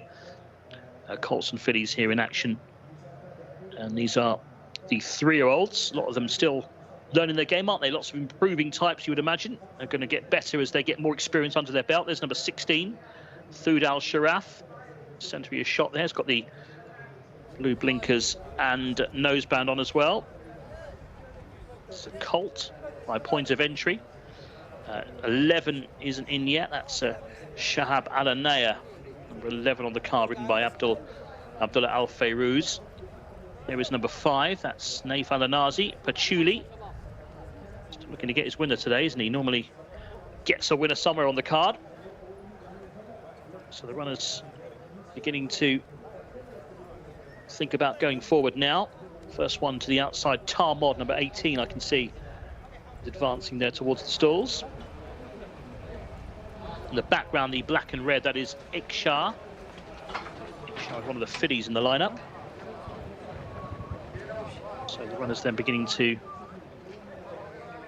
load up here in the Diabolo. That was Kamikaze, the horse we saw run last time. Looked like he was going to win, didn't he? And then he's a son of Cityscape. Of course, many horses by Cityscape have that white blaze that he has inherited from the sire. But 3 is the non-runner here, Alice Shea. So the reserve that runs number 90, Motawafak Alibin, runs at a stall 3 here, Alibin. And that is a horse ridden by Adel Al Faradi. Comes out of gate 3. There's the 9 horse, Reef Al Kalawi, about to go in for jockey Luis Morales. So we've got quite a few in now. It's been steady, the loading up. Again, we're going 1,600 metres here, the miles, the long stretch down the back straight before they count that long turn, the long sweeping left-hand turn into the home straight. Going forward, there was number 11, Shahab Alanaya. 6 left. Some of those on the outside still to come forward. Here's 4. No, they're all with riders now. Right, 4 to go in. There's 15. Sakaka. Alexis Moreno. 12 still to go in, which is Noah.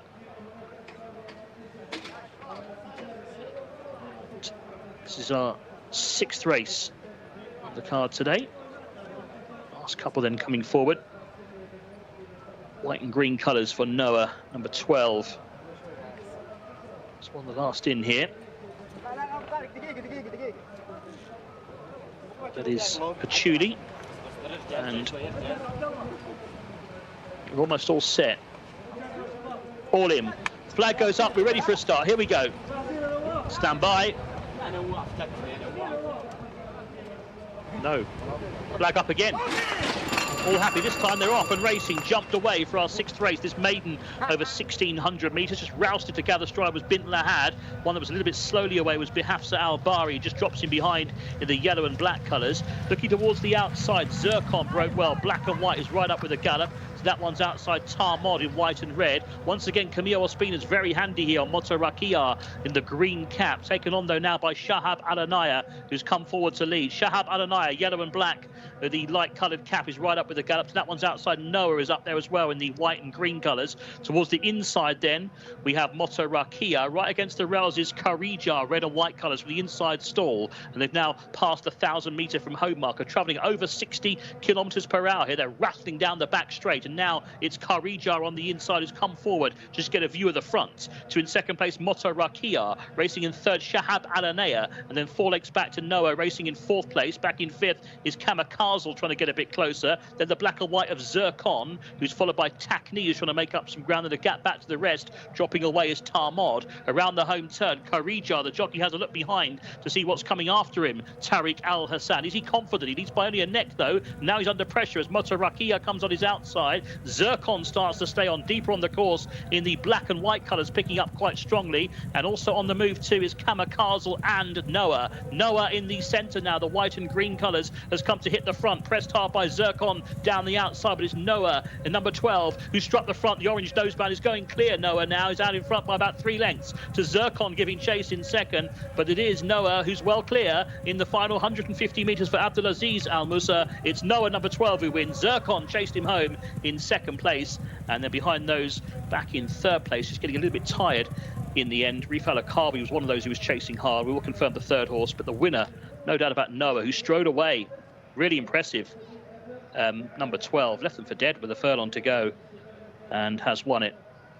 12 the winner. Good performance as well. See, Motorakia got a little bit tired in behind. 12 has won. And Zircon chased him hard down the outside, the black and white. 17 was second, Zircon. And it was Motorakia in third place. So 7 was third. 4.5 lengths to winning margin. First, number 12, Noah. Second, number 17, Zircon.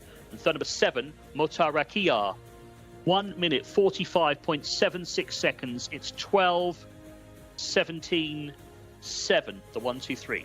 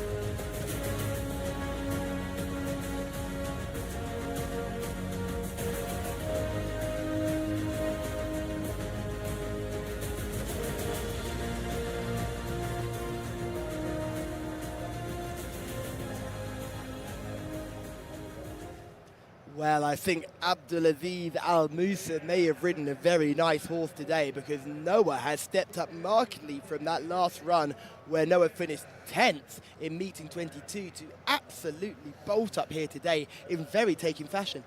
Yeah, we talked before the race about how it's important not to judge a horse on one run, particularly if that comes at the wrong trip. And Noah's debut run came over 1,200 metres here, clearly much better suited by the 1,600 metres. I just took a lot of benefit from that experience. A lot of trainers will do that. If you've got a horse that you want to bring on gradually, you don't start it at its optimum trip in the first place. You start it shorter, get the experience, and then step the horse up when it's ready.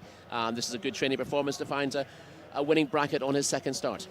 Yes, and was given a very patient ride. I think was ridden to get the trip and got the trip he did. Came slightly wide. There was a lot of early running made. It was my selection, Motarakia, who was right up there front and centre early, but wasn't able to hold on. Kamikaze was looking to like he was going to throw down a challenge, but was just unable to find there. What do you make of that? That's 3 starts now where Kamikaze has travelled arguably best, and then not quite got home. So you now have a little bit of question. Perhaps it's just a drop and trip is needed for Kamikaze, but seemed to be tanking along, turning into the straight, ended up drifting back into 5th. The right horses have come to the fore here behind the winner. We didn't know an awful lot about the winner coming into it. Obviously 10th on debut. You can't read an awful lot into that, but clearly he's been better suited by this trip. You said that Zircon would be your guide to the race. Zircon has once again run her race. She always runs her race, and she's done well to finish second. So that kind of puts the others into perspective. Sakaka, we talked about, that came from a poor position, ran on late to grab 4th without ever threatening. So the right horses were finishing in the frame, and that means that you got to respect Nawa for that performance. Be really interested to see where he goes. Clearly, he's a horse with stamina. This 3-year-old colt, and he's got plenty of ability. He'd be looking at a rating in the mid-70s if he went handicapping, you'd thought. I think you're right. Zircon came here for a rating of 69. I think, let's say she'd run to her level. She'd have plenty of chances now. So she'd run to her level of 69. You've then got to say that horse is in the mid-70s because Nawa has pumped Zircon at the end of the day. There's no getting away from it. Nawa's absolutely scorched them here. Mutarakia, I think this race came too soon. I think she was really struggling at the end, wasn't she? She nearly fell into the clutches of Sakaka right at the end and was lucky to hold on for 3rd. Yeah, she was running on really strongly on her previous start. That was a really taking performance. But again, the issue is when you run a big race like that and you're pushing yourself hard, turning out within 7 or 8 days does ask a big question. She's run respectably, but probably that race took the edge off her a little bit. Yes, I wouldn't be surprised to see her in a race of sort of the horses that have won between 1 and 2 races. And we see Haifa there in shot. She is one of the lead reported for the Arabic Challenge. She speaks very good English as well. She's a lovely person, and she's one of our key indicators of what's going on behind the scenes. We're always getting the word from Haifa. Make sure you know if Haifa says it's happened, it's already happened. So it's great to see her busy away, working as hard. If she's not working as hard as Shamila, though, we know that for a fact. Shamila is the hardest working person on this race course. Yes. 100%. And we can just see our winner here with the yellow noseband begin to pour it on as other runners are fading in behind. You've got Zircon on the left in the black silks and the white cap. You've got Motarakia in the white silks with the green cap. And then you've got the horse that travelled really well into this, Kamikaze, who is just there with the white face just dropping out of shot. Interesting talk about Kamikaze is that when she was travelling really well, our producer was in our ear saying she just wins. Careful because now. She was swinging along at that point. And I have to call him out for it because he would do the same if we did the same to him. And she looked like she was travelling like the winner. But unfortunately, she flattered to deceive again. Yeah, and perhaps Kamikaze needs a little bit of a break, or perhaps he needs dropping to 1,400 metres. But I suspect he's always going to be one of these horses who travels really strongly.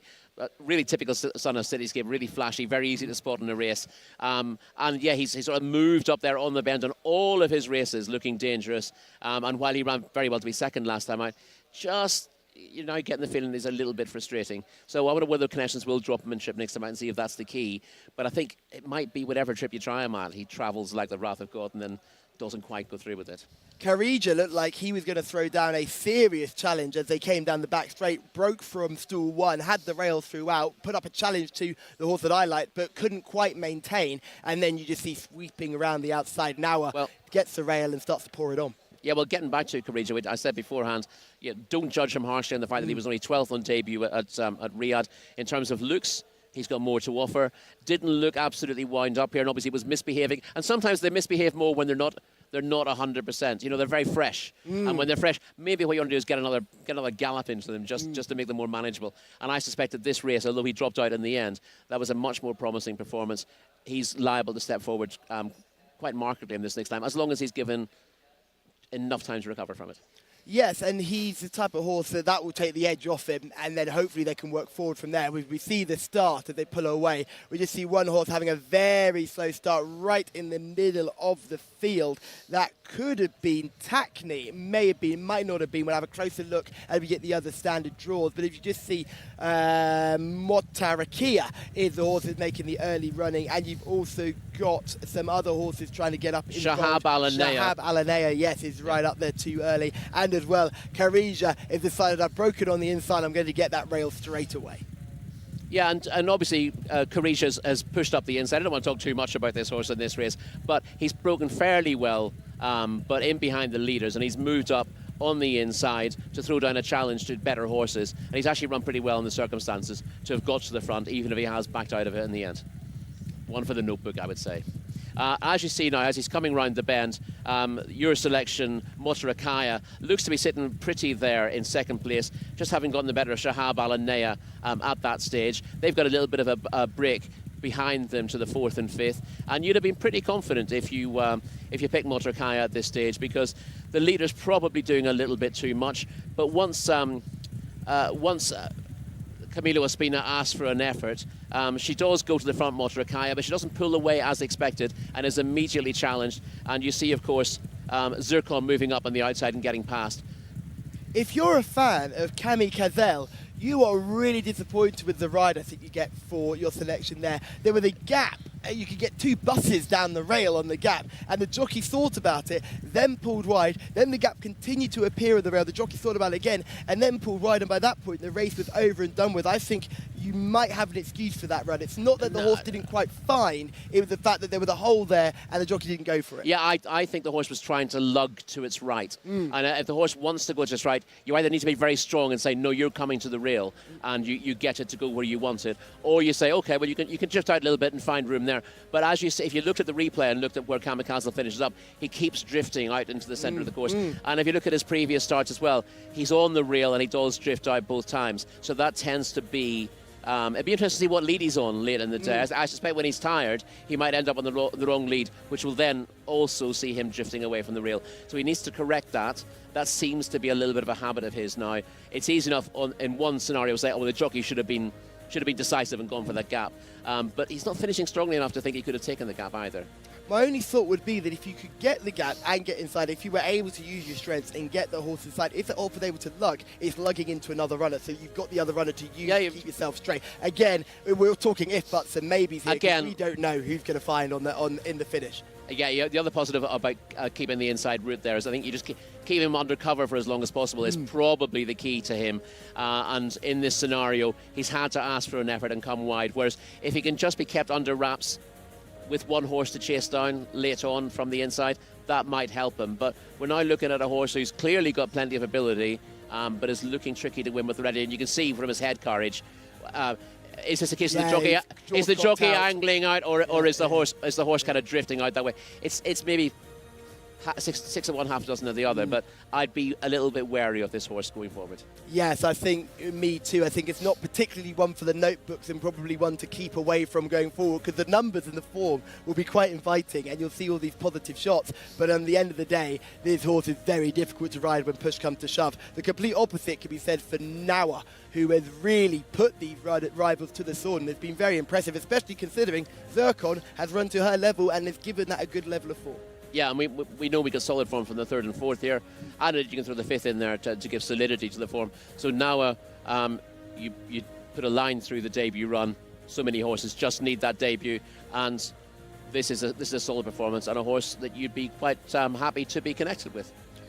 Happy to be connected with indeed, and hopefully this horse can go on and win again. And I wouldn't be surprised to see this horse going a similar route to the horse we saw win in the last race. Obviously not exactly the same race, but certainly we'll be looking to go for conditions events 1s and 2s. Now, Shamila was very fortunate to catch up with some members of Weatherby's yesterday, and here's what they had to say.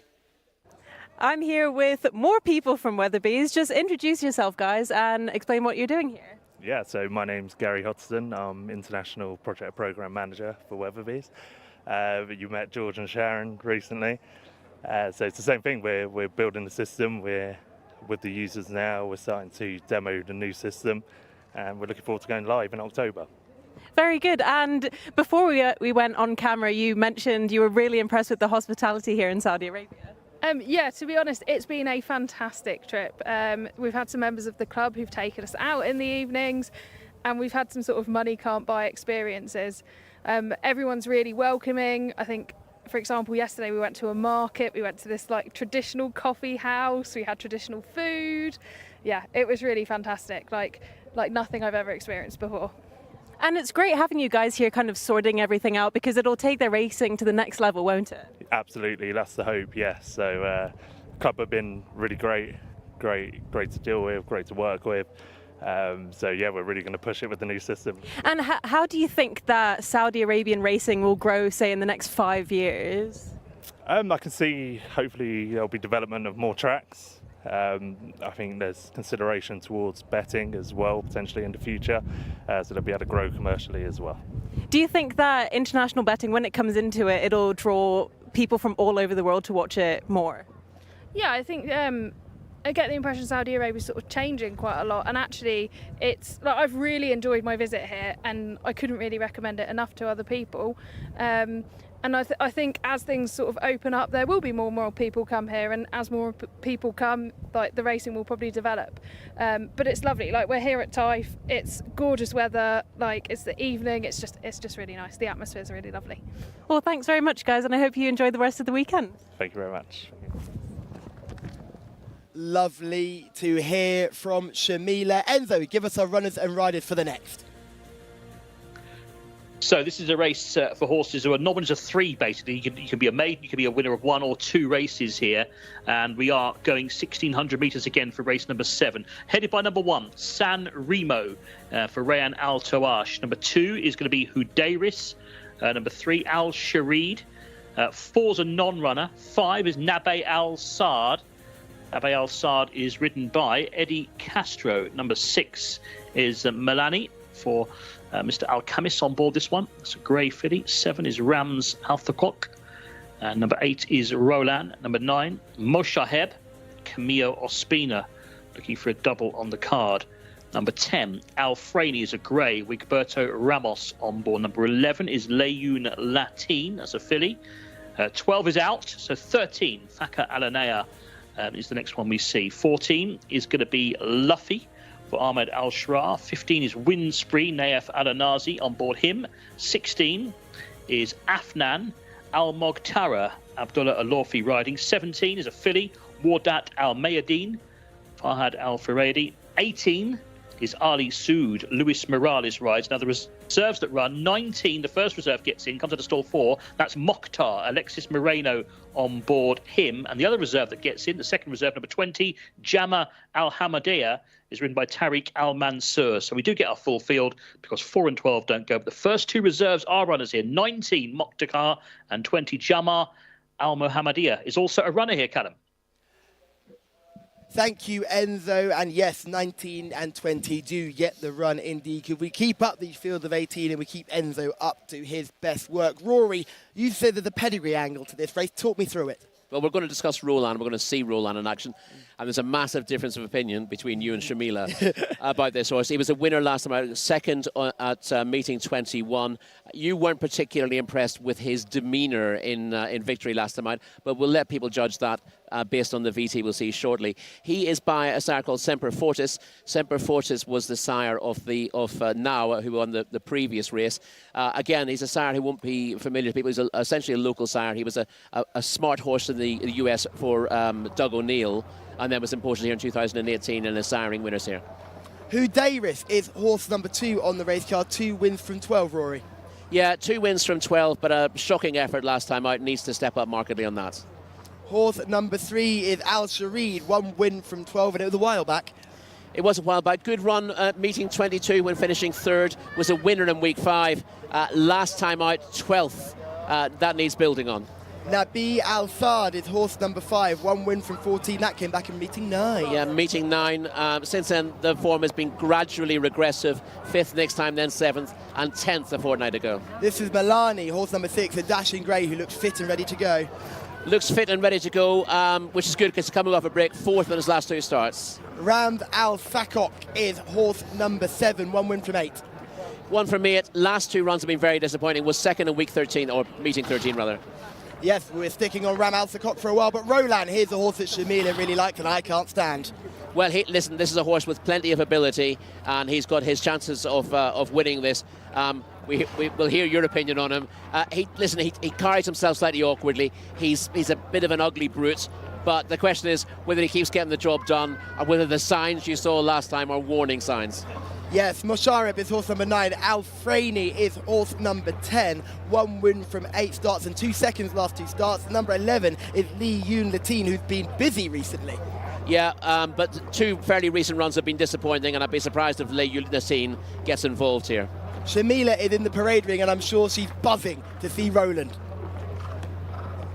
I am absolutely buzzing to see Roland. He's just walking around the parade ring now. He's looking so nice and calm, but an eye catcher for me is actually horse number 15, Windspree. He was first last time out under Naif Alanazi, got Naif again, and he just looks really, really nice in the parade ring walking around here. His back legs are like, he's just like looking a little bit spicy, but as I said before, I like that. So obviously Roland is my top pick, and I would say Windspree is my paddock pick from looks. Thank you very much, Shamila, with 2 picks there, and we can give you those 2 picks because Roland's certainly the horse you like, and I love the description of spicy with Windspree, spicy in his back leg. Love to see it. Number 17, Wadat Al Maydeen. We're going to have some video footage of this one. Sorry, which one again? Wadat Al Maydeen. Wadat Al Maydeen, yeah, just got nabbed on the line at meeting 22. That was a really good performance. Little bit disappointing when finishing 7th last time out, but that was a tougher race, and she travelled really well on the rail. And you know she's going to throw down a big challenge before the home turn. She ended up going really wide for some reason from what looked a good position. You need to see that video again, but we'll see her finishing 2nd. That was a really promising run, and she's a player on that. Ale Sood is horse number 18, Moktaka is horse number 19, and number 20 is Jama Al Mamedia. And the horse I really like in that is Ale Sood. I think that horse could be quite promising, horse number 18. What do you make of that? First run this season, quite an interesting one. Has won 1 from 3, making a seasonal debut. You'd want to have a look at it and see how fit you think it is. Yeah, he looked okay. He would probably strip better for another run. There's no surprises there. Son of Mendelssohn, good pedigree for this as well. Jama Al Mohameda is probably a horse that looked a little bit undercooked, and as a second reserve, maybe probably didn't think they'd get into this one, but they're running nonetheless. So I think we'll see better next time. Out of the those that you've seen, which one catches your eye the most? Yeah, I was going to say the one you just mentioned is a son of 2-Step Salsa, who's the sire of a couple in the race. Quite an interesting sire as well. Won the Godolphin Mile back in the day, was trained by Julia Kanani in the States. Before that was a decent horse and a good sire here. Of the others, who have we not mentioned or got a chance? Well, we skipped over both Moshareb and Alfreni, who've both got claims on form. Disappointing effort from Moshareb last time out, but a winner in week 2 may have needed the run after a break last time out. And Alfreni had been running very well all 3 starts. Again, coming off a break. Last run was at meeting 11, but 3 solid runs this season come into this as well. Alfreni is certainly a horse that catches the eye, but Moshareb is a horse I'm very keen on. I think you put a line through the run last time, was clearly the stable's 2nd string. This is a big drop in class from what that race was. That race was an absolute burn-up. They got going into it far too early. Moshareb wasn't able to actually get involved in the early pace battle for the race. Had to settle in about 5th or 6th, and then once they turned for home and they knew the chance was gone, let the horse down. I suspect we've only seen him 4 times all told, but I suspect he wants to dominate, and the trip and the class were all wrong for him last time out, so you would certainly draw a line through it. He was behind another of these in that contest, wasn't he, that we've mentioned already, but I wouldn't take that form at face value. Sometimes you've got to step these horses up in class to find out how good they might be. You want to have a shot at the good pots, but this is much more like Moshareb's wheelhouse. 1,600 metres is the right sort of trip, and this is the right kind of company as well. That was the Ministry of Transport Cup that you're talking about, where a lot of these also ran, one of those being Al Sharid, horse number 3, coming out of stall 3. That horse featured, finished 12th on that occasion in that race, and there were a few of these. None of them really were able to land a blow in that contest. It was all a bit too much for a lot of them, but some of them did feature. Wadat Al Mayadeen, that was the same race that that she was in. Yeah, I thought she caught the eye there. As I said, she she was held up quite well off the pace. We expected her to be reasonably handy, but of course she was stepping up and trip. But she travelled really well for a long way, and for some reason she just lost her position. As I said, she's ended up really wide on the turn when it looked like she was going to come through the inside. I thought that was an interesting enough run, and she would just about be the pick for me in the race. The others that I had down as worthy of note were Winspree, interestingly, who Shamila has picked out, and Takati, who's now a non-runner. So you're also not a fan of Roland? No, I'm neutral in Roland. I think it's interesting to see when someone sees a sign of temperament in a horse and says this is one you want to be careful of. I think sometimes handsome is as handsome does. You like to see a horse do it in perfect style with the right poise, but it doesn't always work out that way. Yeah, this is Ale Su just seeing in short. Here's a horse I'm really keen on, a lovely looking animal. You watch some of that form from last season, it's nothing to be sniffed at. And I think this horse will come on for this run. Certainly one for the notebooks, maybe not today, but later on. Lou Morales on board as well. That's a serious pilot in the saddle. Yes, as we've seen in the past, Luis Morales is a very good jockey. The question, as you said, is whether Ali Soud really needs this run. Looked straight enough to me there, but that's not always easy to tell looking at them in the paddock, is it? Yes, and it's nice to see 19 and 20 getting a run. That's Motaka and Jama Al-Mahoma Al-Media, who is another horse that will throw something into the mix, but looked a little bit small and maybe will be in need of this run just to sharpen up a wee bit as some of these come down to post. I am sticking with horse number 9, Mashaheb. This is a horse for me. I think if Mashaheb is able to dominate with Camille Ospina back in the plate, I think we're going to get a repeat of what we saw in meeting 2, where this horse is just able to dictate. We're going to have a look at some of these. The first horse we're going to look at is number 3, which is Wadat Al-Maydeen. And this is Wadat Al-Maydeen not running in the Ministry of Transportation Cup. This is a different race, but certainly a better performance than that effort was. Yes, we'll see Wadat Al-Maydeen making ground towards the rail here. The grey in the brownish colours with a white cap. Stays on very strongly. Doesn't look the likeliest winner at this stage, but keeps closing down to the line. And I thought this was a very pleasing effort. Just gets to the front and you think she's going to win. Gets run down right on the line, having battled her way to the front. I really liked that performance. It was a big step up in class next time out. Winspree is the next horse we're going to look at, and this was a winning debut. And Naif Alanazi in the saddle was really hard on this horse and just about out-battled his rival here. Yeah, he's probably had to go harder than ideal to get to the front. You can see the rest of the field, other than the first and second, are well beaten off at the top of the straight. Now, if you want to look at the horse who finishes second, this is Roland, who finishes second in this race. Unfortunately, we didn't bring him up for you. Now, this is my problem with Roland. He's big, he's not particularly attractive, and he doesn't try. And when he gets into these positions, he does not seem to get his head in front. This is him next time out on second star, and he wins here. But again, look at the horse who he beats on this occasion. This is a horse who we've seen just finished fifth in the race previously, and this horse doesn't look particularly keen on winning either. So Roland's beaten a horse who doesn't like to win, and when he was faced by a tough challenger, wasn't able to show too much. So for me, I just can't have Roland. I understand the fact that the form looks good, but the horse who Roland beats hates winning. So I don't think this is a major victory on paper. I think it's a good run. It's good he's come on from the first run, but when he was put in a battle, he bailed out. And for me, not having it. He's gone down very gnarly in that battle, it has to be said. And next time out, yes, he's beaten Kamikaze. Yeah. And we saw Kamikaze travel best and not win next time out. You look at that run in isolation, you go, well, he's battled his way back there. But in fairness, this is a case of the second rather giving that race away. So Roland does have a little bit to prove. You're right to say that. But finishing second and first in his last 2 starts, I think you give him a chance to prove his mettle here. Yes, he's given a chance for sure, but for me, I just can't have him. You know what will happen now? He'll absolutely bolt up and I'll be made to what do you think? Do you think he'll travel well and then not go through with it, or do you think he'll spit the dummy out and finish out the back? Oh, I think he'll come there swinging. I think he'll come there absolutely swinging. I think he'll be bang up there. I think it'll be a real pace battle up front. I think Mashaheb will be up there as well. They're going to give that one a much more positive ride than they did in the Ministry of Transportation Cup.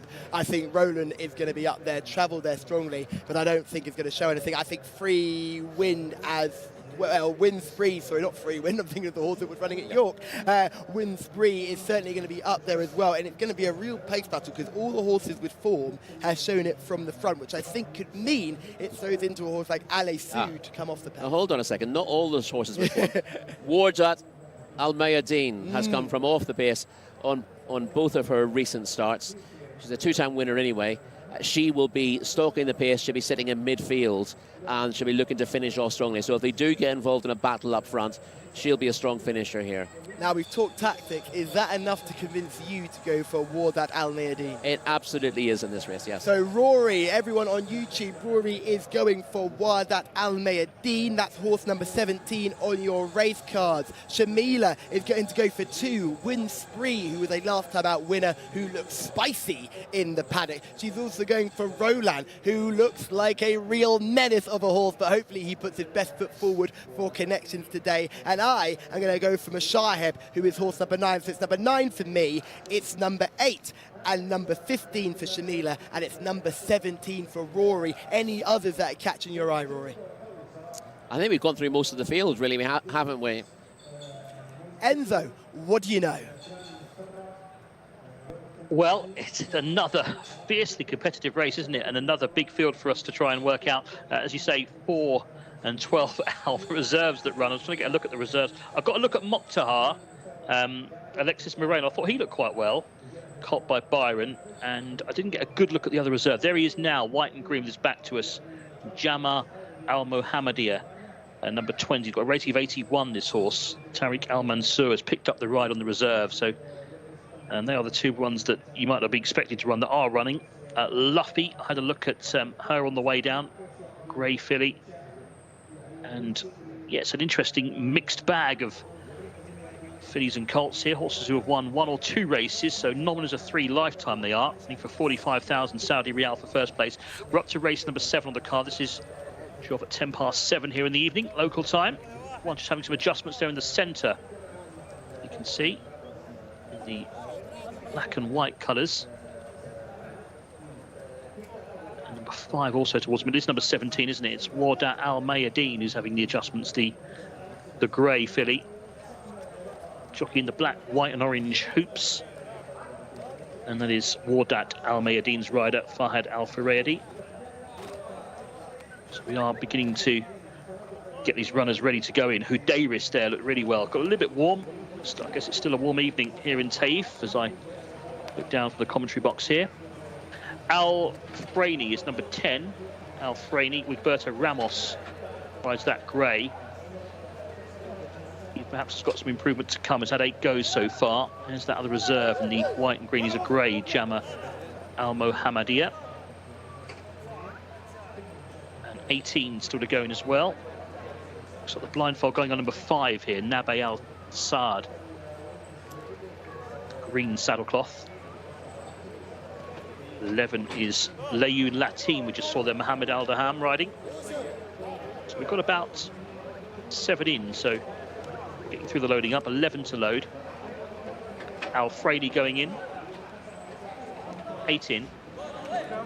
Layun Latin makes it half the field in. Extreme outside, that's Ali Saoud, number 18. Got a wide draw to try and go into.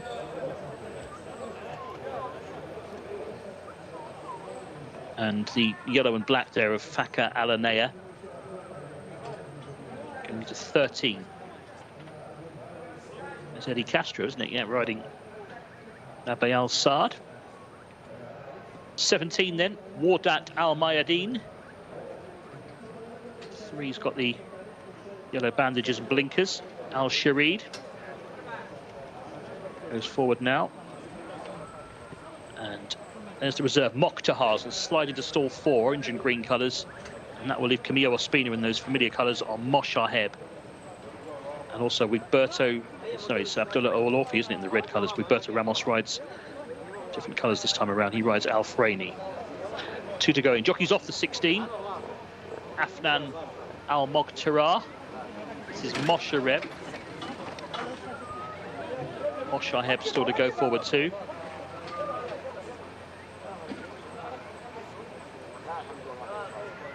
Now Castro's on 5, as I said, Nabe Al-Saad, Eddie Castro. So runners are loading up. It's Camille Ospina there, the green cap, Moshe Heb. Waiting for the jockey to climb on board, Afnan Al-Moghtarah. And then we'll be set. Ready to go. And they're off and racing. A bit slow to go from stall 10. There was Al Frady, just missed the kick under Wigberto Ramos. Has to be chased along early doors. To the inside is Hudairis, the black cat with a noseband. Up there is Al Sharid, and also showing some good speed up as well is Milani in the light blue and maroon colours. Milani's up there towards the inside. Towards the centre of the track as ever, Camille Ospina is handy on Moshe Heb, right to the 4 in the white blinkers. To his outside then, trying to get a little bit closer in white and green is Jama Al-Hamadia in the white and green colours as well. So they race through the first 300 metres or so. One that's advancing now is Luffy in the gold and blue colours to sit in about 3rd place. Right up there too is Mokhtar, who's towards the inside, Mokhtar, and now has the lead for Alexis Moreno. So Mokhtar, number 19, going on. To in 2nd place, Moshe Heb under Camillo Ospina, making up some ground to sit in 3rd place is Milani on the inside, and then a little bit deeper out we have Luffy in the gold and blue colours just being chased along. In the silver colours, Wind Spree is deeper on the course but is making ground, and then comes Al Sharid, the yellow headgear towards the inside, the head around the turn. 550 metres left to go from here. Mokhtar has a narrow lead. Milani on the inside is making ground though, the grey, to sit a very handy 2nd. Ridden along in 3rd is Moshe Heb by Ospina. Wind Spree trying to get a bit closer out wider. Also wide is Al Sharid, yellow and green, as they make the home turn. The leader, and that is Mokhtar, who leads by 2 lengths. Milani giving chase in 2nd. Roland on the inside getting a bit closer, and out wider looking for some room now, trying to burst through as well. In the black colours we have Wardat Al Mayadeen is running on strongly. Wardat Al Mayadeen. Milani's got to the front, leads. Milani going on to Roland in 2nd. Down the outside, Wardat Al Mayadeen, but it's Milani in front here, and it's Milani staying on well here. Number 6, Milani will win it to number 8 in 2nd, Roland, and then Rams Al Thakok ran on well to get 3rd from nowhere, number 7. Some of them got very tired late, but Milani has won it, number 6. Well done to Abdullah Al Khamis. 2nd, number 8, Roland ran really well in the light blue and white for Adel Al Faradi. And from a long way back, the black, white and red, number 7, Rams Al Thakok, got a mention late on. Had nothing to do with the early pace at all, number 7, but stayed on well to finish 3rd. 6, 8 and 7, the numbers. 6, Milani, the grey filly, has won. She's got a lovely triple towards the inside and quickened. 2nd was number 8, Roland, who's run well again. And 3rd was number 7, Rams Al Thakok. A length and a half, 1.5 lengths the winning margin. And the filly, a little bit too good for the boys in the end. She's come home in front here. Well done to the team behind Milani, who's won quite comfortably in the end from Roland and Rams Al Thakok. Camillo Ospina was 4th in the end on Moshe Heb, just ahead of the running on Wardat Al Mayadeen, who came from a long way off the pace there. But well done to number 6, 6, 8, 7, Milani, Roland, Rams Al Thakok, the result.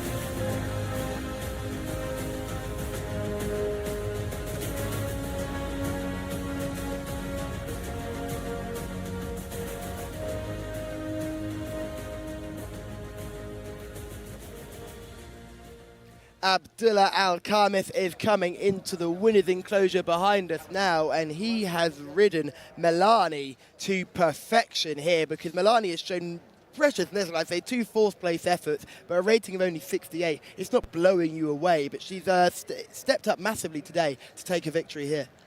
Yeah, it looked a difficult spot for her based on her pedigree. She was a winner over this trip at Riyadh last season, has finished second there twice subsequently, and her both runs this season have been respectable efforts. Fourth at meeting 10 and meeting 17.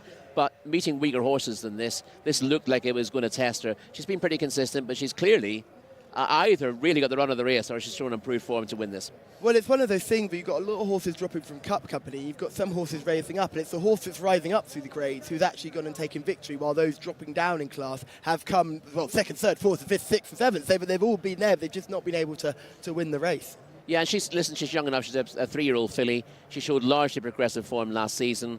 A couple of runs to get her into the picture this year, and she's now showing herself to be progressive again.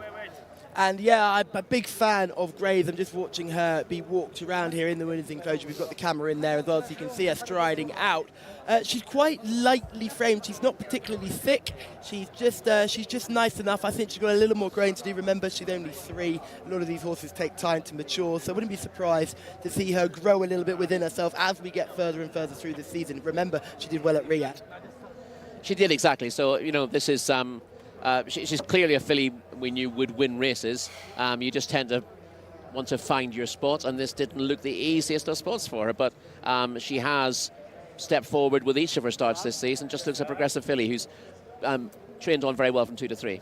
We're getting kisses blown to us from Abdullah Al-Khaedis, and I've got to admit, he has a lovely fade. I've got to find out who his barber is, because I'm desperately seeking one for myself, so I'll get on to him and find out who's chopping his hair. I suspect it's not George from our hotel. It's certainly not George from our hotel. He will charge you 15 Riyal, though, if you want it.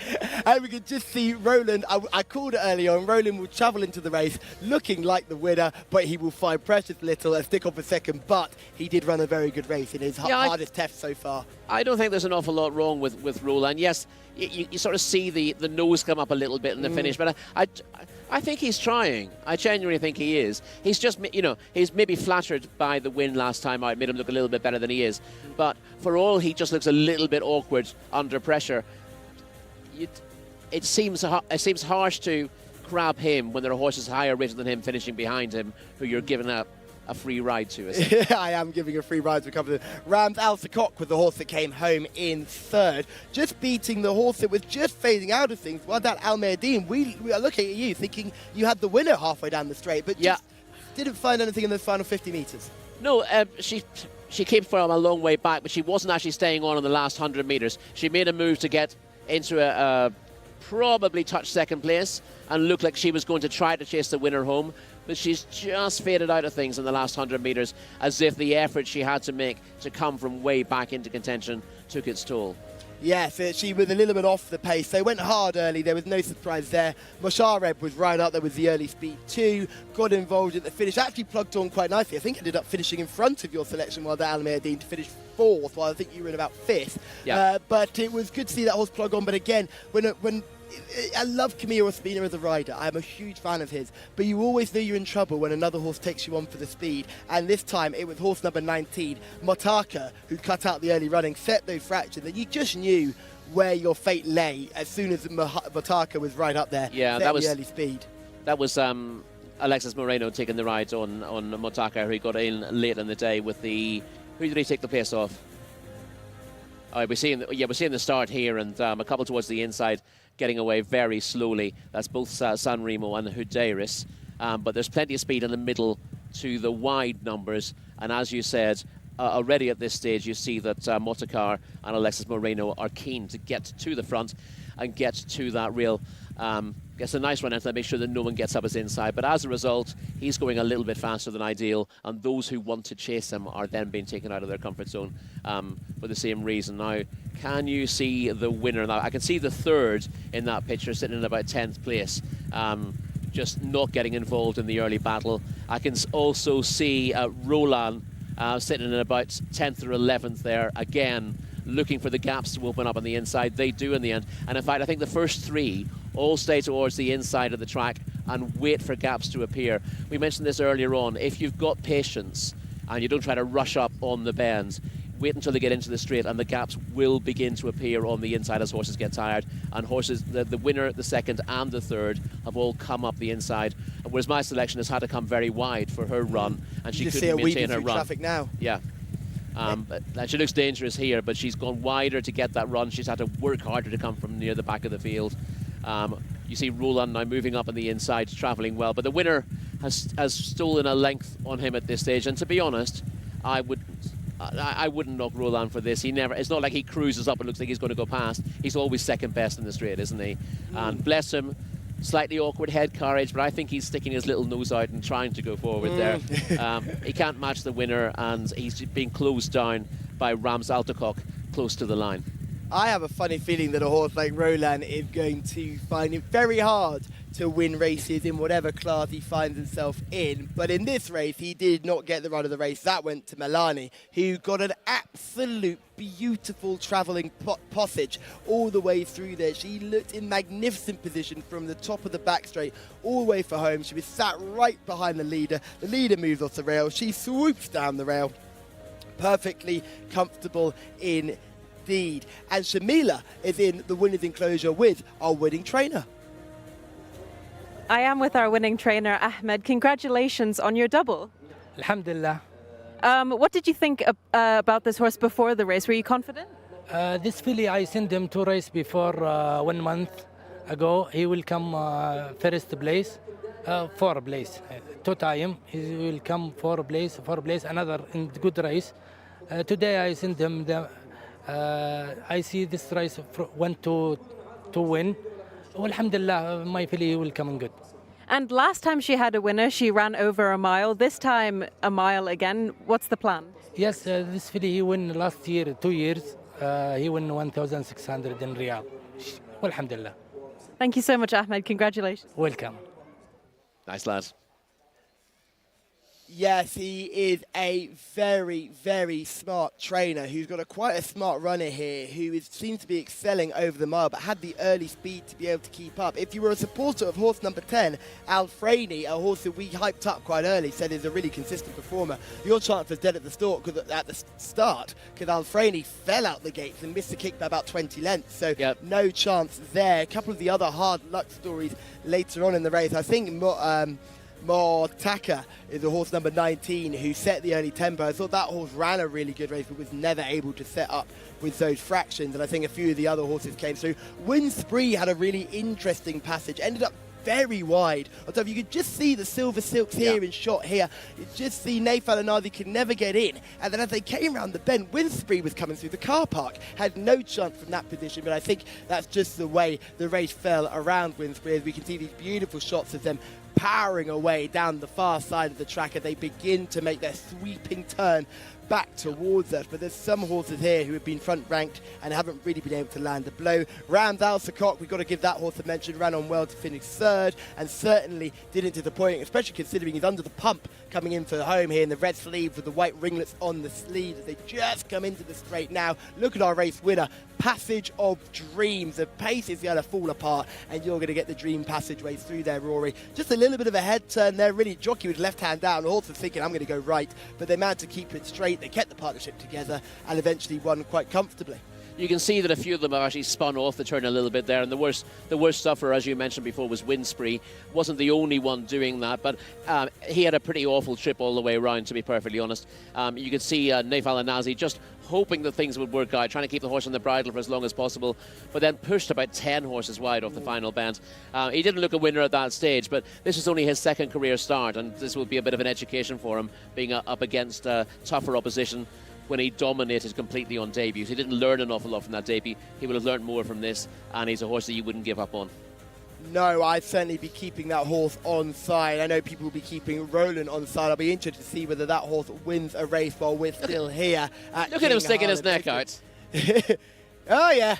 Look at the determination on his face. Well, the determination. Listen. Oh, yes, the determination to finish 2nd. It's what he does. I think really, if he was running against a horse that actually wanted to win in his 2nd start, this would be his 3rd consecutive 2nd place race. And if we looked at a horse like that, we'd be going, this horse doesn't really like to try and win here. So he tries, he travels well, he's nice, but for me, not for me.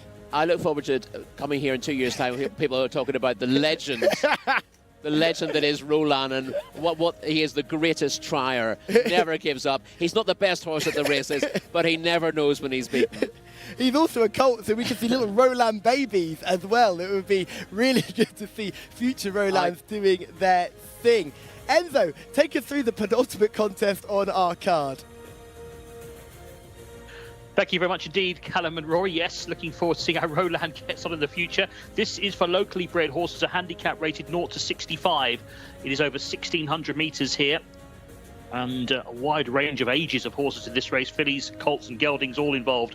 Number 1 is Barik Amal, Luis Morales rides. Number 2 is Lay Oyun Hassan, Khalid Al-Mimoni. Number 3 is Kadrak Ali, Abdul Aziz Al-Musa. 4 is Busmat, Mohammed Al-Daham. 5 is Karaman, Mohammed Al-Hubail. Number 6 is Floret, ridden by Ali Al-Mimoni. Number 7 is Ursula, Ayad Al-Tarisi. Number 8 is Meishokat Al-Riyad, Salman Al-Rashid, riding for the Fawaz stable. Number 9, Hilal Najd, Adel Al-Faradi on board. Number 10 is Milar for Fahad Al-Faradi. 11 is Al-Haba, Camillo Ospina looks for the double still. 12 is Nash, ridden by Mohammed Al-Shamari. 13 is Aldabi. 14 is Layli Al-Majd. 15 is Amro. 16 is Amtarat. Jimmy Carrion riding that filly. 17, Yazid Al-Khair, Asil Al-Sahani. And 18 is Sayega, that runs as well, Mohammed Saeed, looking for a double. So there were 3 reserves not required here, 19, 20 and 21. No non-runners. 18 once again to face the starter for this handicap race coming up. Back to you, Callum and Rory. Thank you very much, Enzo, for giving us the runners and riders for our penultimate contest, and this is probably the trickiest of the day. We've got a 0 to 65 contest, and we've got the top 8 in your race card are all rated 65. Rory, how on earth do we separate these? We have no chance, to be perfectly honest with you. The correct answer is, if we can find the winner of this, it'll be pure luck. We do at least get a chance to see 3 or 4 of them in action on the VT, which will give us half an idea. But these are very, very tightly handicapped horses. Most of them aren't multiple winners. The majority have won once or twice in their career. A couple of maidens in there as well. So no obvious contender, but 18, and you're struggling to rule many of those out. I'm looking at some of the horses with less experience. The first one that jumps out of me is Karaman, who is rated 65, horse number 5 on your race cards. Has only had 3 starts in comparison to some of these who have starts well into the 30s. So I think horses with less experience, we've got horses had 50 starts. Nash has had 5 wins, but that's from 50 starts, so you'd be concerned about that. But there's certainly, that horse is a horse that comes in with maybe a little bit of improvement in him, rather than a lot of these who look like they're probably on the downgrade. Yeah, Karaman is quite interesting. As you said, 1 from 3. Disappointing last time out, but that was first run of the season. Should build on it here. Barak Amal is horse number 1, and we'll look straight to horse number 2, which is Lay Oyun Hassan. What do you make of this horse? 2 wins?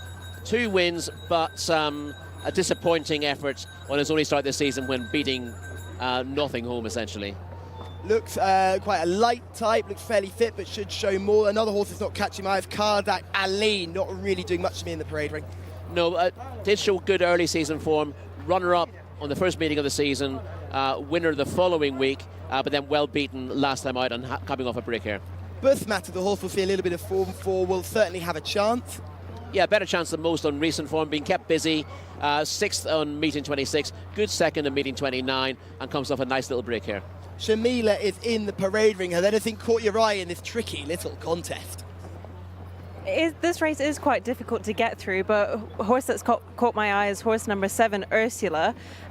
He is a real compact type, honestly. He's probably one of the smallest horses in the race, but that's not always a bad thing. That means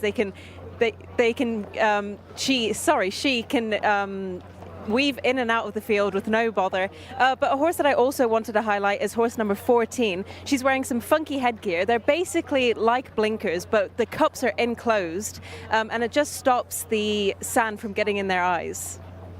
Thank you very much, Shamila. Good to know that extra information. Rory, have you got something on that? Yeah, that's Layli Al-Majd, who's the only one in the field wearing eye shields. We see horses often wearing eye shields on the, particularly on fibre sands back in the UK, which we don't have anymore. it's for horses who don't particularly like the kickback. It stops them getting that, helps them concentrate without lighting them up too much as blinkers would do. It's great to hear that point there. Milan is also looking at now 1 win from 18 starts, and we'll move straight on to Albra, who is number 11. Camilo Spinner looking for a double. Yeah, you can't knock the jockey. Very consistent, Al-Haber. 7th last time out, but I've been running very well before that. Number 12 is Nash, plenty of experience, 51 starts and 5 wins. Yeah, only the second start of the season for Nash, needs to build on the first one. Al Darby is horse number 13, not from 6, but could improve. Not from 6, so not, there's scope for improvement, but 2 runs this season have been pretty underwhelming.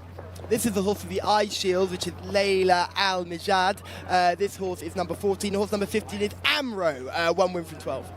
1 from 12, respectable effort at meeting 29, and could build on that here. Yazid Al-Khair is horse number 17. So this is Amarat, horse number 16 in pitches. 1 win from 11, first time up. This is Yazid Al-Khair, who is not from 24. Yeah, still a maiden, but 3 runs this season have all been respectable.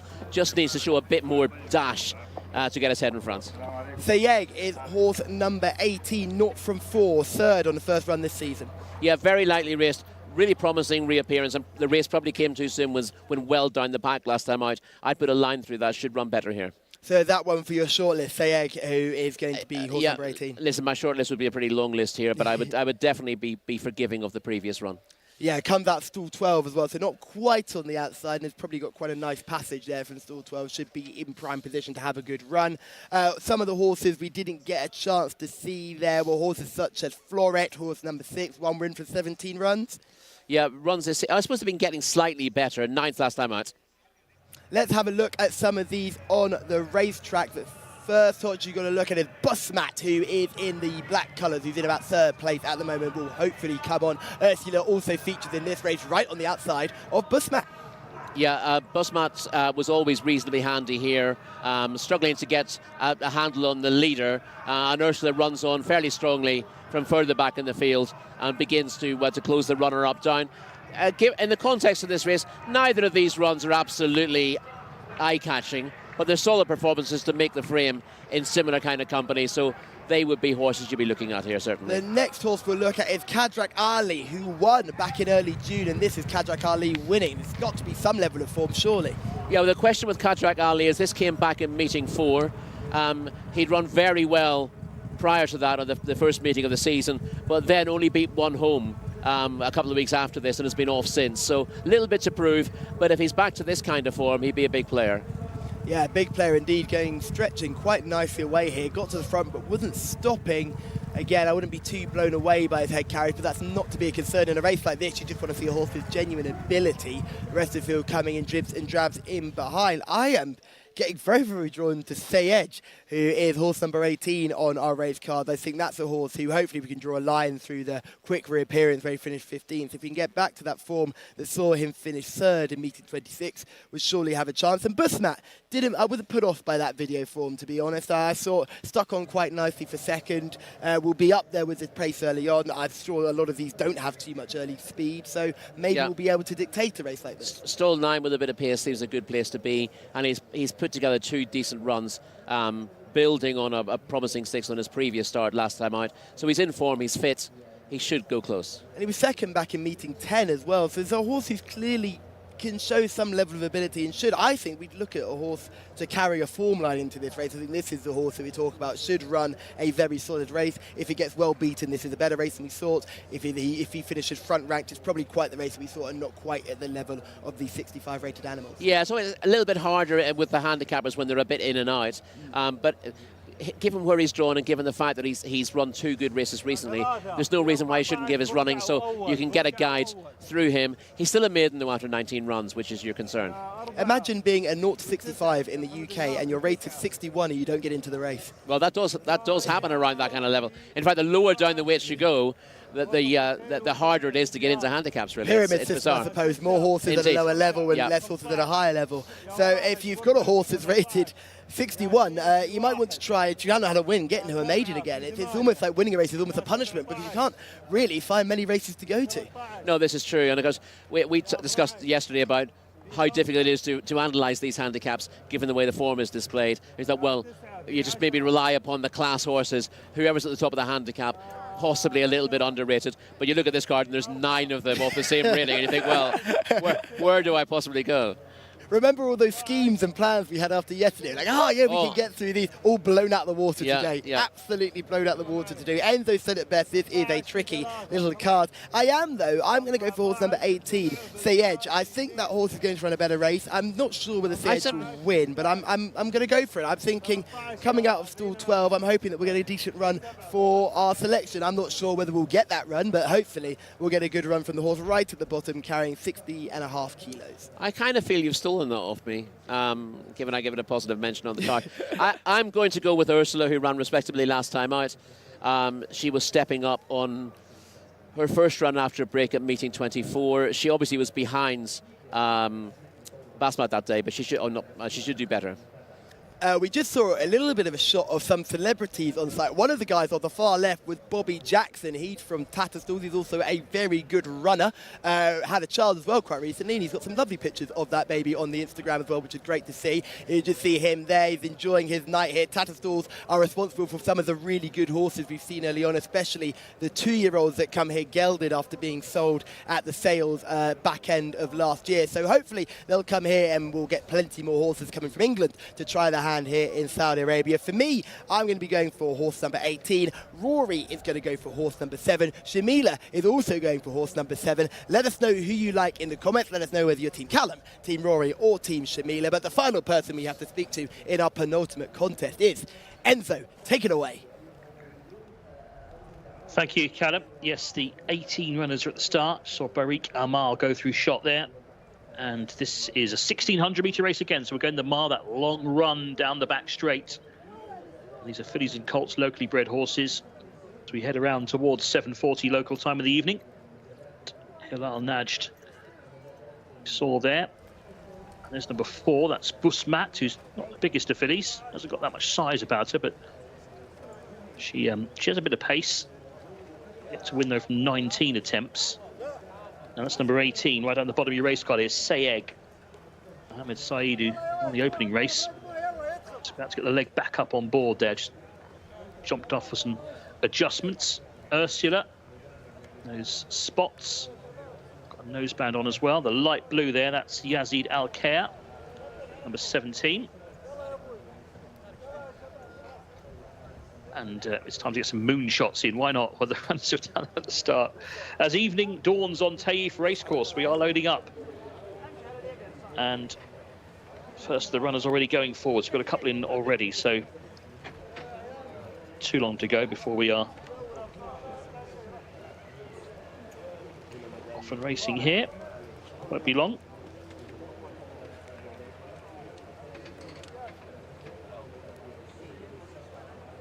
This is number 14 we're looking at now, Lady Al Majd.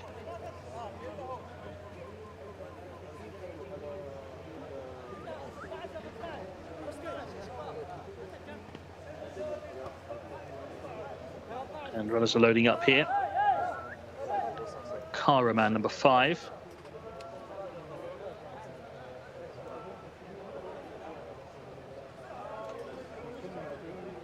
Number 4, Busmat.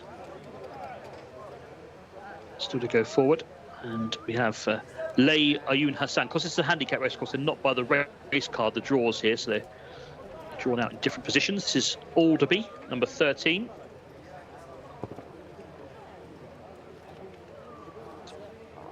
Forward 2 in the hooped colours in the back there was Mayshakot Al Riyad. 11 and 14 going in together, Al Haba and Lady Al Majd. We're almost set. Got 1, 2, 3 empty stalls still. Stall 16 has been filled now by Karaman.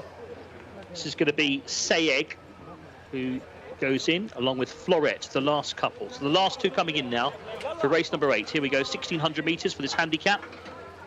For locally bred horses, we're just about ready to go. Starter has the flag raised. Long hold, but we are ready. And gates back and they're racing. Off they go. A little bit slow to go towards the inside. There was Lady Al Majd, one that broke well right towards the inside. Layun Hassan in the red colours is prominent as they found her right across the track. So towards the inside, Lay Uyun Hassan, the red colours, is up there. Also, Sayeg trying to advance from a wide position, now just drops in behind, takes the trail early on. Al Haba in a yellow cap also just drops in behind early on, as Barik Amal is prominent towards the outside. Barik Amal is one that's advancing as they go through the first couple of 100 metres. Nash is right up with the gallop too as well. The blue cap, Nash, has come forward now to get a view of the front and go on. Towards the extreme outside, trying to get into it too, is Meishakot Al Riyad as they race through the first 500 metres. On the move now is Ursula, spotted colours, goes into about third place. The leader though is Nash. Nash in front to Ursula, who's giving chase in second place. Barik Amal is caught 3 wide, trying to get a little bit closer. And then behind those, towards the inside in the blue colours, trying to get a bit closer to is Amtarat. That's in the blue with the red sash, and that's into third place now, Amtarat. They've come around the home turn. So Nash in front, Ursula second. Amtarat is sitting in third position. Then comes Barik Amal in the orange and black on the outside in fourth. Looking in behind to try and get a bit closer is Busmat as they head around the home turn. Ursula coming to try and challenge this leader. Still there is Amtarat, one off the fence. 4 wide, Barik Amal is getting going. Ursula, Amtarat, these two. Amtarat, Ursula, Barik Amal. These 3 in the centre. Ursula, the sheepskin noseband. Far side, blue and red. Amtarat is battling away though, and Amtarat has the lead back now for Jimmy Carrion and is going on by 3 parts. Amtarat asserting now to in second place Ursula, who's come under pressure. Good race on for third place, but it's Amtarat's day. Amtarat beats Ursula, and it's close in the end for third. Running on very wide of the course was Yassid Al-Kaya, may have got third place. That was tight for the bronze medal position, but the winner, 16, Amtarat has won it. 7, Ursula was second. Just wait on third to be confirmed. I think it was Yassid Al-Kaya was flashing down the centre under Asil Al-Sahani, but the winner was Amtarat. This filly, 4-year-old, Jimmy Carrion on board for the Saud stable, has beaten Ursula, who was right up with the gallop throughout, ran a massive race. Again, Ursula, the filly, to be second. I thought she was going to win it for much of the race, but Amtarat had her measure late. There's the winner, number 16 on your race card. Amtarat. Second, number 7, Ursula. And it was number 17 was third, Yassid Al-Khair. We got that one right. Yassid Al-Khair got third. A length and a half. The winning margin, the winning time, 1 minute, 46.91 seconds. 16, 7, 17, the numbers. Well on to Amtarat, who wins our 8th.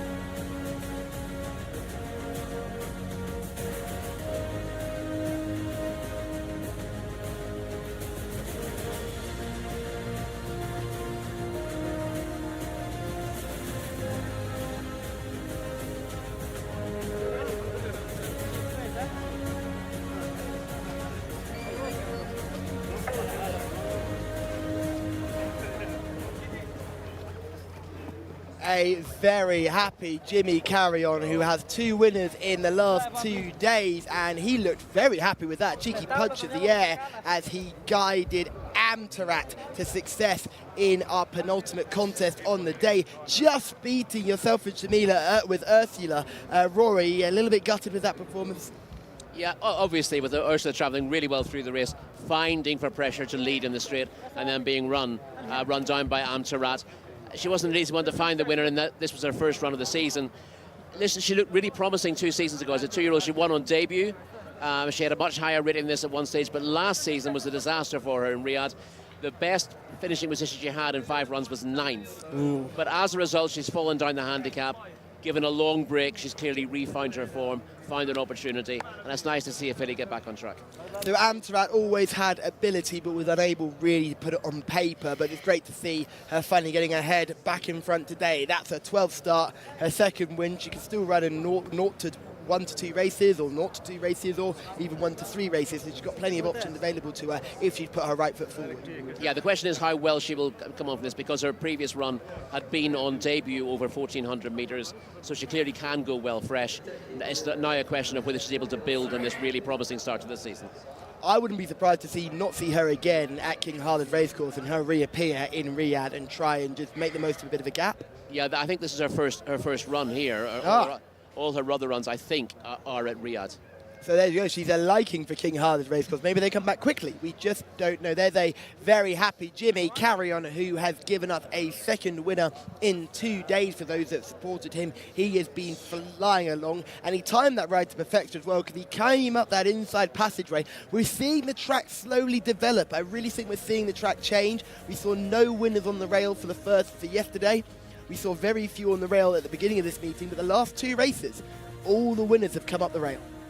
They have, but what we're seeing in these races from yesterday is the field fanning out off the final bend, and there being room on the inside for horses to come from off the pace, whereas in previous weeks where the rail seemed to be dominant, if you were behind, you had to pray that you would get some kind of gap on the inside. Now, if you come from off the pace and you get a good run round the bend, the gaps tend to be there in the straight for you. Interesting performance from Yazid Al-Khair, who was a horse who ran on late for third, along with a lot of others who came from off the pace. They finished in a bit of a bunch crossing the line for third there. That horse came from miles off the pace. Yeah, this is a tight sort of middle to low grade handicap, not the 65. And again, it's not for him to go overboard about, because it's kind of a whose turn is it this week handicap these, when you're reliant on getting a good run through, having a good draw, getting good track position, and it's much more likely you're going to run into bad luck than good luck in these races. Yeah, as you can see, just see Barik Amal, who was up there all the way throughout. Busmat as well, with another horse that was trying to get involved early, crept into contention but couldn't find much when they turned for home. The only 2 horses who did find quite a bit are our first and second, and at this point, Ursula's surely got to win from here, but just doesn't find anything again. And maybe the rail on the inside helps the winner, do you think, or have you got another opinion? I think Ursula's fine. I think the winner travelled really well through the race. We spotted Ursula travelling well in a good position. The winner's come from slightly further back and therefore has managed to ration her speed a little bit better. And I think both of them have found plenty for pressure. I wouldn't be knocking the second. However game your horses are in a race, you could have 18 thoroughly genuine horses. They're not all going to win it. And finishing second is not necessarily a badge of dishonour. No, not at all. It's just, for me, I like to see horses when they get battles, when they come upside, and we'll see at the finish, when they come upside and a horse shoots up the inner, that they just try and fight it a little bit more. I don't like to see come up the inside, a horse get straight into your eye line and fades. I mean, that's what they're working on at home in the mornings, is running alongside 2x2 workers to learn how to compete. And it just concerns me when horses don't tend to want to compete. It seems like they get matched and then they fade quite quickly. But as we look at the replay of this race, we see lots of early speed coming from the inside, and they're going to grab the rail. That was the horse in the Greek sleeves, who is making his 52nd start. That was Nash, who was shot straight to the front and got into a nice rhythm but faded quite quickly. Yeah, they've gone, again, very hard here. It's interesting to see that the winner broke perfectly well from the stalls, but Jimmy Carrion is more than happy from stall 3 just to let Amtarat find a place on the rail behind runners and then look to make late ground. That was a judgment of what the pace was liable to be like, and as you see coming through the race, he's always able to find a little bit of space. He's moving up gradually where he needs to take positions, and then things open up nicely off the final bend, and she comes through to score in good style, Amtarat. You see also with the noseband there, Ursula always sort of tracking the pace and going well. She moves up now on the outside of the fading leader and looks a major danger. To be honest, if you look at where she finishes in relation to those who are chasing her, aside from the winner, she does pull away. So I wouldn't say she's finding nothing. She's finding exactly what you would have expected her. I always like to say in this scenario, take the winner out of the race, and what has the second done wrong? For me, you can see from here, from the picture, she's running very straight until she just gets tired very, very late in the day. the winner's finding is probably just a classier filly than her in her old form. She's dropped down to a good mark because she had a poor season last year, and she's clearly rediscovered some of that form. So Ursula had a hard task against her. I think she's run with a lot of credit here. Yes, she has run with some credit as well, and they were always up there with the pace, and they finished a mile clear of the field. I think these two are much, much better than the rest of the field because they've been front ranked and then they've gone away again, which is always good to see if you've got a horse that wants to be up there early and can continue to hold that position, and if not, go away from the rivals as well down the straight. Indeed, and class has come to the fore in the finish there. I think it was Al Haber we saw running pretty well and just fading out of the paces later on. He's a good guide to the form. Still a maiden after 18 starts, but always seems to be finishing third or fourth in his races. So you get the impression that if he's on the premises, the distance that he's beaten tends to be a good guide as to the value of the form. Al Derby with the horse who just got a bit unlucky coming out there. Got a good break, but got a little bit of a bump. And you could just see the gap that's appeared between the horses where Albari probably should have been, but ends up shifted a little bit further down the field. That horse came out to 7, horse number 13 on your race card. It was unlucky for some today. But there certainly were plenty of horses that came on late. The horse that I selected, Sayag, with a typical Callum Helliwell selection, showed no early speed whatsoever and plugged on late to come fifth. Now, with the longer you stay here out in King Harlot Racecourse with me, the more you'll find that's my typical selection. A horse I really like, no pace, but always finish with a flourish. So I think that horse is one that you'll just catch the eye, won't even appear in shot here. You just see right on the outside, green cap, blue sleeves, has to come via the car park, but plugs on gamely for about 5th or 6th. But that's not coming home fast, that's other horses slowing down around. No, exactly. Mohammed Saeed, who's ridden Sayeg here, has basically decided from a very early stage that he's going to be picking up the pieces. Doesn't ask for an effort early on, gets a poor break, then doesn't ask to go forward, doesn't waste energy, and just thinks, I'll start picking you off late in the day. And we've seen that in multiple races now, that horses who seem to have a hopeless task after a furlong are able to finish mid-division. Al Derby had actually finished on quite well there, considering he had no luck at the start, just sitting in that second wave of runners who have all finished in a heap. Hard to separate them, and we knew it would be hard to separate when we saw the rating of all these horses. 8 horses rated 65 in the field. We knew it was going to be a close finish. We just didn't realise that the first and second were going to put so much distance between themselves and the rest of the field. Yeah, they were two that had more upside on paper. The winner was hard to find at first glance, but in retrospect, you can see why she might have been well handicapped here. I don't know why she disappointed last season, because she looked promising as a 2-year-old. You do sometimes see that again with horses who do well at 2. Sometimes they're handicapped out of things as 3-year-olds, and they need a season to develop physically before they're competitive again. And maybe she fits into that bracket. Yes, I think she probably does fit into that graphic indeed. As we roll on to our final contest of the evening, and again, we've just rattled through these cards. These half-an-hour breaks, we're flying through them. Have you got a selection in this last race? Let's look at your selection chart. How have you got on so far? Because I know you wrote them all down before, so you were convinced that I can steal them. So go ahead and let me know how they've got on so far and what you've got in our lucky last. Well, the best one won. Yeah, there we go. That's all that matters, surely. And there have been several that have run respectably, let's put it that way. This was a tough race, I thought, the final race. And I've put a line through my selection. I'm going to end up going back with it again on the basis that the form that it showed in the UK suggests it should be really competitive here. That horse is number 8, V-Sight. Now, he's been disappointing. 14th just the other day, last weekend. Not a particularly promising start, but the form that he showed for Rafe Beckett, he ran in the colours of Julian Richmond Watson, very well bred, was a winner of a good contest over 1,800 metres at Sandown early last season, showed useful form after that, didn't progress as well as I thought. I thought he was going to be a really good performer as a 3-year-old. I thought he was going to run in all the top handicaps. I thought he'd be a Cambridgeshire horse maybe late in the day. He didn't quite go on, but he's still a horse with potential. He hasn't had that much racing. He's disappointed thus far here, but I think he's probably just been acclimatising to his new regime. I very much hope that he does click. I know you're keen on Forgivable. Forgivable was sort of a run-of-the-mill handicapper for Tim Easterby. Campaigned the way that Tim tends to do his horses. They get to the right marks and they win races when they've got an opportunity. But he's higher now in Saudi Arabia than he ever was in the UK. But he's taken very well to the regime, whereas V-Sight, who looked a very good horse in the UK, hasn't. And if we go over the page to the second one, he's a non-runner here, Gurkhali Warrior, but he was virtually useless in the UK, rated 48, but he's actually done quite well here. And one who was useful in the UK. Habit Rouge was a 4-time winner, particularly in these conditions, a dual winner at Chelmsford over this trip, and he's shown very, very little here. But as a result, he's dropped from about 95 to a mark of 78 here. So again, we saw the winner of the last race have a very disappointing season in 2022 and show completely different form. So Habit Rouge, anyone who's been following the racing here would think this horse is of limited ability, but showed an awful lot more for Marco Botti in the UK and could easily step forward now acclimatised.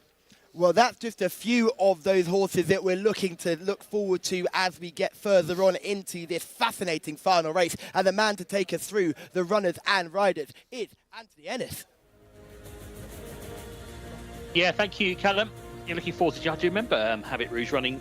I think I called it one of those victories over here on the all-weather one night. Anyway, Tomahawk, number 1 for Sultan Al Mimoni, heads the runners here for the 9th and final race. For fillies and colts, a handicap here. Number 2 is Bismillah Alea, ridden by Ali Al Mimoni. Number 3 is Forgivable, Ayad Al Tarisi. Number 4 is Entropy, ridden by Adel Al Faradi. 5, Pepperoni Pete for Fahad Al Faradi, son of Zophany. 6, Mr. Trinket, Asil Al Sahani on board. Number 7 is Implore, Abdullah Al Lorfi. Number 8 is V-Sight, Mohammed Al Daham. Yeah, he was quite a good horse, wasn't he, over in the UK. Number 9, Labib or Thurb Al Timat. Number 10 is Premium Ticket, Salim Al Ajmi on board. Number 11 is Gabba, Abdullah Al Khamis. Number 12, Bawada Kea, Camilla Ospina. 13, Majestic Fighter, Rayan Al Tawash. 14, Doesn't Go. 15 is Habit Rouge. 16, Antelope Canyon, Alexis Moreno. 17, Aras, Youssef Al Hussein. 18 is Latin, Talik Al Mansour. And the reserve that runs here again, the first reserve gets in, comes out of stall 7. Number 19, Citello, Abdullah Al Fayrouz is on board that horse. So the first reserve gets in, number 19. Take out the 14. It's a full field once again, 18 runners for the lucky last. Thank you very much, Enzo. And the lucky last it is indeed. Our previous contest was a really tough to gauge handicap. This is not the same sort of race, but again, looks really tough on paper. And we're just getting a quick view at a couple of these now. Number 5, Pepperoni Pete. What do you make of this runner? On a heavy ground, dual winner for Jessica Harrington on heavy ground a couple of seasons ago at Naas and Navan. Very different surface here. Now, number 6 is Mr. Trinket. 1 win from 7 runs. 3rd last time out and 4th the time before that. Yeah, Son of Australia been really consistent. 2nd, 4th and 3rd on his last 3 starts. Clearly well suited by the track and should run a decent race. We'll see a VT of him shortly. This is Mr. Trinket here. The next horse is Implore, who's an ex-Cheveley Park runner, if I'm correct. Yeah, he's by Ulysses out of Pleat. He's one of 2 ex-Cheveley Park horses. Gabber, another one by Antello out of Spacious. Yeah, Implore has won 1 from 6 runs. Wasn't a superstar, it has to be said, and would need to adapt really quickly to conditions to be a player here, I think. Stuck on Mr. Trinket for the while. He looked nice. This is Implore. He looks like a typical Ulysses here. Your only concern was he's got a little bit warm, although he has come from overseas. He's probably not used to conditions so splendid as this in the evening. And he is a nice enough looking horse. I'd just be concerned with just how warm he's got on the neck. He's got a little bit. He looks big as well, doesn't he? He looks big and well. And the question is whether he's absolutely ready for this. But, you know, Jimmy Jerkins knows what he's doing. This is V-Sight, your selection. You like him. He showed great form in England. He did. He hasn't carried that forward yet, but his 14th was only last week. He's got a chance to bounce out of that, and hopefully he'll run better. Labib is horse number 9. 3 wins from 18 starts, but showed precious little this season. Yeah, two poor runs. Last of all, last time out at meeting 30. Hard to fancy. This is Premium Ticket. I thought this horse was absolutely chucked in with a rating of 85 and a 0 to 80, but I've just looked at the form and it's not anything to write home about, and he's not caught my eye in the parade ring. No, his domestic form, he raced in Ireland for Jim Bolger, who bred him as well, and he didn't win a race. And he was only sort of a low 70s horse then. He's got a 1 decent run here that makes him look well treated, but the rest of his form isn't as good as you'd expect. Gabba, the other Cheveley Park runner, again a nice stamp of an animal, big behind, looks like it was bred for dirt. 3 from 17 here, Gabber, but of course he's a very, very good turf pedigree. He's had loads of racing in his career. 3 from 17 suggests he's been lightly raced, but he's had lots of races. Did very well at Maidan, 1 for Sir Michael Stout in the UK as well, listed winner on home soil. Bada Kia is another horse, number 12, and number 13 is Majestic Fighter, a horse that I know you lot quite liked. Yeah, this is a horse who caught the eye for Roger Charlton last season or the season before. I had him down as a non-stayer at this trip, but actually he's looked like he's needed it here. He's disappointed at a mile. He's run better races over the 2,000 metres, which is hard to understand based on his UK form. This is Habit Rouge, another horse who had fascinating UK form. Yeah, this horse was much higher rated in the past. Doesn't look to have adapted particularly thus far, but this is his first run of the season, so it gives him a chance. Antelope Canyon, 1 win from 4 starts. Very poor form recently, hard to fancy Antelope Canyon here. Yeah, 78 rated and could be tumbling down the handicap. More members of Tattersalls here as well, keeping an eye on these horse. Arras is horse number 17, 2 win from 30, another who can struggle. Not entirely disgraced last time out, but the balance of form says he's set to struggle. Latin is horse number 18, 3 wins from 49 starts, 50th start today. Yeah, has been running respectably, but has no secrets from the handicapper. Might nab a place, but I think he'd be struggling to do better than that. I'm really chuffed that 19 has got into the race. Citello, I think this horse could be really one to contend with, especially considering it's carrying bottom weight. Yeah, son of Intello, gets in here with 60 kilos, showed fairly useful form for Freddie Head, and as a 4-year-old still has potential scope for improvement. Yes, I do like Citello. I think that's certainly one I'll be putting an asterisk by the name to make sure I remember that I could be one of my selections, certainly on the shortlist. As we've gone through those, anything to take your mind off V-Sight? I wasn't convinced that V-Sight looked that fit. No, it may well be that V-Sight is just getting a couple of runs to get him sharper for a campaign at Riyadh. He was disappointed last time out. He's turned out pretty quickly. We talked about maybe there isn't enough time between first and second run to really do much for his fitness, but he's a horse I want to see run a little bit better, because I'd be disappointed if he ends up regressing given the huge promise he showed last year. I tell you what, Bobby will like that shot of him. They made him look like an absolute giant in that shot. I don't know whether everyone around him is super small, but they made him look humongous there. Looks like a jump jockey stood around those guys there. Unbelievable. He was stood with one jockey, but 2 people who certainly wouldn't be riding today. And my goodness, he looked tall there. I love that. I absolutely love that. If you just see some of the jockeys making their way. This is Gabba's rider, Naif Fawaz, who's another very talented rider on the scene. Certainly have a good chance. Plenty of happy connections, excited connections. Looking ahead to our feature, final adjustments being completed, and we've got a cracker here to wrap up the card here at King Harlot Racecourse. 120,000 Real in total prize money, which means the winner takes home a cool 60,000. I could do with 60,000 Real. That would not be bad for me at all. Rory, I'm sure you're the same. 60,000 Real would be very welcome, I have to say. Would be welcome. And hear that, guys, in the production studio, the people deciding what we're earning. 60,000 Real would go down lovely. But if you're not in, you can't win. Exactly. If you're not in, you can't win. Any of the horses that we haven't really had a chance to get a good look at, could we rattle through those? Any others you want to just mention? Well, we haven't really. I know you like Forgivable. I think you should be given a chance to talk about Forgivable yourself. Yes, it's not really been brought up in the cameras, and I am a big fan of Forgivable. We will see a VT of that horse, so certainly I'll give you far more when we get to see that. But before that, we go to the hardest working woman in our team. It is Shamila. Go ahead. Well, I don't know about that, Callum, but for my paddock pick this time for race number 9, I am picking it from the mini studio, and I have a great view of all the horses coming in behind me. And the horse that I've gone for is number 6, Mr. Trinket. I've seen him so many times racing over since I've been here in Taif, and I've grown fond of him. He's by Australia, one of my favourite sires. He's got really cute face. He is wearing a fluffy noseband or a shadow roll. He's also got a flare strip on. It's black, so you probably can't see it on camera, but that's just to open up their nose a bit so they can breathe better. So I hope he can get his head in front today. Thank you very much, Shamila. And I just noticed she's down by our final presenting position there as we do the wrap-up show.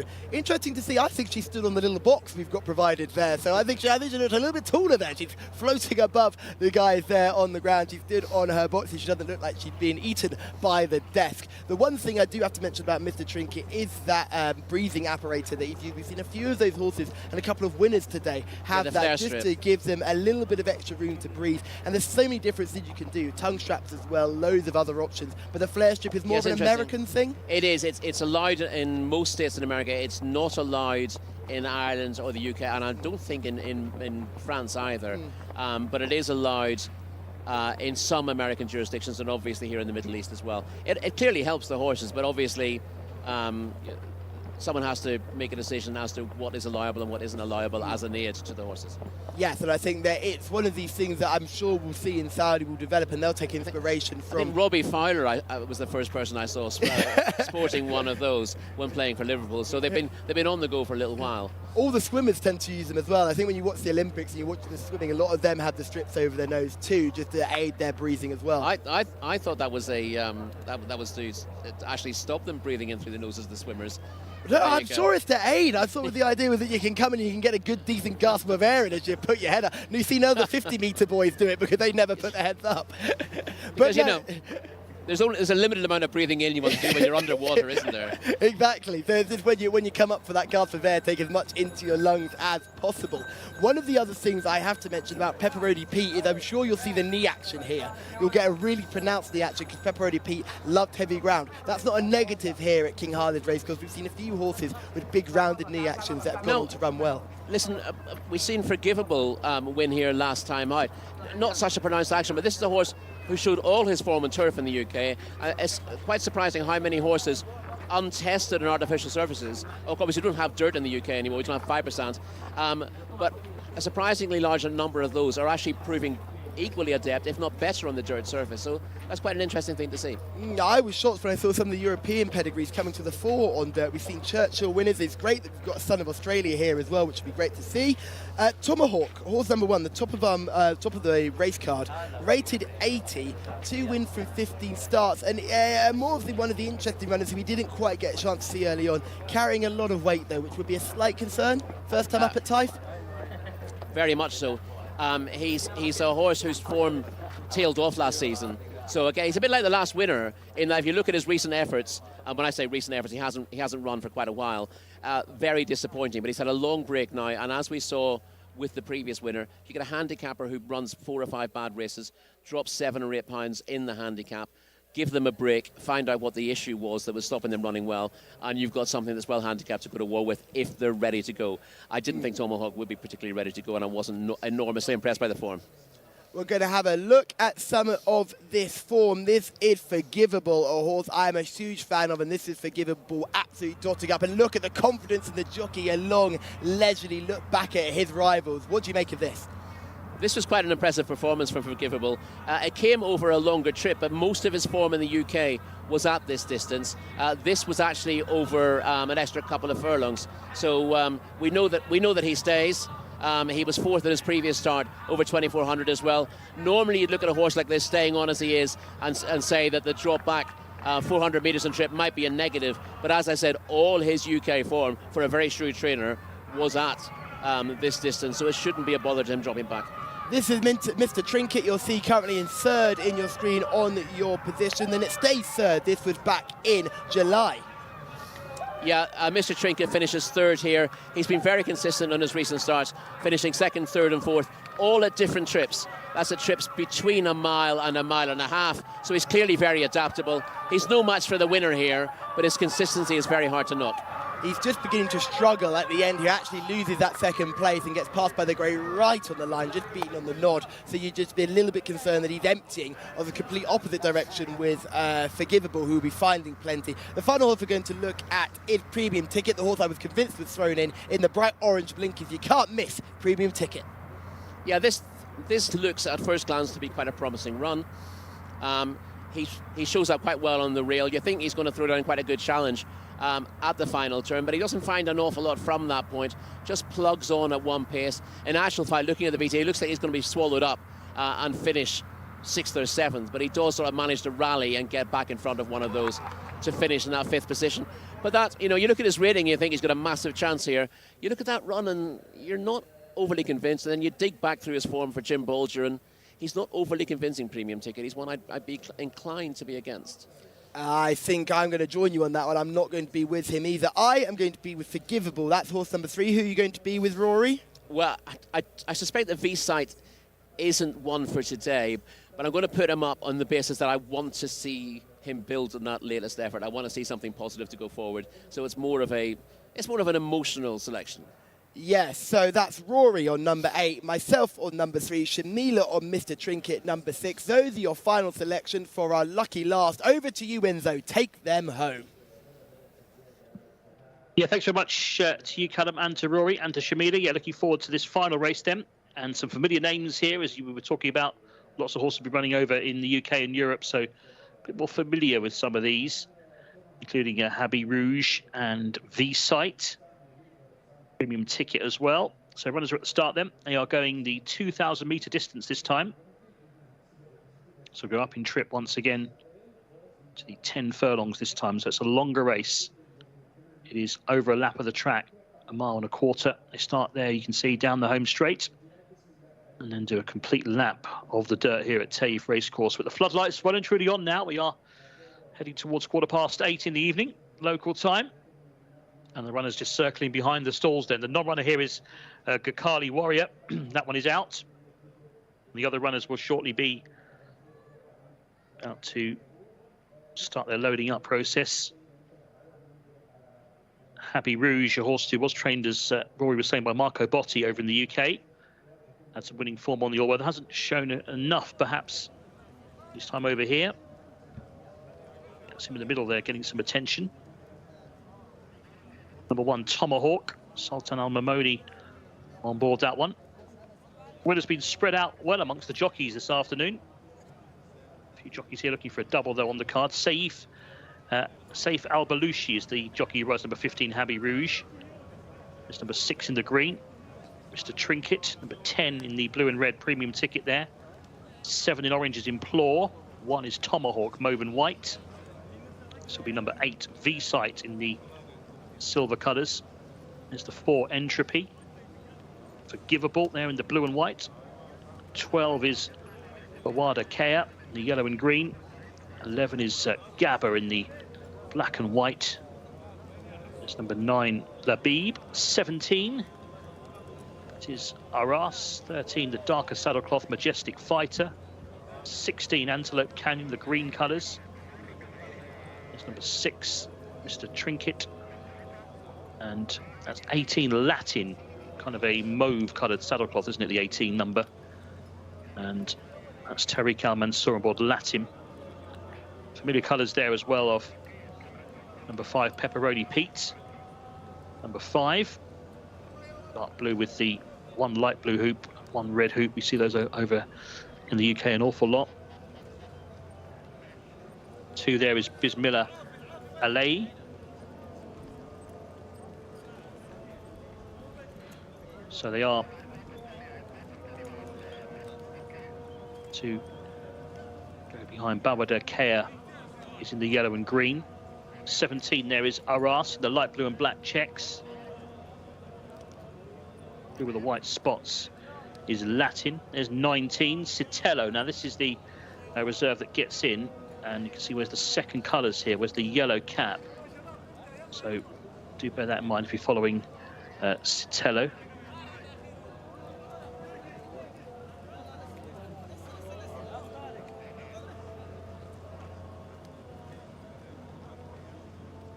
So, runners then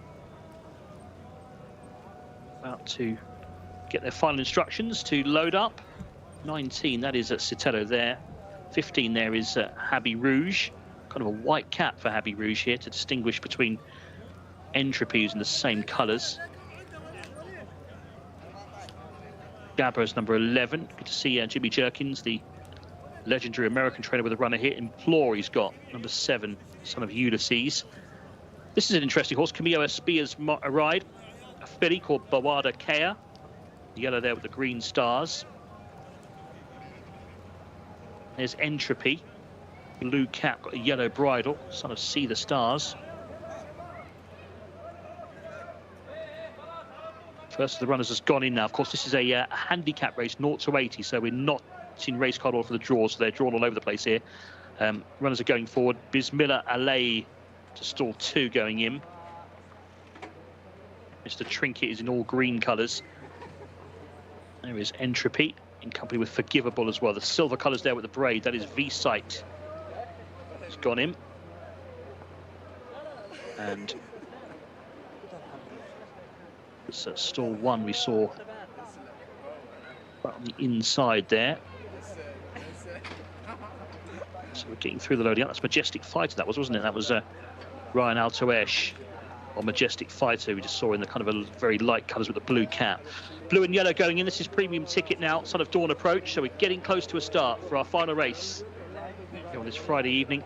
Hopefully you've enjoyed our coverage from Taif once again. We're down to the final 4 or 5 to load. Labib is one of those to go in.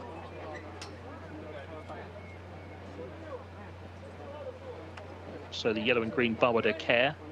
The green as well. This is Antelope Canyon. The 16 is yet to load. Alexis Moreno rides the Son of Kitten's Joy. 3 stalls are empty now, so 3 to load. Stalls 17, 15 and 9 to be filled. 9 will be Labib. 17 Antelope Canyon. 15 Bawa Care. 2 to go in. This is Bawa Care. And the last one, Labib, to 9. And then we'll be set for a 2,000 metre race over a lap of the track. Just about set. All in. We're ready. Flag up, and they're off. Break away then for our final race, this handicap, and breaking really well was Bawa Care towards the outside, the yellow and green colours. Camillo Ospina, horse with a noseband, but now headed off on the inside by Rayan Altoesh on board. The horse on right up the inside, that is Majestic Fighter. Majestic Fighter's through there with Entropy coming forward now, and also number 18, Latin. Entropy from Latin now, the front 2. Antelope Canyon's going to race 3 wide, with back towards the inside, Majestic Fighter now moving into 3rd place. And they're followed then in the black and white by Bismillah Alei. Further back in the field to find the yellow cap. Towards the outside, trying to get a little bit closer is Citello.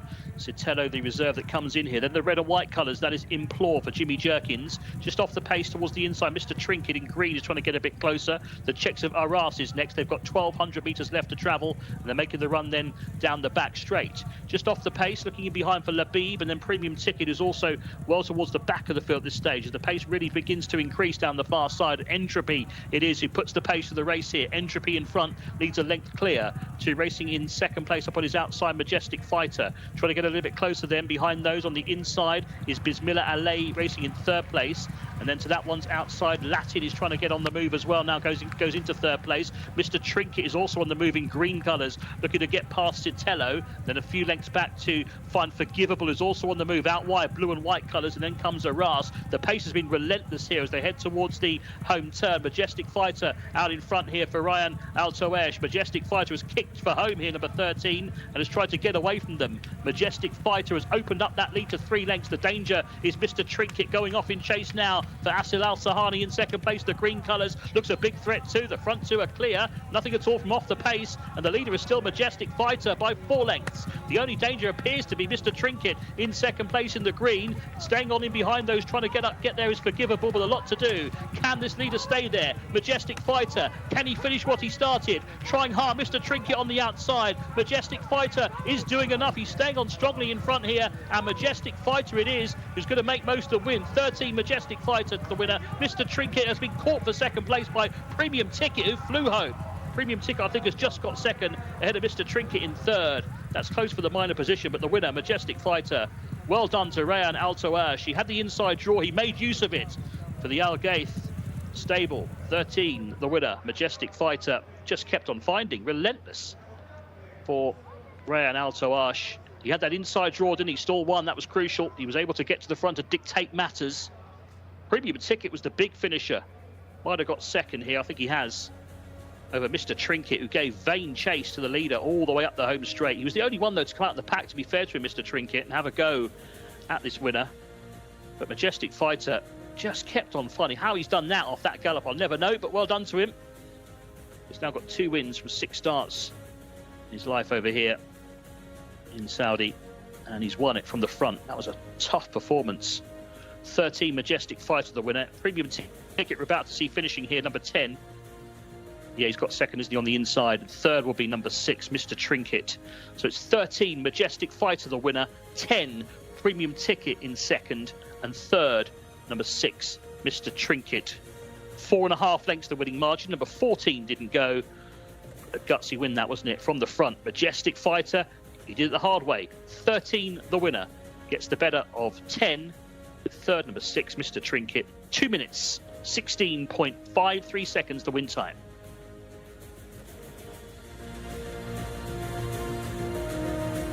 though, for giving us the roundup there of our final contest. Absolutely superb race, absolutely dominated by Majestic Fighter, who was always front ranked in the contest, but ended up running away from it and leaving the rest of them in his dust.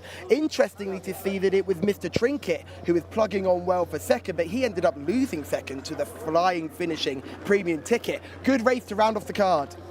It was a good race. Mr. Trinket always seems to travel well in his races, but tends to be a bit paceless depending whatever the trip is. He's run very well, but done for second again by the top-rated horse there, Premium Ticket. But very good run from Majestic Fighter. Now we're talking about all the British form on offer in this race and how horses seem to have a different profile when they come here.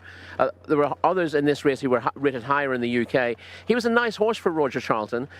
He won his maiden, and then he was very consistent in handicaps. But when he was stepped up to a mile and a quarter, which he should stay in pedigree, he disappointed every time in the well, I say every time. I think he was tried a couple of times, didn't stay, and ended up being dropped back to 7 furlongs by that yard. Whereas ironically, his disappointing efforts in Saudi have all been at a mile, and when he stepped up to a mile and a quarter, he seems to run much better. He was disappointing last time out, but that was dropping back from this trip to the 1600 metres, and clearly this trip on dirt is exactly what he wants. Yes, I think he is really enjoying his racing at the moment. He's one of these horses who thrived with the sun on his back. We talked yesterday about fillies and mares who often do better in warmer climes. But to see a gelding put that work together, a 2-year-old winning gelding as well, who's then struggled later on in his career, has now found a new lease of life all the way out here in Saudi Arabia, and is trying to make the most of things and is trying to do good and try and get his wins on the board. Yeah, you'd think he'd probably go on from this again, depending what the handicapper does, of course. He's running off a similar rating to what he actually, I think he was racing off 79 on his final start in the UK, so winning here off 78, having found his feet in Saudi. He's not progressed as such from what he was doing at home, but he's a horse now with more options. He's staying a trip that he's bred to stay, which he wasn't doing before, and he's clearly grown up a little bit.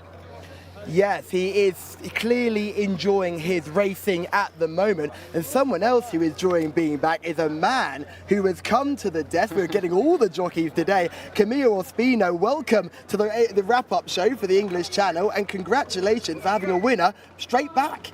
Yes, no, thank you very much, and I appreciate it for calling me and to give me the interview, And thanks God we are doing very good, I ride good horses, and thanks God the horses run good.